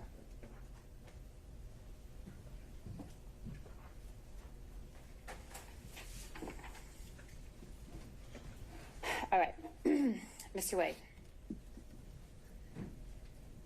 Your testimony here in court today and consistent with your affidavit was that the personal relationship, I think we've called it dating today as well, the personal or dating relationship between you and the district attorney began sometime in early 2022, March, I think was your testimony, is that right? Yes, ma'am. Right. And that March date isn't included in the affidavit. The affidavit is less specific, but that was your testimony today? Yes, ma'am. And that there was no personal or dating relationship prior to that time, right? None. Right. Mr. Wade, I'm sorry. I'm going to direct your attention to 2020. In 2020, were you dating the district attorney? No. 2020, that was during the COVID pandemic, correct? It was. Was there a situation for you, Mr. Wade, that made you particularly vulnerable during the COVID period? Yes, ma'am. And in 2020, and a portion of 21, I was battling cancer. And that prevented me from pretty much leaving environments that aren't sterile, and I had health on my mind. You were particularly cautious during that time. Yes, ma'am. Were you dating anyone in 2020? No, ma'am.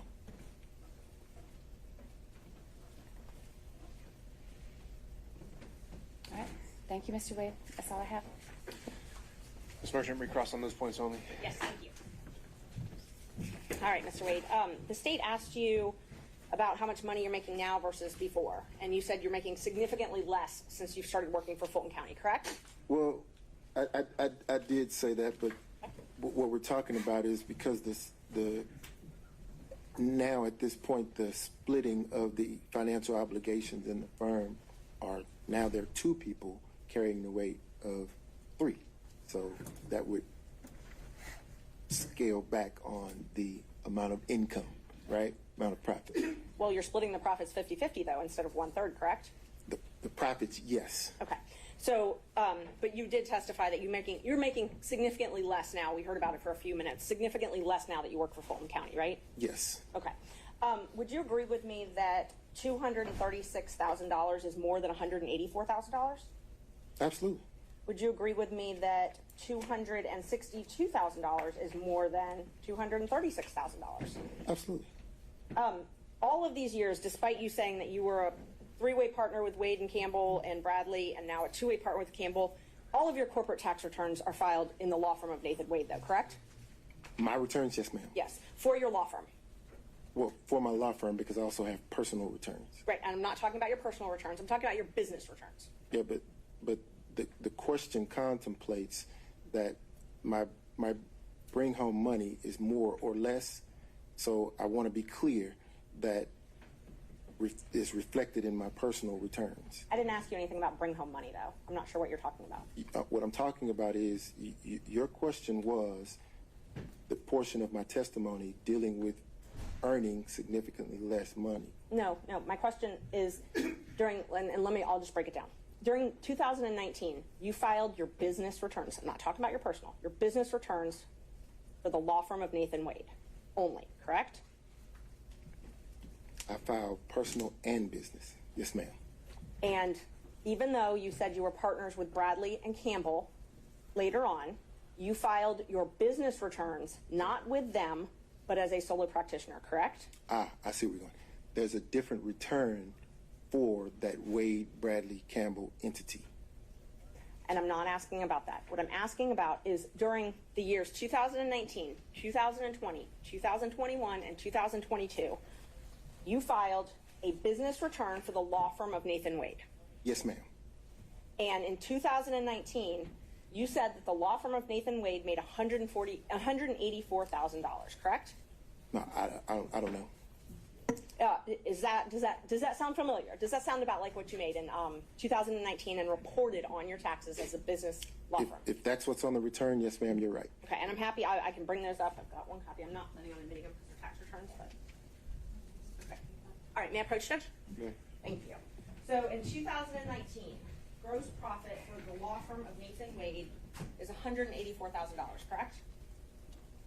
Let's see. The second line, number 2, gross profit. Yes, ma'am. 184,824. Yes, ma'am. Okay. And then in 2020, you also filed Nathan Wade, attorney at law, and your gross profit was $230,000, correct?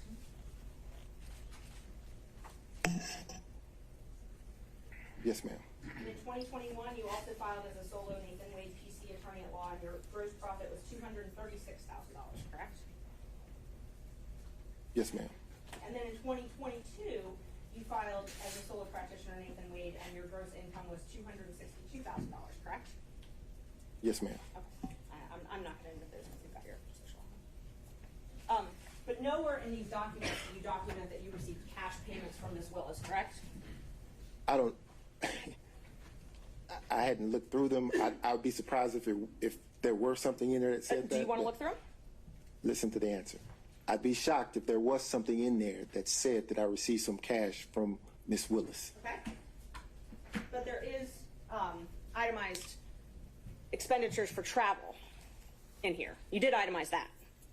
I didn't itemize anything. Your accountant itemized it. I hope so. But you're responsible for your taxes, even if your accountant files them, right? I agree. And so you itemized your expenses for travel on all these documents, but you did not itemize. You didn't put anything in there about you being reimbursed for half of that travel.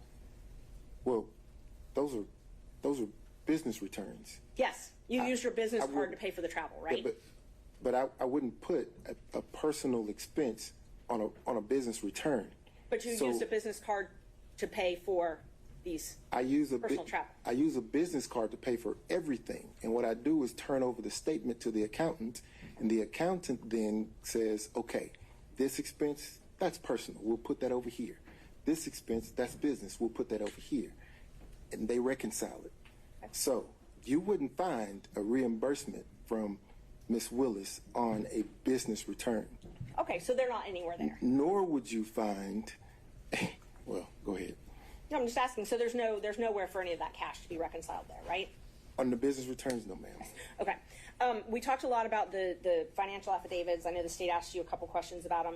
You filed one in 2022. In that one, you stated that you only had $5,000 in cash, correct? I believe you. Yes, ma'am. That was sworn under oath. At the time of the filing, yes, ma'am. Okay. And then in January of 2024, you filed another one that also swore that you only had $5,000 in cash, correct? At the time of the filing, yes, ma'am. Okay. So in 2022 and 2024, you only had $5,000 in cash. At that time, yes, ma'am.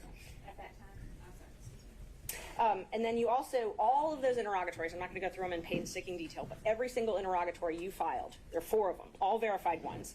Every single one, you said you didn't have any cash stored in a safe, a safety deposit box, or any other location. Plaintiff rarely carries cash. If plaintiff does carry cash, it's a nominal amount, correct? That's correct. Okay. So we've got what? 2021, you said you don't have cash. 2023, you said you don't have cash. Again in 2023, you said you don't have cash. And then in 2024, you don't have cash, right? So you're assuming that I received the cash and I stored it. I received the cash and I saved it. Well, you didn't put it in the bank, right? What's wrong with receiving the cash, Ms. Merchant, and spending it? Nothing's wrong with it, but you didn't put it in the bank. That would contemplate why the response is what it is on the interrogatories. So you spent the cash. That's because before, when it was asked, you said you didn't want to disclose where the cash was. No. For privacy reasons. No. Well, I said that if I were to store cash in my home, then why would I share that with the world, is what I said. I didn't say that I had some cash stored up in some place, because that's not the truth. And you've talked a lot about this, I split with a third, I split with half. From the check you received from Fulton County July 15th, 2022, so all the way back for July 2022, not a single check that you've received from Fulton County has gone into a joint banking account. Every single check has gone into your own personal banking account, correct? All of them, with the exception of the checks that were going into the WBC firm, went into my business bank account, which is solely in my name. Right. Your WBC account that you're talking about, that account was closed, though, in June of 2022. Correct. So everything after June of 2022 was put in a Nathan Wade bank account, not a corporate bank account with partners. I think the question right before that only needed a yes or no. So no, ma'am. The checks were deposited into firm accounts, law firm accounts. Law firm of Nathan Wade PC. Yes, ma'am. As a solo practitioner. Yes, ma'am. Okay, so they were not deposited into accounts with Campbell or Bradley. No, ma'am, they were not. Thank you. However, there were checks written to Campbell and Bradley that will reflect the third. And we've tried to get those bank records, but you've objected to those, correct? You've tried to get what bank records? We subpoenaed bank records, and you've objected to all of those, right? Your Honor, I'm going to object to their relevance. It's relevant if he's saying he has all these records, but yet we've tried to get them, and he's trying to keep them from us, but he doesn't bring all of the records. And you can make an inference if there's law that says you can make an inference if some documents are within the party's control and they won't provide them, that there's an inference that they're not positive. Ms. Cross. Your Honor, there was no obligation for Mr. Wade to produce evidence that Ms. Merchant couldn't find an admissible way to produce. I believe it's irrelevant. We've covered the ground, and I object to any further questioning. All right, I'll sustain that. Ms. Merchant, let's find some new ground here. Okay, thank you. Are you willing to waive your privilege with Mr. Bradley so that he can testify? I am not willing to waive attorney-client privilege. Okay, thank you. Only on the question, the health questions that were asked on campus. And I can ask it from here because it's very short.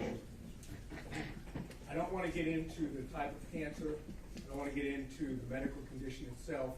Did I understand you to say that you had cancer in the year of 2020? Yes, sir. And you explained that because of that, in 2020, you kept yourself in a sterile environment? I tried, yes, sir. Now, what about 2021? 2021, just focusing on my health, trying to get back to myself. You remember I asked you some questions about Hateville? Yes, sir. And the condo? Yes, sir. And you indicated that prior to November 1st of 2021, you had spent time at the condo, the Hateville condo? Yes, sir. With Miss Willis, right? Yes, sir. And with someone else? You said Miss Yearty? Miss Yearty, yes, sir. Okay, so you were not concerned, that was not a sterile environment, was it? Are you inferring that Miss Yearty and D.A. Willis is not sterile? Of course it's a sterile environment. It's a condo. But don't you remember then I followed up and said, where else might you have been to show your cell phone records from Hateville? And you said, the airport, right? Not a sterile environment though, the airport, you agree? It is not. Okay, what about restaurants? Not a sterile environment, right? They are not. And the Porsche, you said something about a Porsche what? The Porsche experience. That doesn't sound very sterile to me. Is that a sterile environment? Well, you're inside of your vehicle. Yeah, but don't you mingle with others? You can. Yeah, and you were doing all that in 2021 before November 1st. That's what you testified to, correct? Yes, sir. So there's no reason why you couldn't be dating in 2021, is there? You mean 2020, Mr. Sadow? No, I said 2021. All right. Correct? Dating? No. No reason. No reason. Got it. Thanks. All right, Mr. Gillen? Okay. Mr. Stocks? Stockton, excuse me. Just real briefly, you said you started dating in early 2022, and you also used the term personal relationship. And there was no dating, no personal relationship prior to early 22. Is that correct? Help me understand. I want to make sure I answer you. So let's be clear. 2022 was the start of any intimate sexual relationship with the district attorney. Okay, and that's what I was wanting to Okay. make clear. In your affidavit, you used the term personal relationship. Got it. Today, you've used the term dating. And your testimony today is that that includes the term basically physical or sexual or intimate relationship. Is that correct? Yes, sir. And there was nothing, according to your testimony, there was none of that prior to early 20. That is correct. That's all I've got, Judge. All right, not seeing anyone else. Ms. Cross, any redirect? All right, Ms. Merchant, can this witness be excused?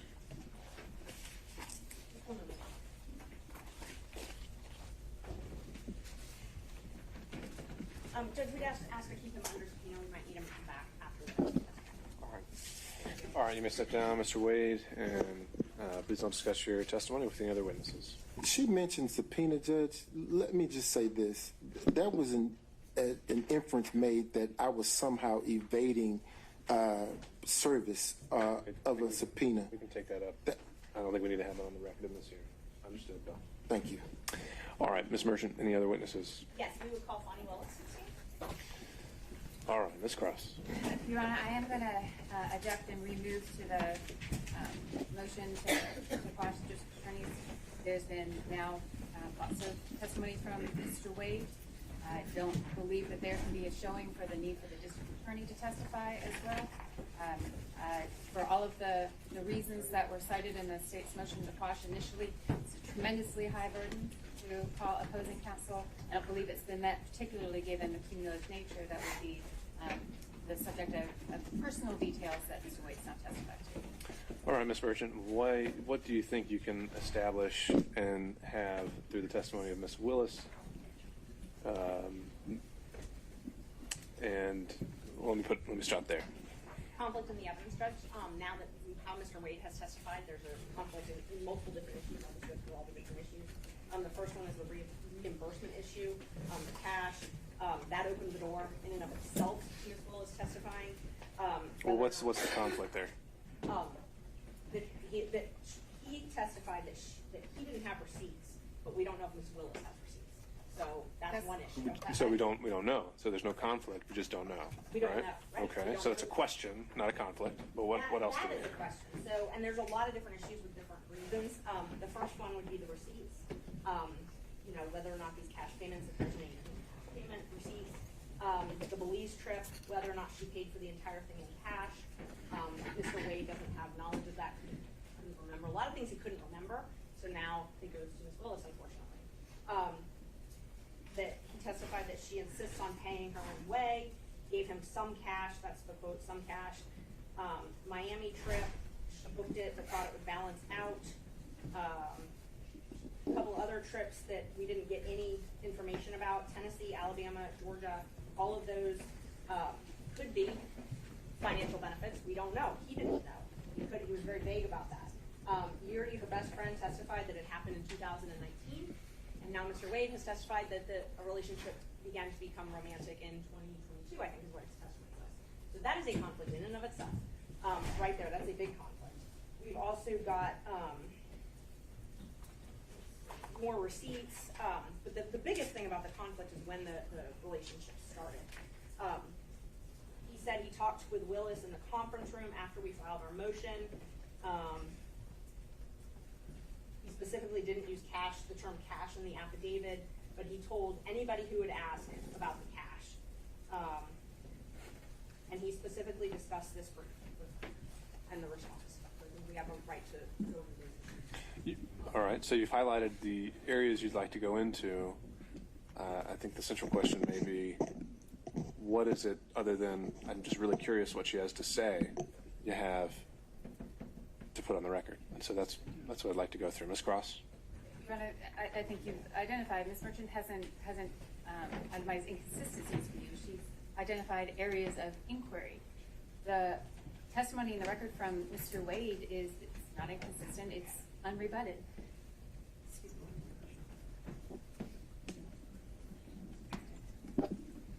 me. And so that I don't believe, given the testimony of Mr. Wade and the extent of the questioning of him, that there is any reason at this point to go into the district attorney herself.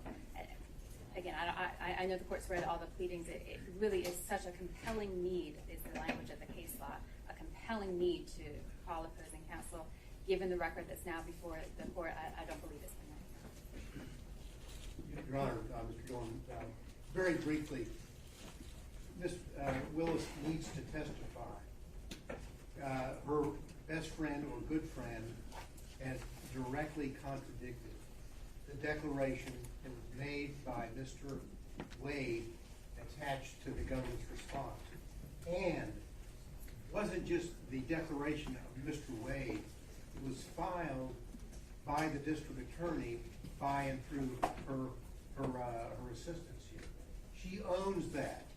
And so that affidavit is owned by her, and there are deep concerns that that affidavit is false, and that Ms. Willis knew it was false. and that she needs to come in here if she wants to tell us about the cash. First time we've heard about the cash. Oh yeah, we got cash. Don't have any deposit slips. Don't have any record of it. Maybe Miss Willis can say, here, all my records where I paid $10,000 in cash back to Mr. Wade. We need to know that. Also, Miss Willis's financial disclosure. Let's not forget that. We're talking about two people who went to extraordinary lengths to hide their relationship, to hide the nature of their relationship. Extraordinary. The district attorney needs to take the stand, and she needs to tell this court and this courtroom why she filed financial disclosures in 2022 identifying prohibited sources, which Mr. Wade clearly is a prohibited source. Did you get gifts and benefits? Now we've seen all this. We've seen the trips. We've seen all of the things that total up to around $10,000 in cash. Yet for the financial declaration for 2021, which was filed in April of 2022, and the financial declaration for 2022, which was filed in April of 2023, there is no listing of any gifts whatsoever over $100 from a prohibited source. It cries out for her testimony. She needs to be able to get up here and say, why didn't you tell on the disclosure form so that people will know the nature of the relationship between prohibited sources and the public official, in this case the district attorney, who happens to then make a decision to hire someone that ends up being paid hundreds of thousands of dollars, or his firm and him, and none of that is revealed. And the answer is, oh, it's unrebutted. He's explained it's all in cash. Let her get up, and let's, and obviously, we are advocates in our position, but that explanation of cash does not pass the smell test or the straight face test. She needs to go on the record. She filed this motion with his declaration. We've seen what happened here. Now, I'll just 2 or 3 more sentences. We need to have the full picture, as we've gotten through Mr. Wade, of his false interrogatories. Serious business for a lawyer or anybody. And then suddenly he's changing it. She files her financial declarations, same problems. We need her in here to go over all of this and to explain exactly what happened. We would ask the court that the court allow Ms. Willis to be called and interrogated on these matters. And I would too, Your Honor. Just a moment, Ms. Willis. So, Ms. Cross, I don't know if you want to speak with Ms. Willis now. It's sounding like maybe they're withdrawing the objection to the motion. I believe the motion to... Or does Ms. Willis want to take the lead here? We'll withdraw the motion to quash Ms. Willis. Based on the... I'm ready to go. Okay, so the position of the district attorney at this point is that she's no longer contesting the subpoena. Ms. Merchant has called her as the next witness.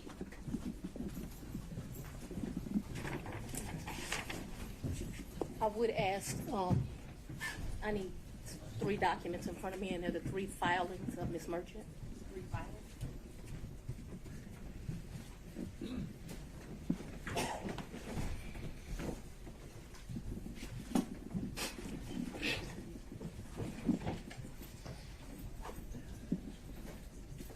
Does anyone have the 3 filings of Ms. Merchant? Does the court have the 3 filings of Ms. Merchant?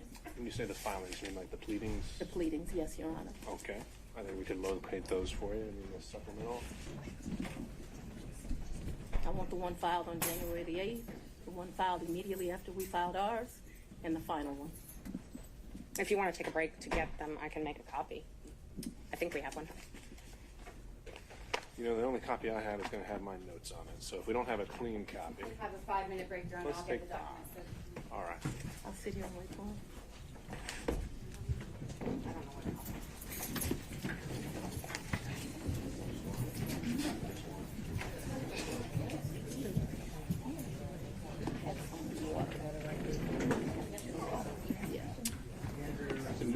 Did we elect someone who's actually making the copy? You got it? Okay. This crosses yours. Is there? I can.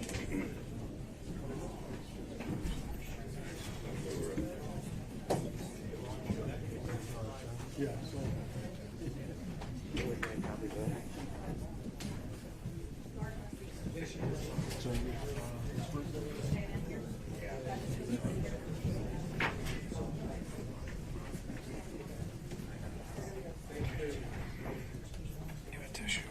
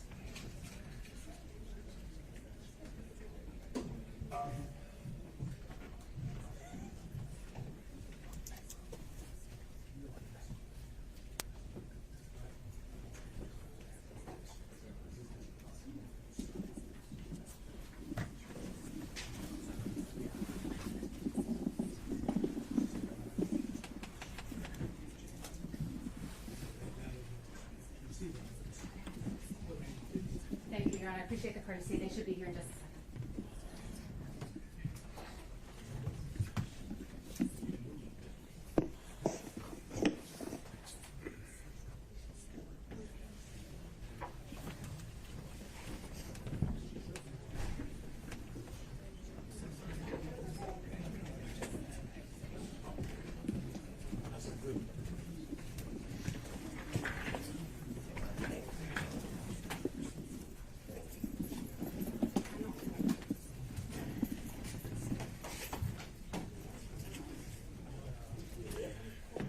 All right, Ms. Cross, you can bring everyone in. Thank you.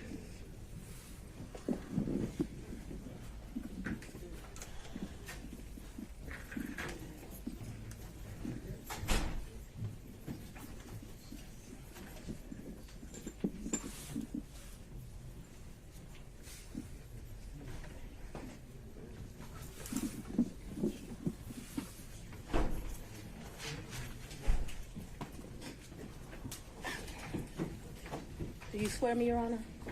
Would you like Do to you, whomever would like to. We got Deputy Scott usually. But let's go, wait a minute, let everyone get situated and then we'll go back on the record.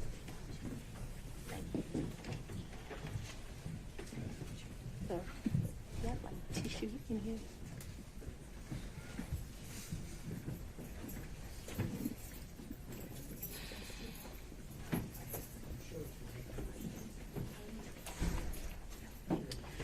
All right, we are back on the record. Deputy Scott, if you could swear in our next witness.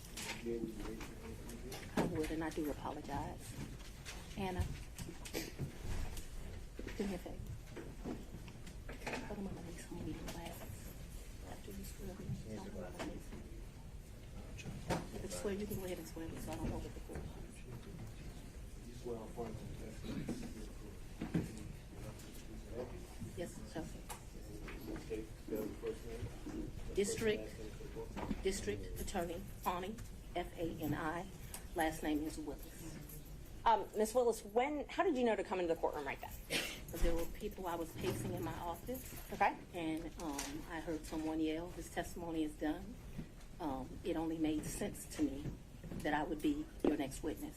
And I've been very anxious to have this conversation with you today. So I ran to the courtroom. So as soon as you heard that Mr. Wade was done testifying, that's when you just assumed you would be the next witness? It only makes sense. Did you listen to any of the testimony? I've been in my office pacing, ma'am. Okay. Did you listen to any of the arguments? I did hear the arguments this morning. It's ridiculous to me that you lied on Monday, and yet here we still are. And I did listen to that argument. All right, so that was it, just the argument, no testimony. Right, I listened to the argument this morning where Adam Abadi, I thought, did an excellent job pointing out how dishonest you were with the court on Monday. And I'm actually surprised that the hearing continued, but since it did, here I am. Great. So let's just talk about what you did in preparation for today. Did you meet with Mr. Wade at all? Once the motion was filed, did you meet with Mr. Wade and talk to him about the motion that I filed to disqualify you? On January, this first January motion? Yes. I don't know if you could say talked about. I probably had some choice words about some of the things that you said that were dishonest within this motion. So I don't know that it was a conversation. As you know, Mr. Wade is a Southern gentleman. Me, not so much. Okay, but my question was, did you have a conversation with him? I didn't have a substantive conversation. You did not?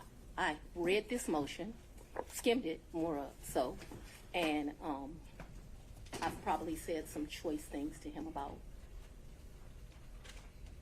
some of the lies they were told. Okay. And then printed in the media because, you know, we used to be in a day and time where you had 60 Minutes and people did stories and they verified information and you had this great reporting.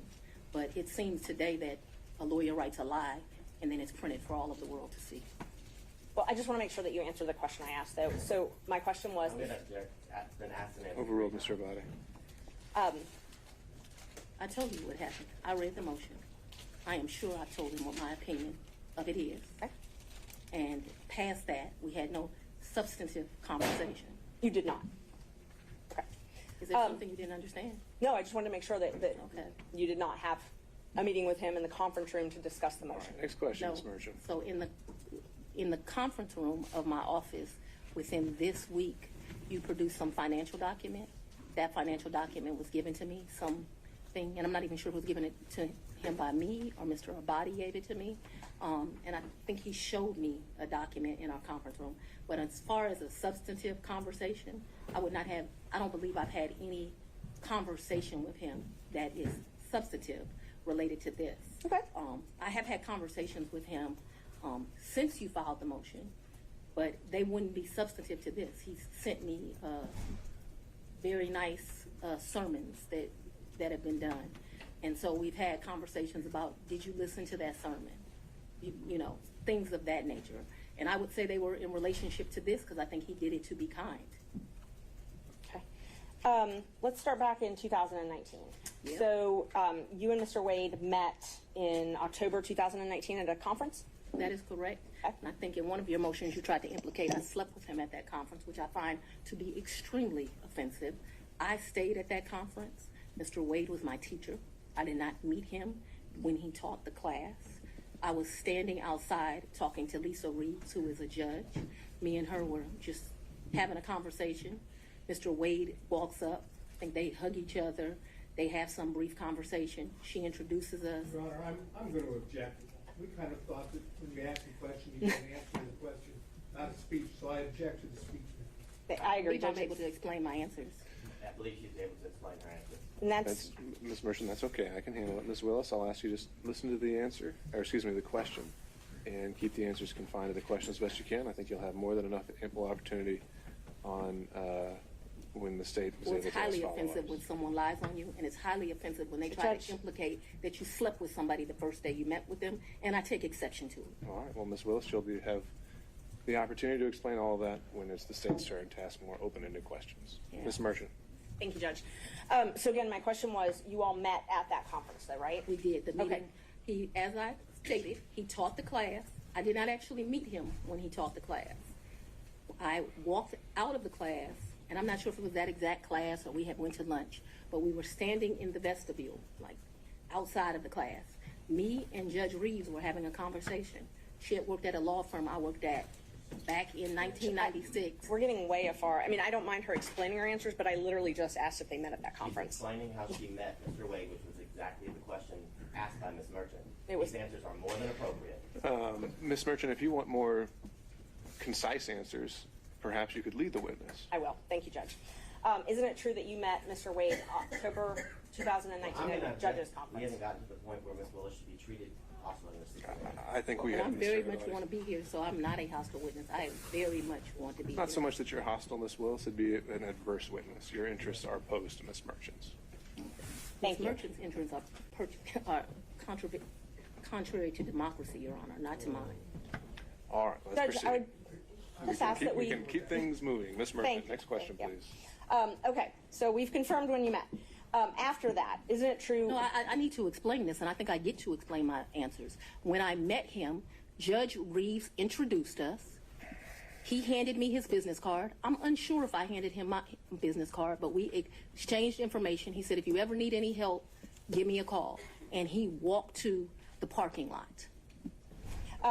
So after that, you started dating shortly thereafter, correct? That's a lie. That's one of your lies. Okay. Do you know Robin Yurdy? I know her as Robin Bryant. I knew her. So Robin did not go to my college. She went to the college of, I went to Howard University. She went to Morgan State. I met her through some people I knew. In college, we hung out a bit. Not much because she was in Baltimore and I was in Washington, D.C. But we hung out a bit. After college, I lost contact with her. I probably didn't see Robin again until maybe 7 or 8 years ago, a chance meeting here in Atlanta, but we did not have a consistent relationship from when I left college and came to Emory Law School here in Atlanta. But 8 to 10 years ago, just by happenstance, I ran into her.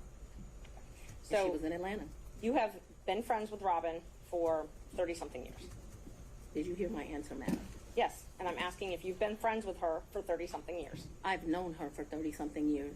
We certainly hung out and partied together in college. She was from the D.C. area. She would come home, we'd party together. Wasn't close, but she was certainly in the girlfriends that partied together. And then, like I said, I ran into her about 10 years ago in Atlanta, Georgia. But we didn't talk throughout that time period. I didn't see her. I didn't even know where she was. When I ran into her, I was surprised she was in Atlanta. And so, yes, I have known her probably since 1990, 1991, but we have not maintained a consistent relationship that whole time. For the last 10 years or 5, whatever you'd like to classify it as, have you been friends with her? I have not spoken to Robin in over a year. I certainly do not consider her a friend now. I think that she, there's a saying, no good deed goes unpunished, and I think that she betrayed our friendship. So let's narrow it down, the timeline now. So my questions are going to be from the time period of 2019 until she no longer was employed for you, the last time you all talked. So all of my next questions are just focused on that time frame, okay? Yes, ma'am. Up until she left your office. Yes, ma'am. During 2019, you all were friends, correct? Yes, we knew each other in 2019. During 2020, you all were friends, correct? We were friends during that time period. During 2021, you all were friends, correct? Yes. Okay. And such good friends that when you needed a place to stay, you asked her if you could take over her lease. That's a lie. You did not move into her apartment? I or her did, but condo? that's not the way you characterize it is wrong. I asked if you could take over her lease. I did not ask if I could take over her lease. Did you move into her apartment? I moved into her condo in April of 21. The circumstances around that were that Robin met her husband. They wanted to move into another and separate place. She wanted to get rid of her condo. My father was living with me at the house. Because of this case and because of my stance on gangs, my life was being threatened regularly. My father urged me to leave our home. At the same time, as luck would have it, Robin wanted to give up her lease because she wanted to move in with this new man she met, who eventually became her husband. And so, as life circumstances worked, my dad was begging me to leave the house. He was afraid for me, afraid for his grandchildren. She wanted someone to take over her lease so that she didn't, have to pay a fee or get abandoned. And so, I don't remember when, but probably March or April of 21, I moved in and take over her lease.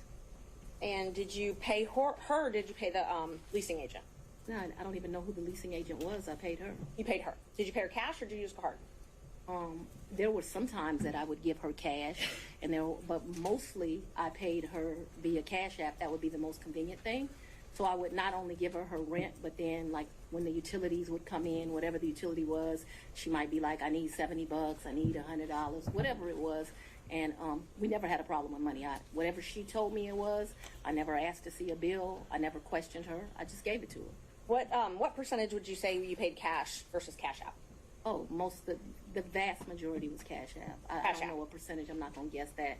But the vast majority was Cash App. But there would be times she would say, this bill came in at $70. Here goes $70. Did you have a monthly rent amount that you paid her? I can't remember. It was $1,400, $1,500. I can't remember what it was. And it would vary, which I don't understand to this day. But like I said, I never questioned her.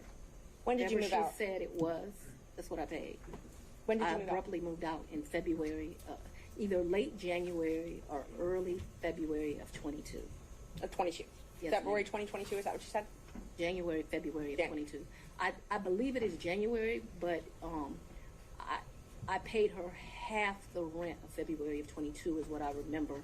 And because I was offering to pay the whole rent, even though I didn't live there, I didn't think it was right. And I ended up just paying her half the rent. So that's after you moved out. You said you paid her half of that. Okay. And the time that you said you had to move out of your house because you were scared, did your dad stay there at your house? My father was concerned. Yes, we were both concerned. Okay. But he remained there. My father's 80 years old. He would have been 79. He was scared to death of COVID. You have to go back to when this was. My father's an older man. I wanted him to move out. We had some discussions about him moving out, and what he decided was the risk of COVID was more dangerous than the risk of the people that were threatening. Typical man, more worried about his daughter and his grandchildren than his own safety. You'll get to meet him, and you'll understand he doesn't scare too easily. So his grandkids were living at the house as well at that time? Well, I don't know how old your children are, but when you have adult children, they leave and they come back. They leave and they come back. So there have been periods of time that they're there, they come, they do whatever they want to do. Children do what children do. As long as their mother has a house, they'll come to it. Unfortunately, now the threats because of this case have gotten so extreme. I just pay a mortgage and no one lives there. And that's what I was going to ask you. So when you moved out in, I think you said April 2021, you left your dad and your two kids at the house? My dad and my two kids were not at the house. They were not? Okay, so they didn't still live at your house? My youngest daughter certainly did not live there. Okay. My oldest daughter would come back and forth. I can't say month for month when she was there or when she was not there. I know that she has been there post me moving out. At this time, no one is at my house. Okay. So at some point after you moved out for the safety reasons, at least one of your children did come Ms. back Merchant, to the can we get to either the relationship or the financial benefit? Yes. Let's see, we were back at 2021. So you were still friends with Miss Yeardy then. Were you also friends with Mr. Bradley? I've never been friends with Mr. Bradley. You've never been friends with Mr. Bradley? No, I don't consider us to be friends. I don't dislike Mr. Bradley, but I don't consider us to be friends. Is he someone that you would have in your phone and you would message with? I might have text messaged him. Okay. Would you text message him and Mr. Wade on the same conversations? I don't recall doing that, but if it happened, it wouldn't surprise me. Okay, so that wouldn't surprise you, the three of you. Okay. How frequently would you think that the three of you would have texted? Not very. I wouldn't think very often, but you're asking me to recall. I don't even know what time period you're asking me to recall, but I'm not going to speak to that because I just really don't know the answer to that. And so I don't want to speculate as to how often that would happen. But it's not out of my practice to text two people on one text message. So if you told me that happened and showed it to me, it wouldn't surprise me, although I have no recollection of it. But there would be some record of it in your phone, or the phone records would have some record of those texts. Perhaps. Talk about, you said that sometimes you paid Miss Yeardy cash. When you went on vacation with Mr. Wade, let's just go one by one. Let's start with the first one. What's the first time you went on vacation with Mr. Wade? I think the first time we went on vacation was around April of 22, and it's a vacation is a stretch, but I'm trying to be comprehensive. I recall April of 22. His birthday is March the 18th, so that would have been his 49th birthday. I took him to like Tennessee for the day. I think we went to a museum. I think we might have stayed the night. I'm not sure, but I mean, Tennessee's kind of hard to call a vacation, but I just am trying to be inclusive. And it, like I said, I know it wasn't more than a day. So you're gonna spend the night? I think that we did. That's what I'm telling you. I think that there's a possibility that we stayed that night in April of 22. Who paid for the hotel? I think I did. It was his birthday. And would you have used a credit card? Probably maybe a debit.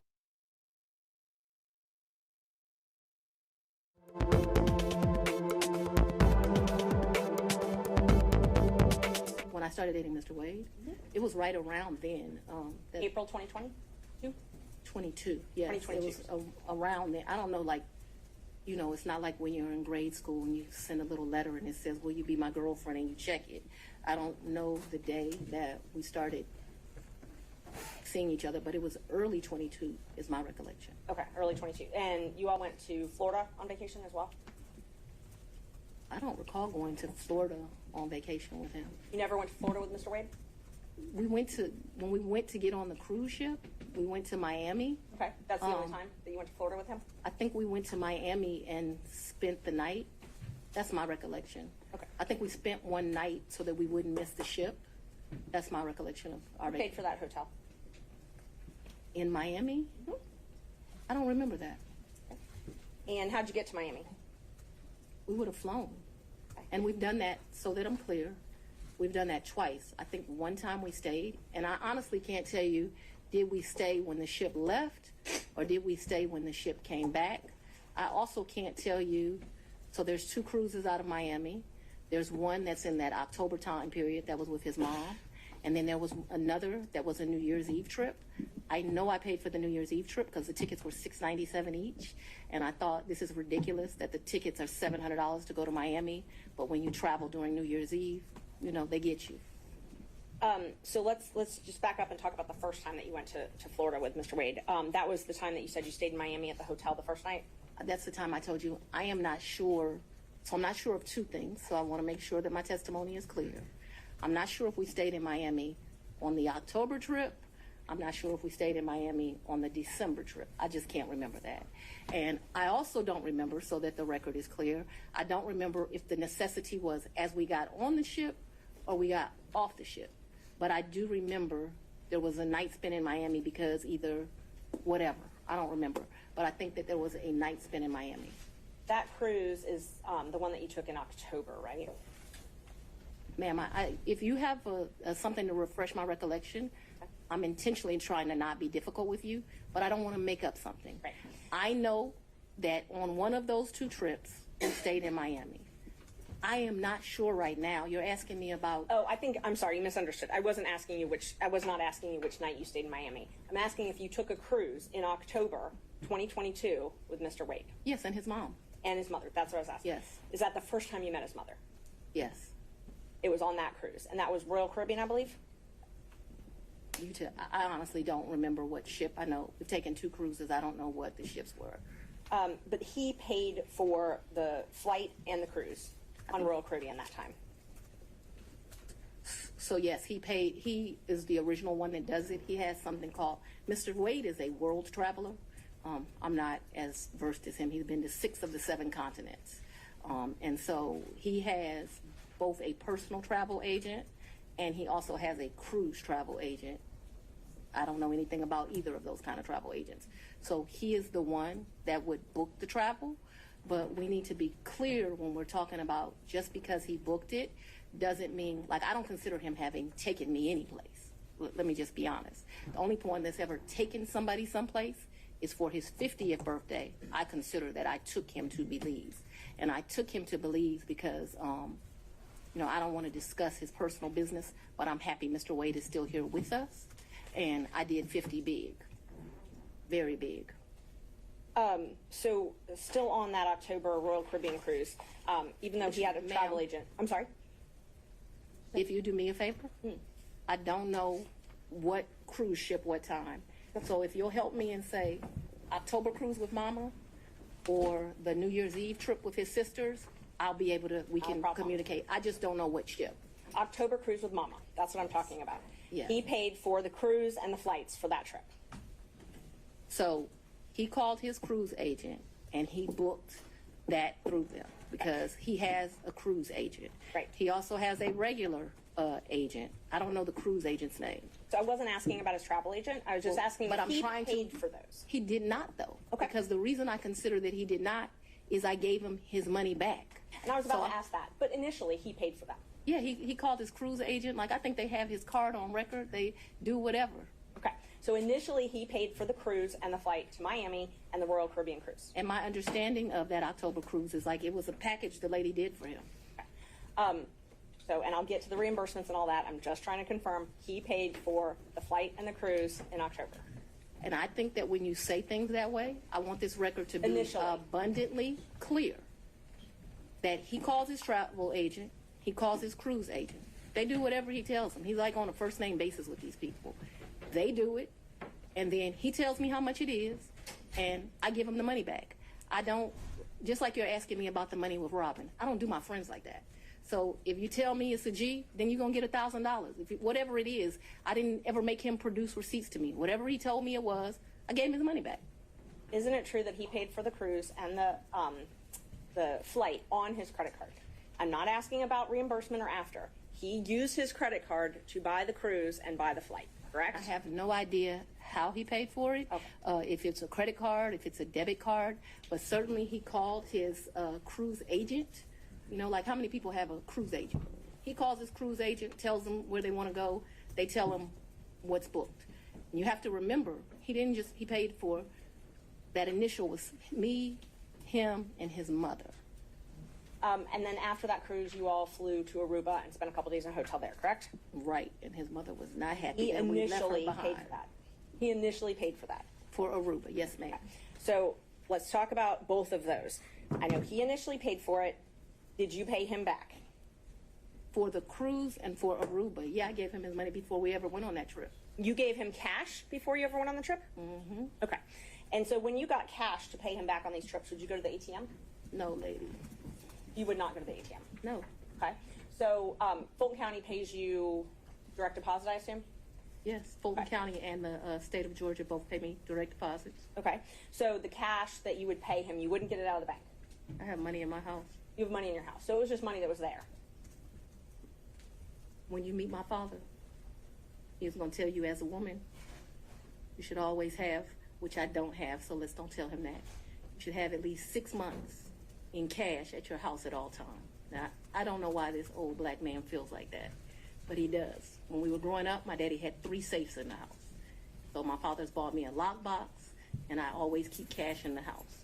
Now, I don't do it to the degree that my father would do it, so he would probably be ashamed with me, but I always have cash at the house.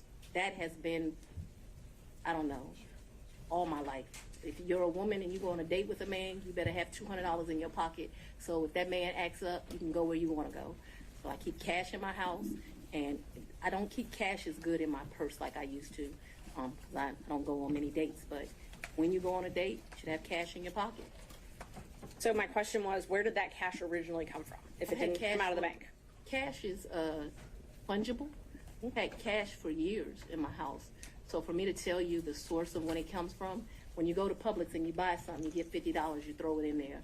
It's been my whole life. When I took out a large amount of money on my first campaign, I kept some of the cash of that. Like, to tell you I just have cash in my house, I don't have as much today as I would normally have, but I'm building back up now. So you just put money in. It's a very good practice. I would advise it to all women. So you can't identify when you came into this cash or where the cash came from? I didn't say I couldn't identify it. No, nobody gives me anything. I am sure that the source of the money is always the work, sweat, and tears of me. What you asked me for is, when did the money go in there? What I am trying to tell you is, so I got divorced in 2005 from my husband. No, it's important. You said, where did the money come from? And I need to tell you where the money came from. And so for many, many years, I have kept money in my house. That money in my worst days has probably only been $500 or $1,000. At my best days, I probably had $15,000 in my house at cash. At all times, there's going to be cash in my house or wherever I'm laying my head. The money that you paid Mr. Wade, the cash, in October of 2022, you do not know where that money came from. I do know where it came from. It came from my sweat and tears. You know which job it came from. Did it come from Fulton County or did it come from a private job? It came from, what are you talking about? So it could have come from a private job because before I was DA, I was in private practice. So I earned money during that time period that's probably in there. You don't know could have, what do you mean I don't know where it came from? I understand the situation. We can move on. Okay, thanks.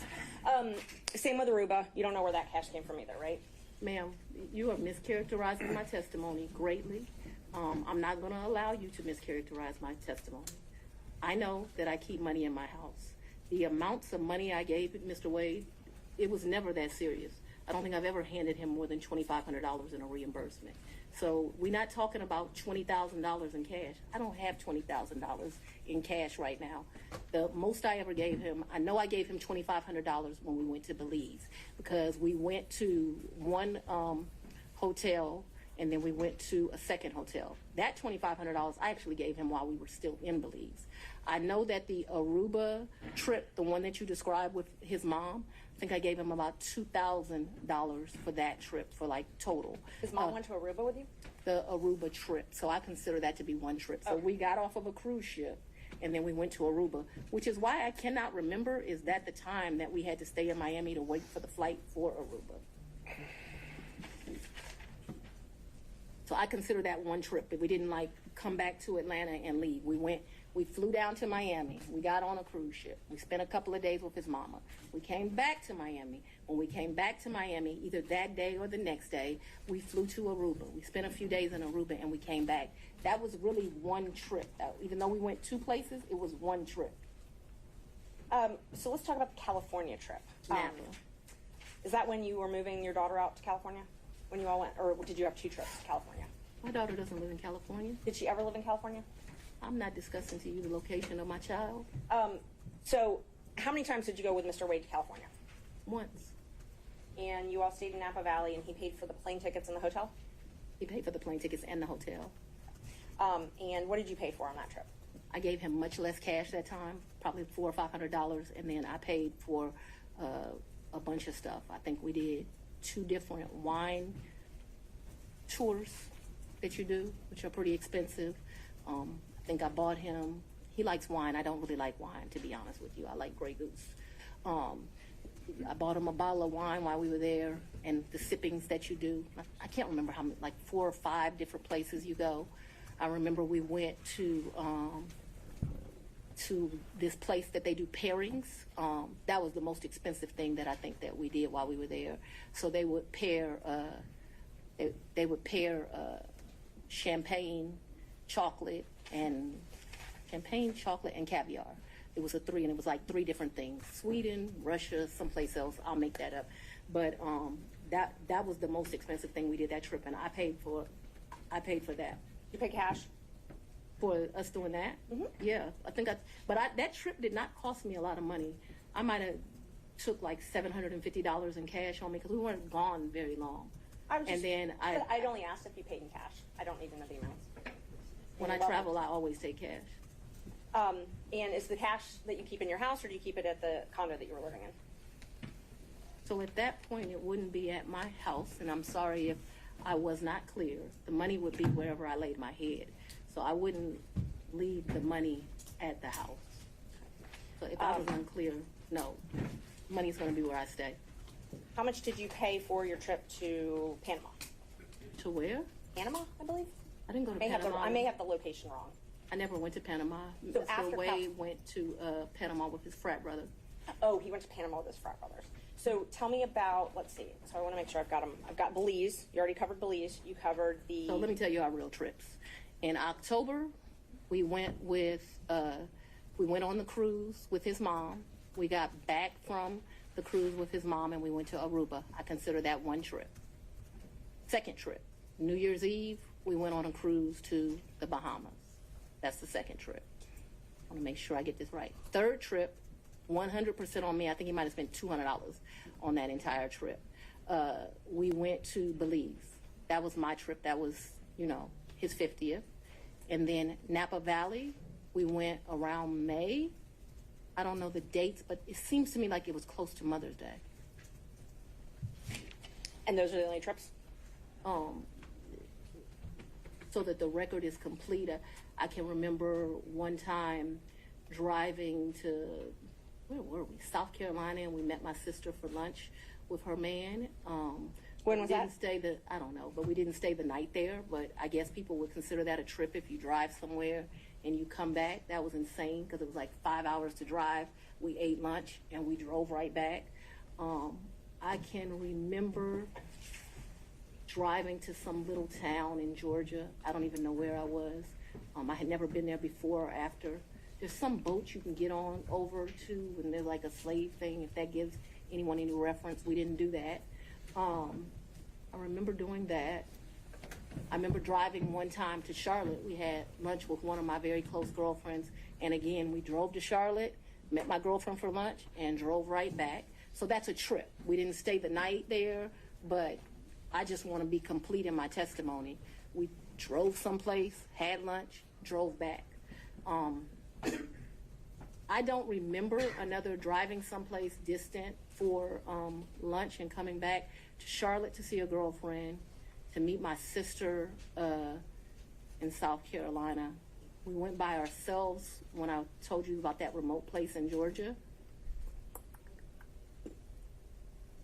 We could have driven someplace else and had lunch and came back, but that's all that comes to my recollection right now.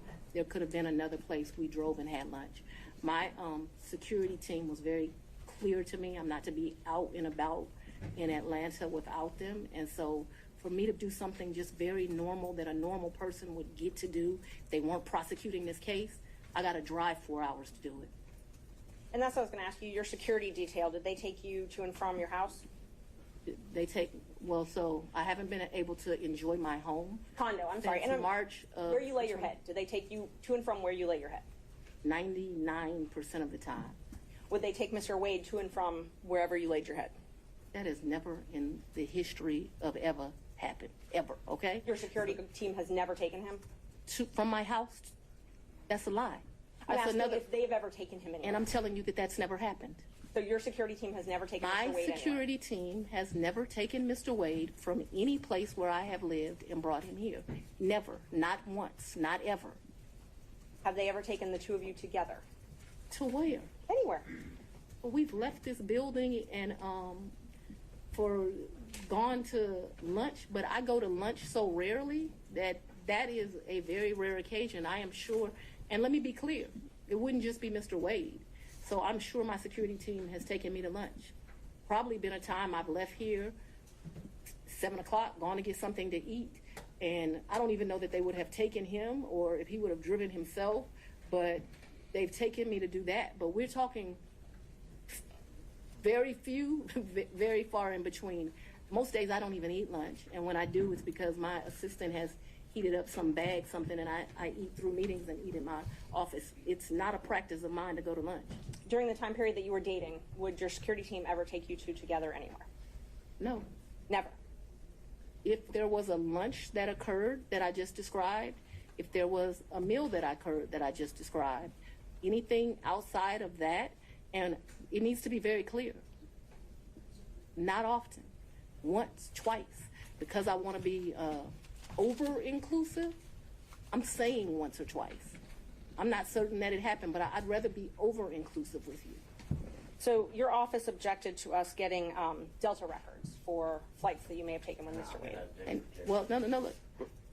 I object to you getting records. You've been intrusive into people's personal lives. You're confused. You think I'm on trial. These people are on trial for trying to steal an election in 2020. I'm not on trial, no matter how hard you try to put me on trial. So my question was, Do you have any I problem? object to getting any personal records of mine. We're not dealing with privilege through a witness. And I'm not, no, I'm not dealing with privilege. What we had offered to put them in camera for the court to review, and I just want to know if she has any That's not problem. something you deal with a witness.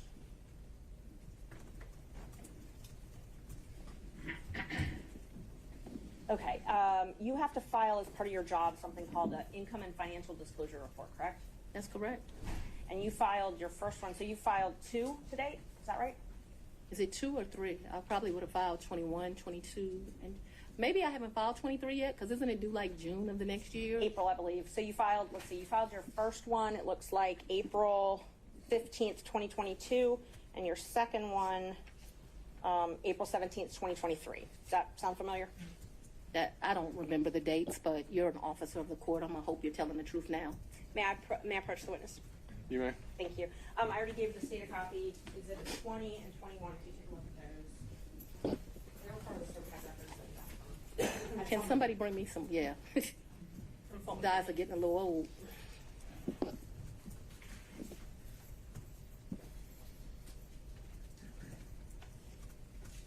Yes. Okay. Yes, so ma'am. Those are the ones that you filed. This looks like me for sure. Yes, ma'am. Yes, ma'am. Judge, we'd move to admit 20 and 21. I think you need to delineate which one's which 20 one's which. is 2021, so it accounts for the time period, Your Honor, January the 1st, 21 through December the 31st, 2021. That is Defendant's Exhibit 20. Defendant's Exhibit 2021, it accounts for the time period January the 1st, 2022 through December the 1st of 2022. All right. Any objection to Exhibits 20 and 21? Nope. Sorry. From other counsel? Admitted without objection. Yeah. When did your personal relationship with Mr. Wade end?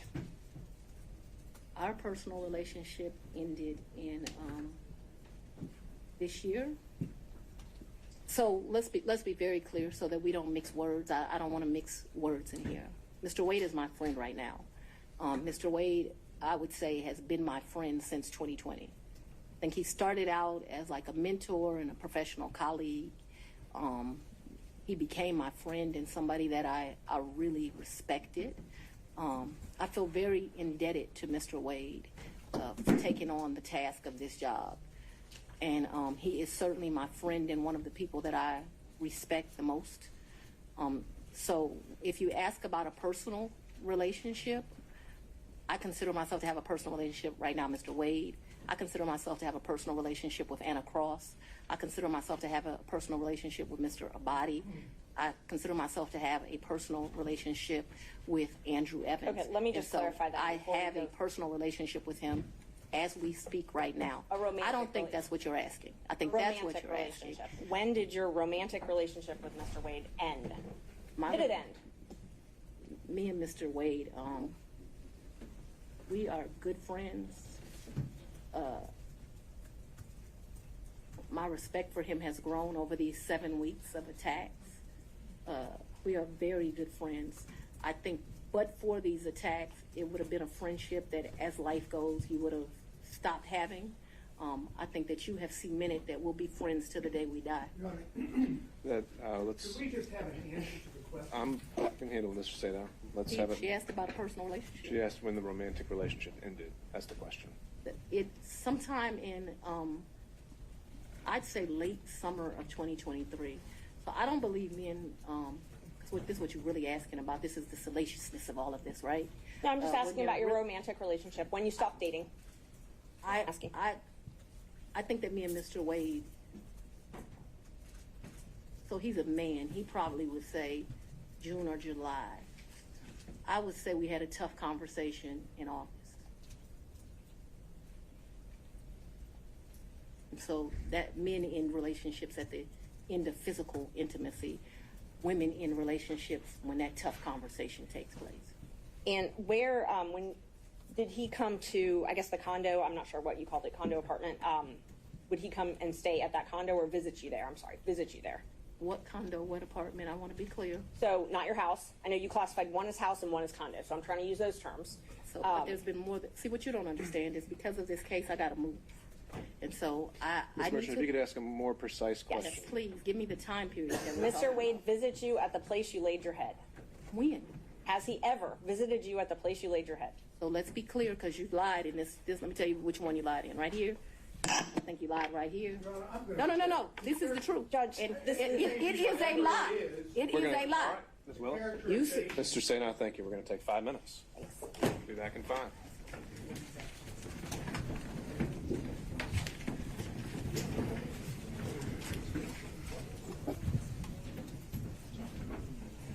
May I go to the bathroom?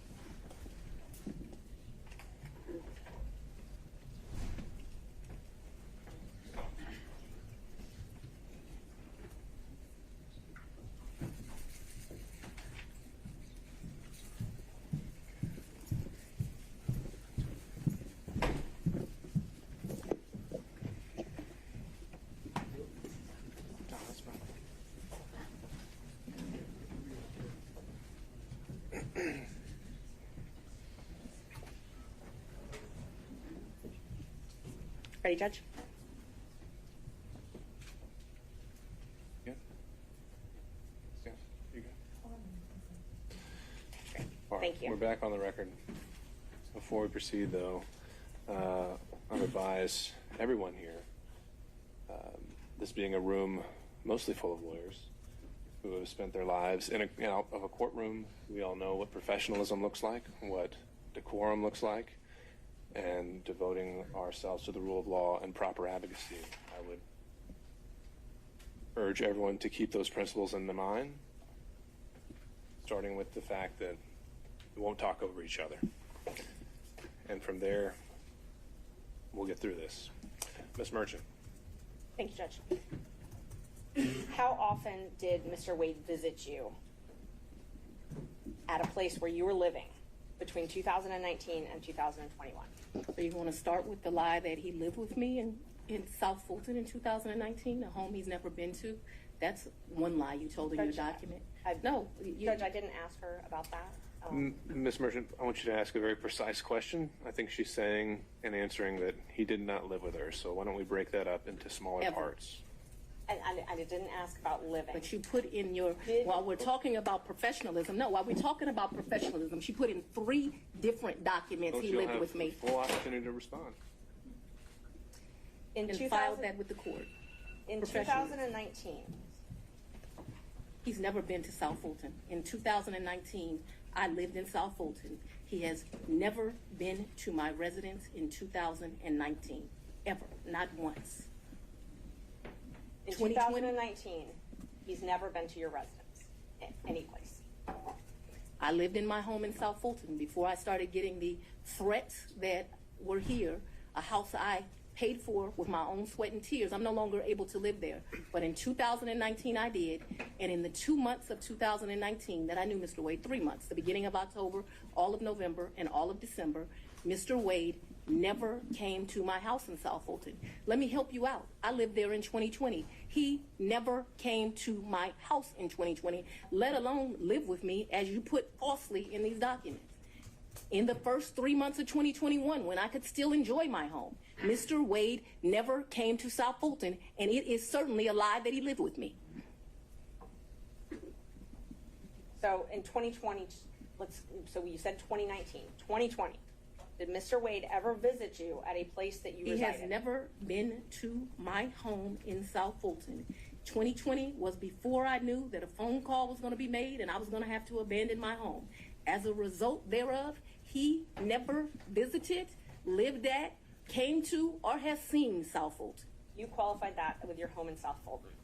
That's where I lived in 2020. 2020, did he ever visit you at a place that you resided? Okay. I don't understand. You're going to give me guidance. In 2020, I lived in South Fulton. Okay. That's the only place I lived in South Fulton. That's before I had to abandon my home, Judge. All right. And at my home in South Fulton, he never came there, okay?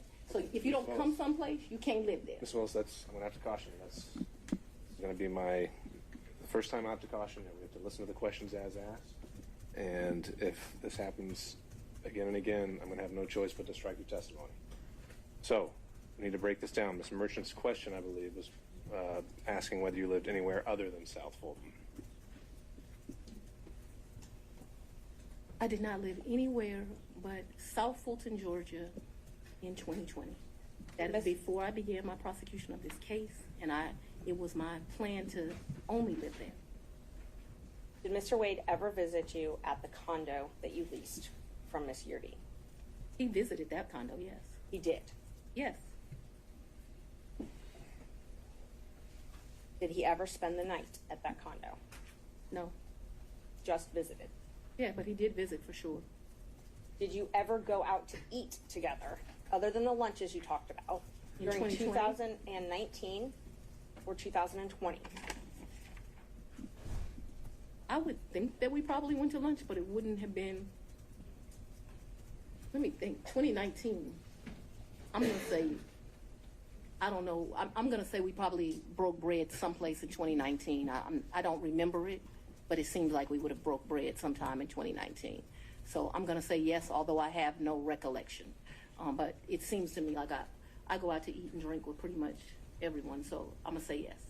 So outside of the vacations that we've already talked about, did you ever go out to dinner with Mr. Wade? I mentioned to you that I I'm going to object as to what time period. Like we're asking very vague questions. I thought we were treating the witness as hostile under 611. We're no longer doing that. So we're going to go back and forth. We need to be more specific with our questions if we're going to treat her as hostile.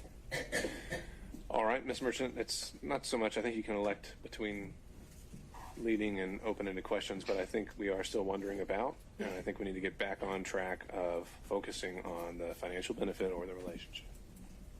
And my next question about if you did go out to dinner, who paid when you went out to dinner? He paid, I paid. You both paid. Okay, so let me be real clear. We didn't say, oh, the bill is $102. You give $51, I'll give $51.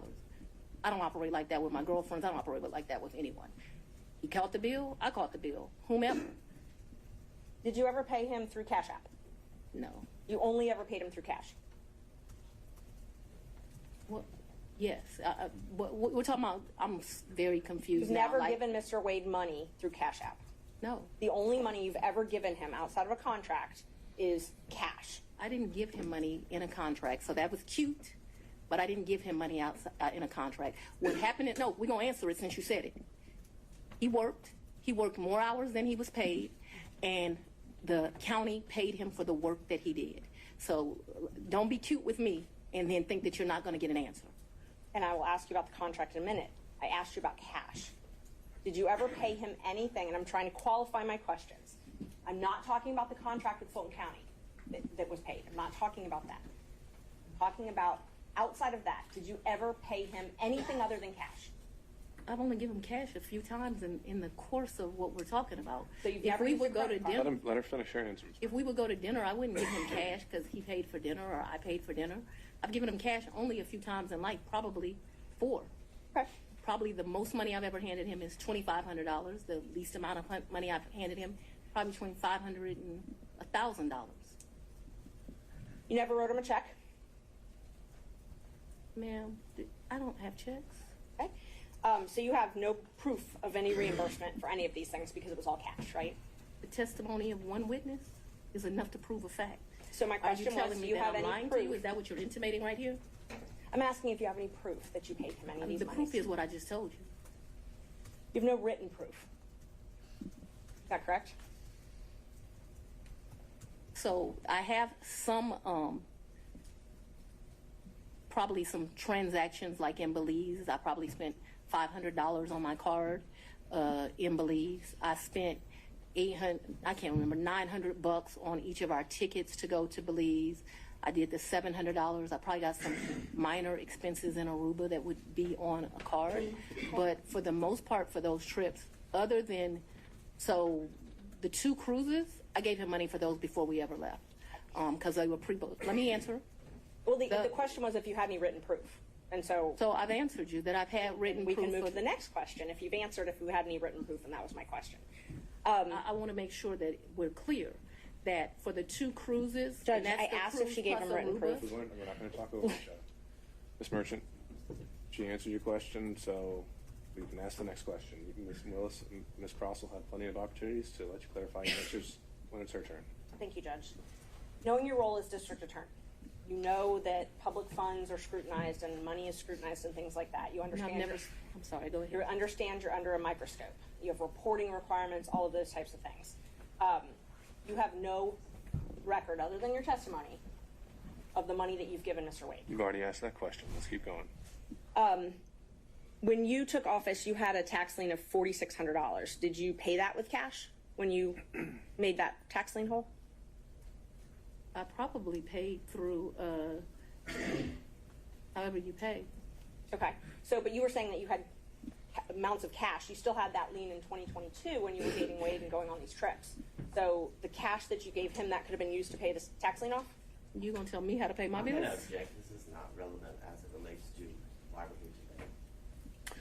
Ms. Merchant, are you trying to establish that she was insolvent in some way?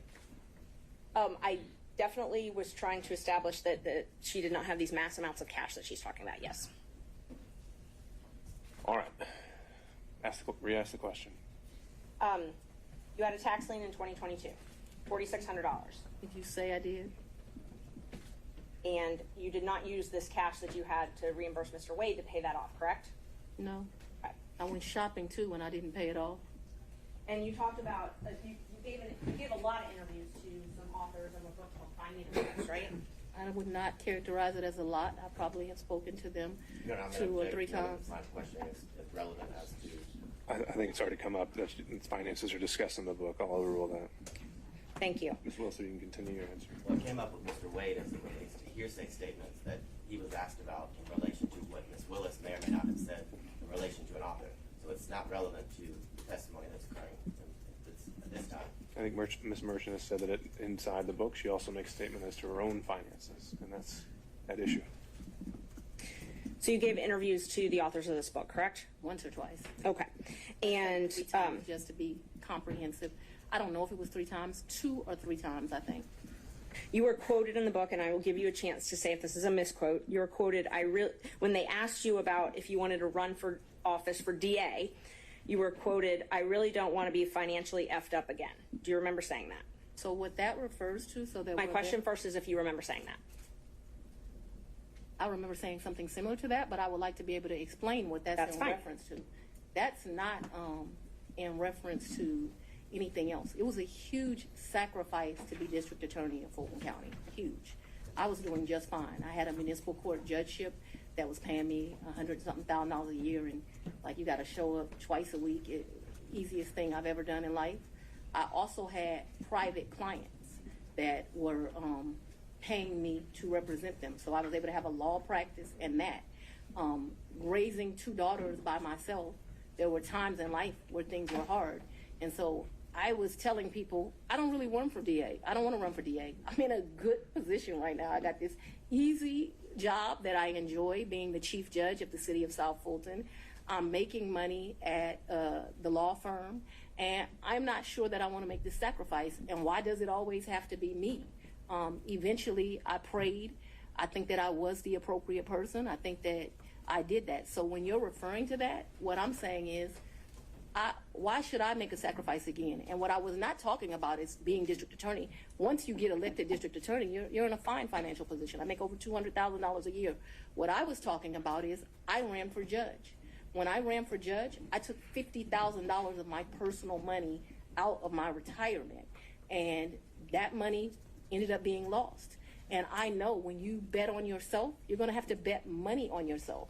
And so what I was talking about was not wanting to go through the personal financial expense of running for office.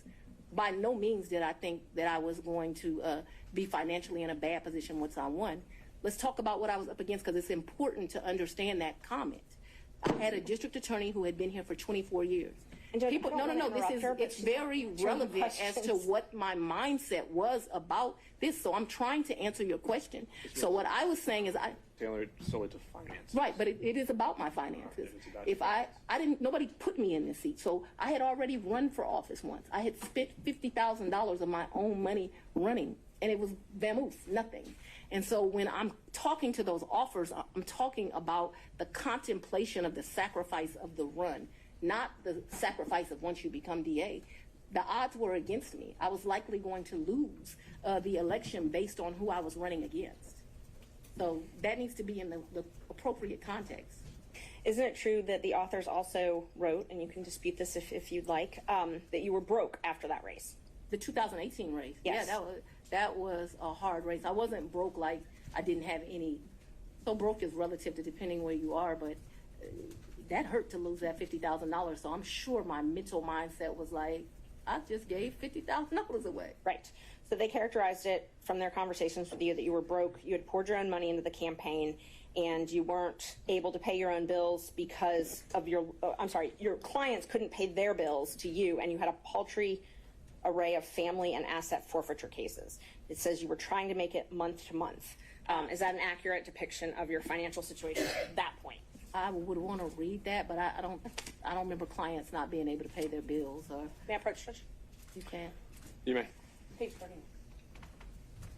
I have not read this book.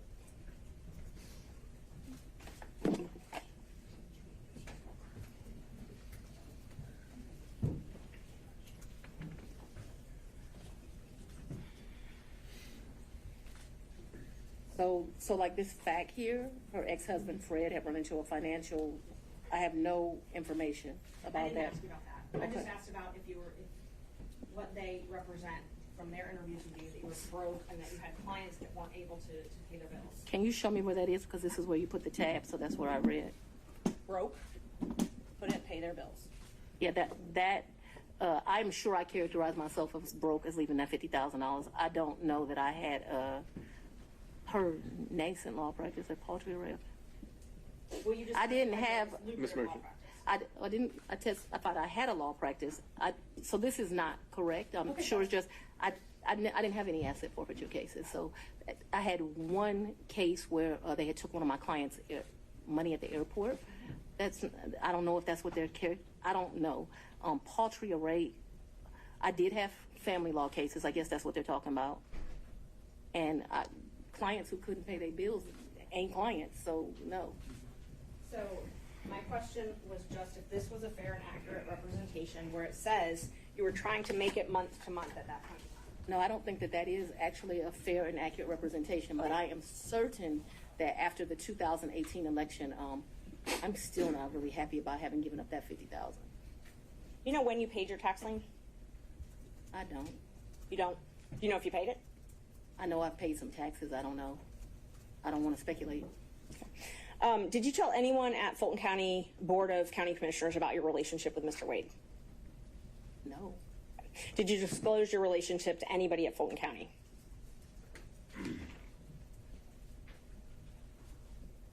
No, I don't think so. And as the Chief Law Enforcement Officer of Fulton County, I assume that you're familiar with the county code and ordinances? I've said we're not going to cover that in this hearing, Ms. Merchant. I'm sorry, Judge? We said we weren't going to cover the county regulations. Okay, and I won't. Let me ask you this then. So are you aware that you're required to disclose any relationship with someone that you contract with in Fulton County? I'm going to object to the court's prior ruling that you made this morning. Would this be different because it's a potential for impeachment? Yes. What did you ask me? Ms. Merchant, if you could re-ask the question. Okay. Are you aware that Fulton County requires you to disclose any relationship with someone that you're doing business with? I'm not aware, and I know often that things are confused with state constitutional officers in county, but I'm not aware. Okay. So it's not so it's your understanding that you don't have a duty to disclose the relationship? She's answered that question. Let's keep going.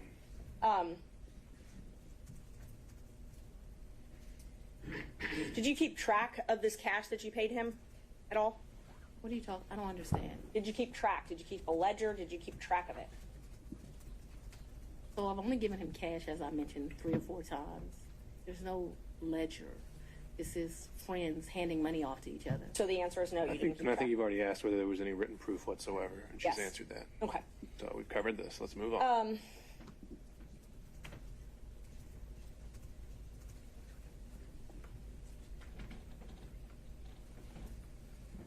Who are you referring to when you suggested that Mr. Roman's motion to disqualify was racially motivated? We already said we're not talking about the forensic misconduct that's been alleged.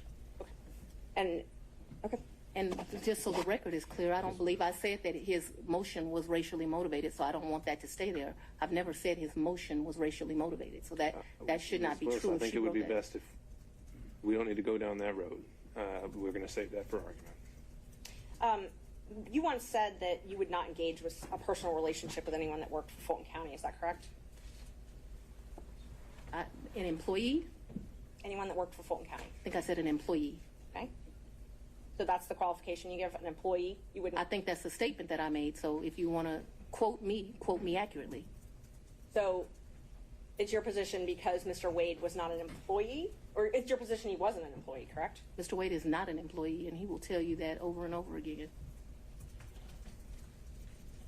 Just one moment, Judge.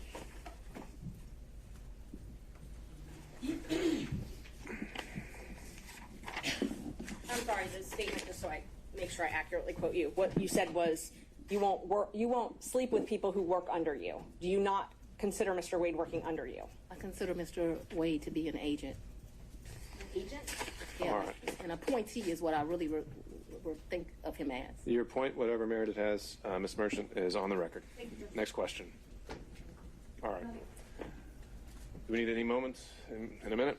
Mr. Sadow. Yeah, I'm ready to go, Your Honor. All right.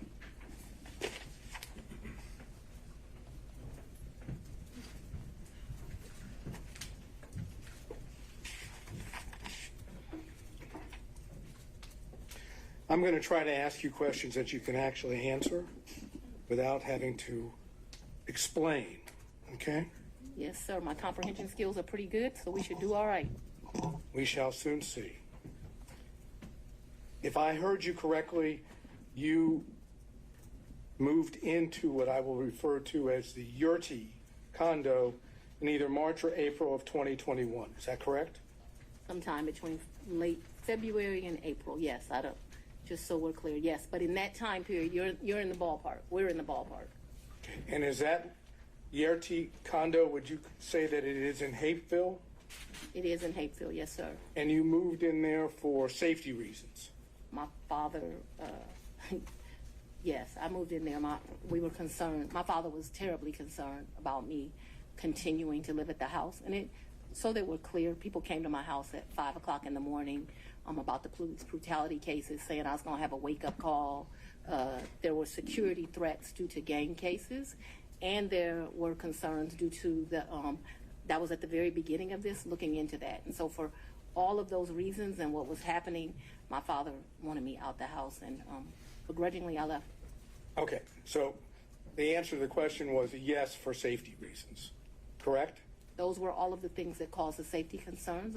I'm sorry. I'm not questioning whether they are or are not safety concerns. I just asked that you moved into this condo, the RT condo, right, for safety reasons, right? Yes. Okay.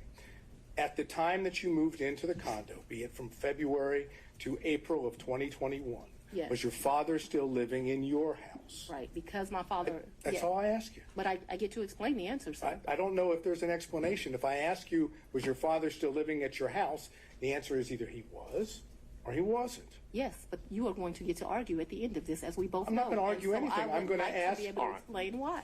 I'm going to. So yes, because my father is an older gentleman, he was worried about COVID, and he stayed. Ms. Willis, I'm going to have to say that's second time. Whenever we have to put a pause, we stop testifying. Okay? You'll have a chance to explain yourself. The question was whether your father was not staying there at the time, and you're clarifying that in your answer as well.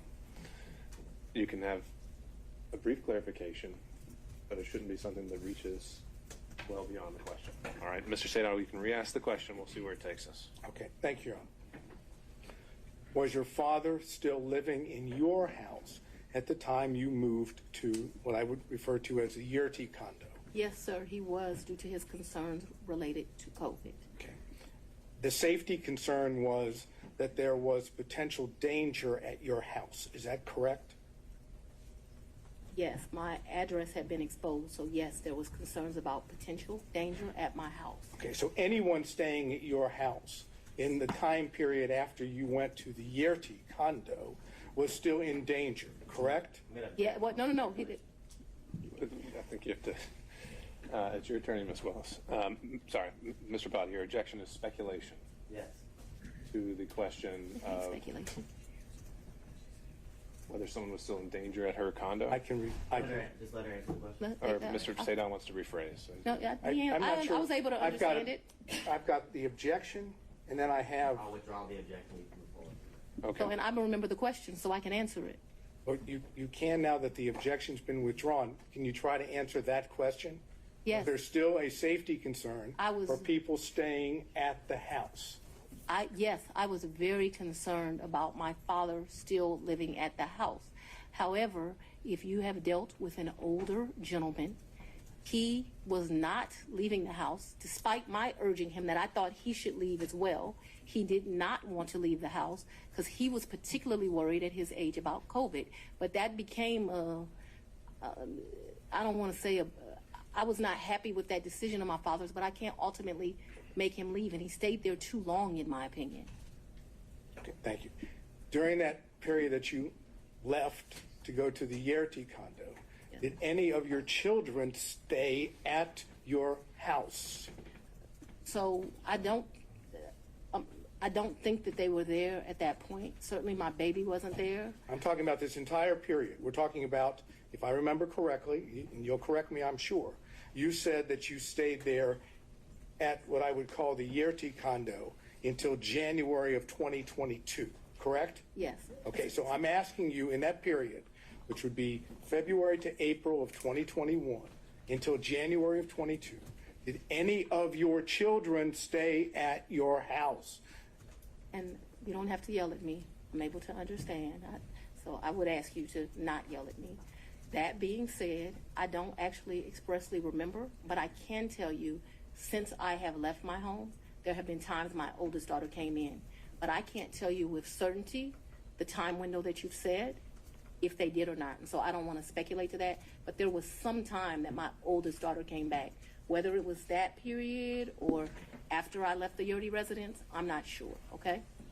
Okay, so if I continue to go into more detail on this, you're not going to be able to give me an answer of whether or not, in fact, any of your children were still at the house or stayed at your house during that time period, correct? What I can give you clarity of, so that we are clear, is from the time I moved out in February-ish of 2021, after I left there was a time period that my oldest daughter came back. But if you're asking me, was it in that window or after, I just don't have a recollection of that because, you know, your kids come and they go. And so I don't remember the specific time period, and I apologize for that. Did your children ever stay with you at the Yerty condo? Like maybe a night. Okay. Like for a girls' night or something, but live with, no. Okay. Did anyone else stay with you at the Yerty condo, including Miss Yerty? Never. Miss Yerty never lived in the condo. She met her husband and they moved. They weren't quite married, but they moved. Nobody ever lived with me in the condo. That was my word was stayed, not lived. Stayed with you at the condo. I guess I don't understand the distinction, but no one ever. I think my baby, my oldest child, I think she spent one night with me. Maybe my oldest and my youngest. But I think that whole time I was in that place, other than that one night, I don't think anyone ever, this was a very lonely period in my life. I don't think anyone ever spent the night other than maybe one night. I remember a picture of my baby sitting on the couch in that place, and I'm thinking she spent that night. But just a very lonely time in life. Okay. We'll stay with the lonely theme just for a minute. Did Nathan Wade visit you at the Yerty condo from the time you moved in until he was hired on November the 1st of 2021? So I moved out of that condo, but during that time period, I'm sure he came to visit. He came to visit. I can remember us going, I think the restaurant's Lickety Split. I can remember him picking me up, going to Lickety Split and ordering some food and coming and sitting at my table and eating. So I remember times that he visited me at that condo, yes. Okay, could you give us an approximation of how many times Mr. Wade visited you at the condo between the time you moved in and prior to November 1 of 2020? I don't think often, but I don't want to speculate. Can we say more than 5, more than 10? I'm going to tell you the problem I'm having here. Let's say more than 10, but I'm not sure that that's even accurate.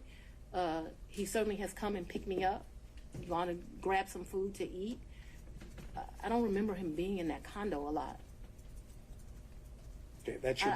I'm sorry. You want a number, and what I don't want to do. Giving me your current and best recollection is all I'm asking for. That's all I can give you, sir. How many times did any of the prosecution team, how many times did Anna Cross come to that condo between the time you moved in and November 1st of 2021? I don't think Anna's ever been to that condo. What about any other prosecutor that's involved in the prosecution of this case? I don't think any of them have. Just Mr. Wade? That's correct, sir. But it was a lonely time.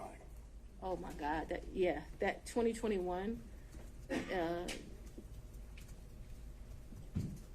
I have a lot of guilt about this time period in my life. Let me tell you why. But yes, it was a lonely time. Okay. I was very appreciative to the citizens for giving me this responsibility and this duty. But what I very, very quickly learned is that this is a very isolating job, and 2021 was a lonely time. I turned 50 in 2021. That's probably one of the worst birthdays I've ever had. I spent it alone. So I have a clear recollection of 2021 being lonely. Okay. Did Mr. Wade ever visit you at the condo, the time period I'm talking about, prior to November of 2021, when Ms. Yerty was at the condo? So Miss Yerty and me, we didn't share the condo at the same time. So the answer would be no. But we never stayed there together, so it's an No, I'm saying- impossibility. It's an impossibility. Yeah. Okay. Now, Miss Yerty, because we need to get clarification on this. Miss Yerty stayed in that place. There may have been a time that me and Mr. Wade visited, like went and saw Miss Yerty, but me and Miss Yerty never lived there together. Just so we're clear. Well, maybe that was clear, but I'm going to have to try again. Okay. Was Miss Yerty still living in the condo when you moved in? Not a day. Okay. So what I'm That was talking, another misrepresentation in this. We never lived together. I never lived with Miss Yerty. my question though, I'm trying to understand Okay. that after you moved in to the condo, Miss Yerty she was out of the condo, right? She got a house. That's all I'm asking. She's not in the condo. We never stay, Miss Yerty and I never stay a day together in the condo. All of her stuff was out of the condo, and all my stuff, some of my stuff, not all of it obviously, was moved into the condo. So we never stayed there together. No, sir. All right. So when I asked you about Mr. Wade visiting the condo, when you were staying there, Yes. Miss Yerty wasn't staying there, correct? That would be correct, yes. She wouldn't be at the condo, correct? No, she would not have been. It would be you and Mr. Wade alone at the condo, correct? Yes. That is, there weren't any other witnesses to Mr. Wade and you at the condo, correct? Yes. No security, none of your security detail. An object, she said it was just her and Mr. Wade. You made your point, Mr. Sadow. Let's move on to the next one. Yes, Your Honor. Who in the prosecution team, prior to, I guess, the motion being filed by Defendant Roman, who in the prosecution team knew of your personal relationship, and now I'm talking romantic, with Mr. Wade? So, sir, I am extremely private. All I ask is who knew. It's not, the answer is no one knew, that's fine. No. I ask you who knew. You Let me just tell answer you it and this. then explain this, Willis. I am very private. When I supervised Mr. Body and Mr. McAfee, they didn't know who I was dating, but I can assure you I was dating somebody. So that I kept something private, that's my private life, is not any mystery to anyone. It's like a woman doesn't have the right to keep her private life private. And I'm speaking on this because there have been all these intimations. You still haven't answered the question, Ms. Willis. I'm sorry, what was the question, Your Honor? Is there anyone else who knew about it? And then you can explain. I don't know. I don't think so. I certainly didn't go out telling my business to the world. Okay, so, the best of your recollection, you didn't inform anyone on the prosecution team that the individual that you had chosen to lead the prosecution team had a personal relationship with you. So Is that correct? That's inaccurate. Your question is inaccurate. What?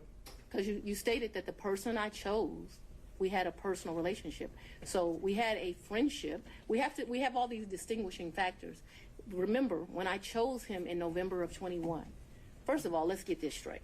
Mr. Wade was not actually my first choice. That's no insult to him. Your Honor, No, it is you because of the way you phrased the question. You said, when I chose him, I didn't inform people of a personal relationship. We have defined personal as romantic. It is an inaccurate way to state the question. Then I will certainly restate it so it is very accurate. Okay, and please do not yell at me. You hired Mr. Wade for the first time on November 1st of 2021, correct? November of 2021, yes, Okay. sir. Your testimony is, whether one accepts it or not, your testimony is that at the time you hired Mr. Wade, there had never been a romantic relationship with Mr. Wade before you hired him, correct? Yes, my testimony is that we were very good friends, but we're talking about a sex, so let's just don't. Well, No, I'm not talking about, I'm saying romantic relationship doesn't necessarily have to be just sex. Well, It can I be don't- dating, it can be holding hands, it can be any of those things that one might call romantic. I'm asking you whether or not prior to November 1st of 2021, there was a romantic relationship with Mr. Wade. It's very simple. It's either a yes or a no. I don't consider my relationship with him to be romantic before that. I'm not a hand holder, so no. That's fine. Now, let's move beyond November 1st of 2020, Yeah. 2021, excuse me. If I understand your testimony, there was no romantic relationship with Mr. Wade until early in 2022, whether it be January or February or March, early in 2022, correct? I would say sometime between February and April. Yes, sir. All right. Now I'm asking you about that time period when it became romantic. Yes, Okay? Thank you. Okay. You didn't see the need, if I understand, to tell any of the people on the prosecution team when you had established a romantic relationship with Mr. Wade that the lead prosecutor, that is the man that was basically giving orders to others, was dating or having a romantic relationship with you, correct? I'm going to object to relevance at this point, Your Honor. Not Sit down, relevance. Just to prove what we're attempting to show that there is an issue on the credibility about the relationship. The failure to have informed anyone on her team that she was having a romantic relationship with the lead prosecutor, I suggest gives rise to that inference. That's the relevance. The inference that that they were concealing this because it was not as it's been characterized to the court, and that in fact it started earlier than what they say. All right, overruled. Mr. Stay down. I just want to make sure that we're clear. From at least 2020, me and Mr. Wade were friends. At least that time period. Okay, I'm not talking Okay, about. so no, I want to be clear because my credibility is being evaluated here, right? We were friends. We hung out prior to November of 2021. In November of 2021, I hired him. I do not consider our relationship to have become romantic until early of 2022. Because I don't know a date and time, I'm saying sometime between February and April of 2022, and very early April of 2022, because I know that trip that I discussed with you was like the first week of 2022, that the relationship had become romantic. I hope that answered your question, but I can't have it where, we're saying something differently. All right, so you've established the timeline as you put it. The question originally was, at that time, did you tell any other prosecutors on the prosecution? I never tell people at work who I'm dating. All right, Mr. Sato. Okay. Did you take any trips to D.C. with Mr. Wade? Never. Did you take, okay, so you have no, what I would call personal trips or business trips to D.C. with Mr. Wade? I never went to D.C. with Mr. Wade, personal, business, otherwise, never. Okay, so. I've never been in the District of Columbia with Mr. Wade, or Maryland, Virginia, the DMV as they call it. So as I understand it, to be clear, any trips that you would have taken to see D.C. would not. That was a pretty clear answer. Huh? That was a pretty clear answer. She just said no. Twice. So do you have a variation or something new to bring up?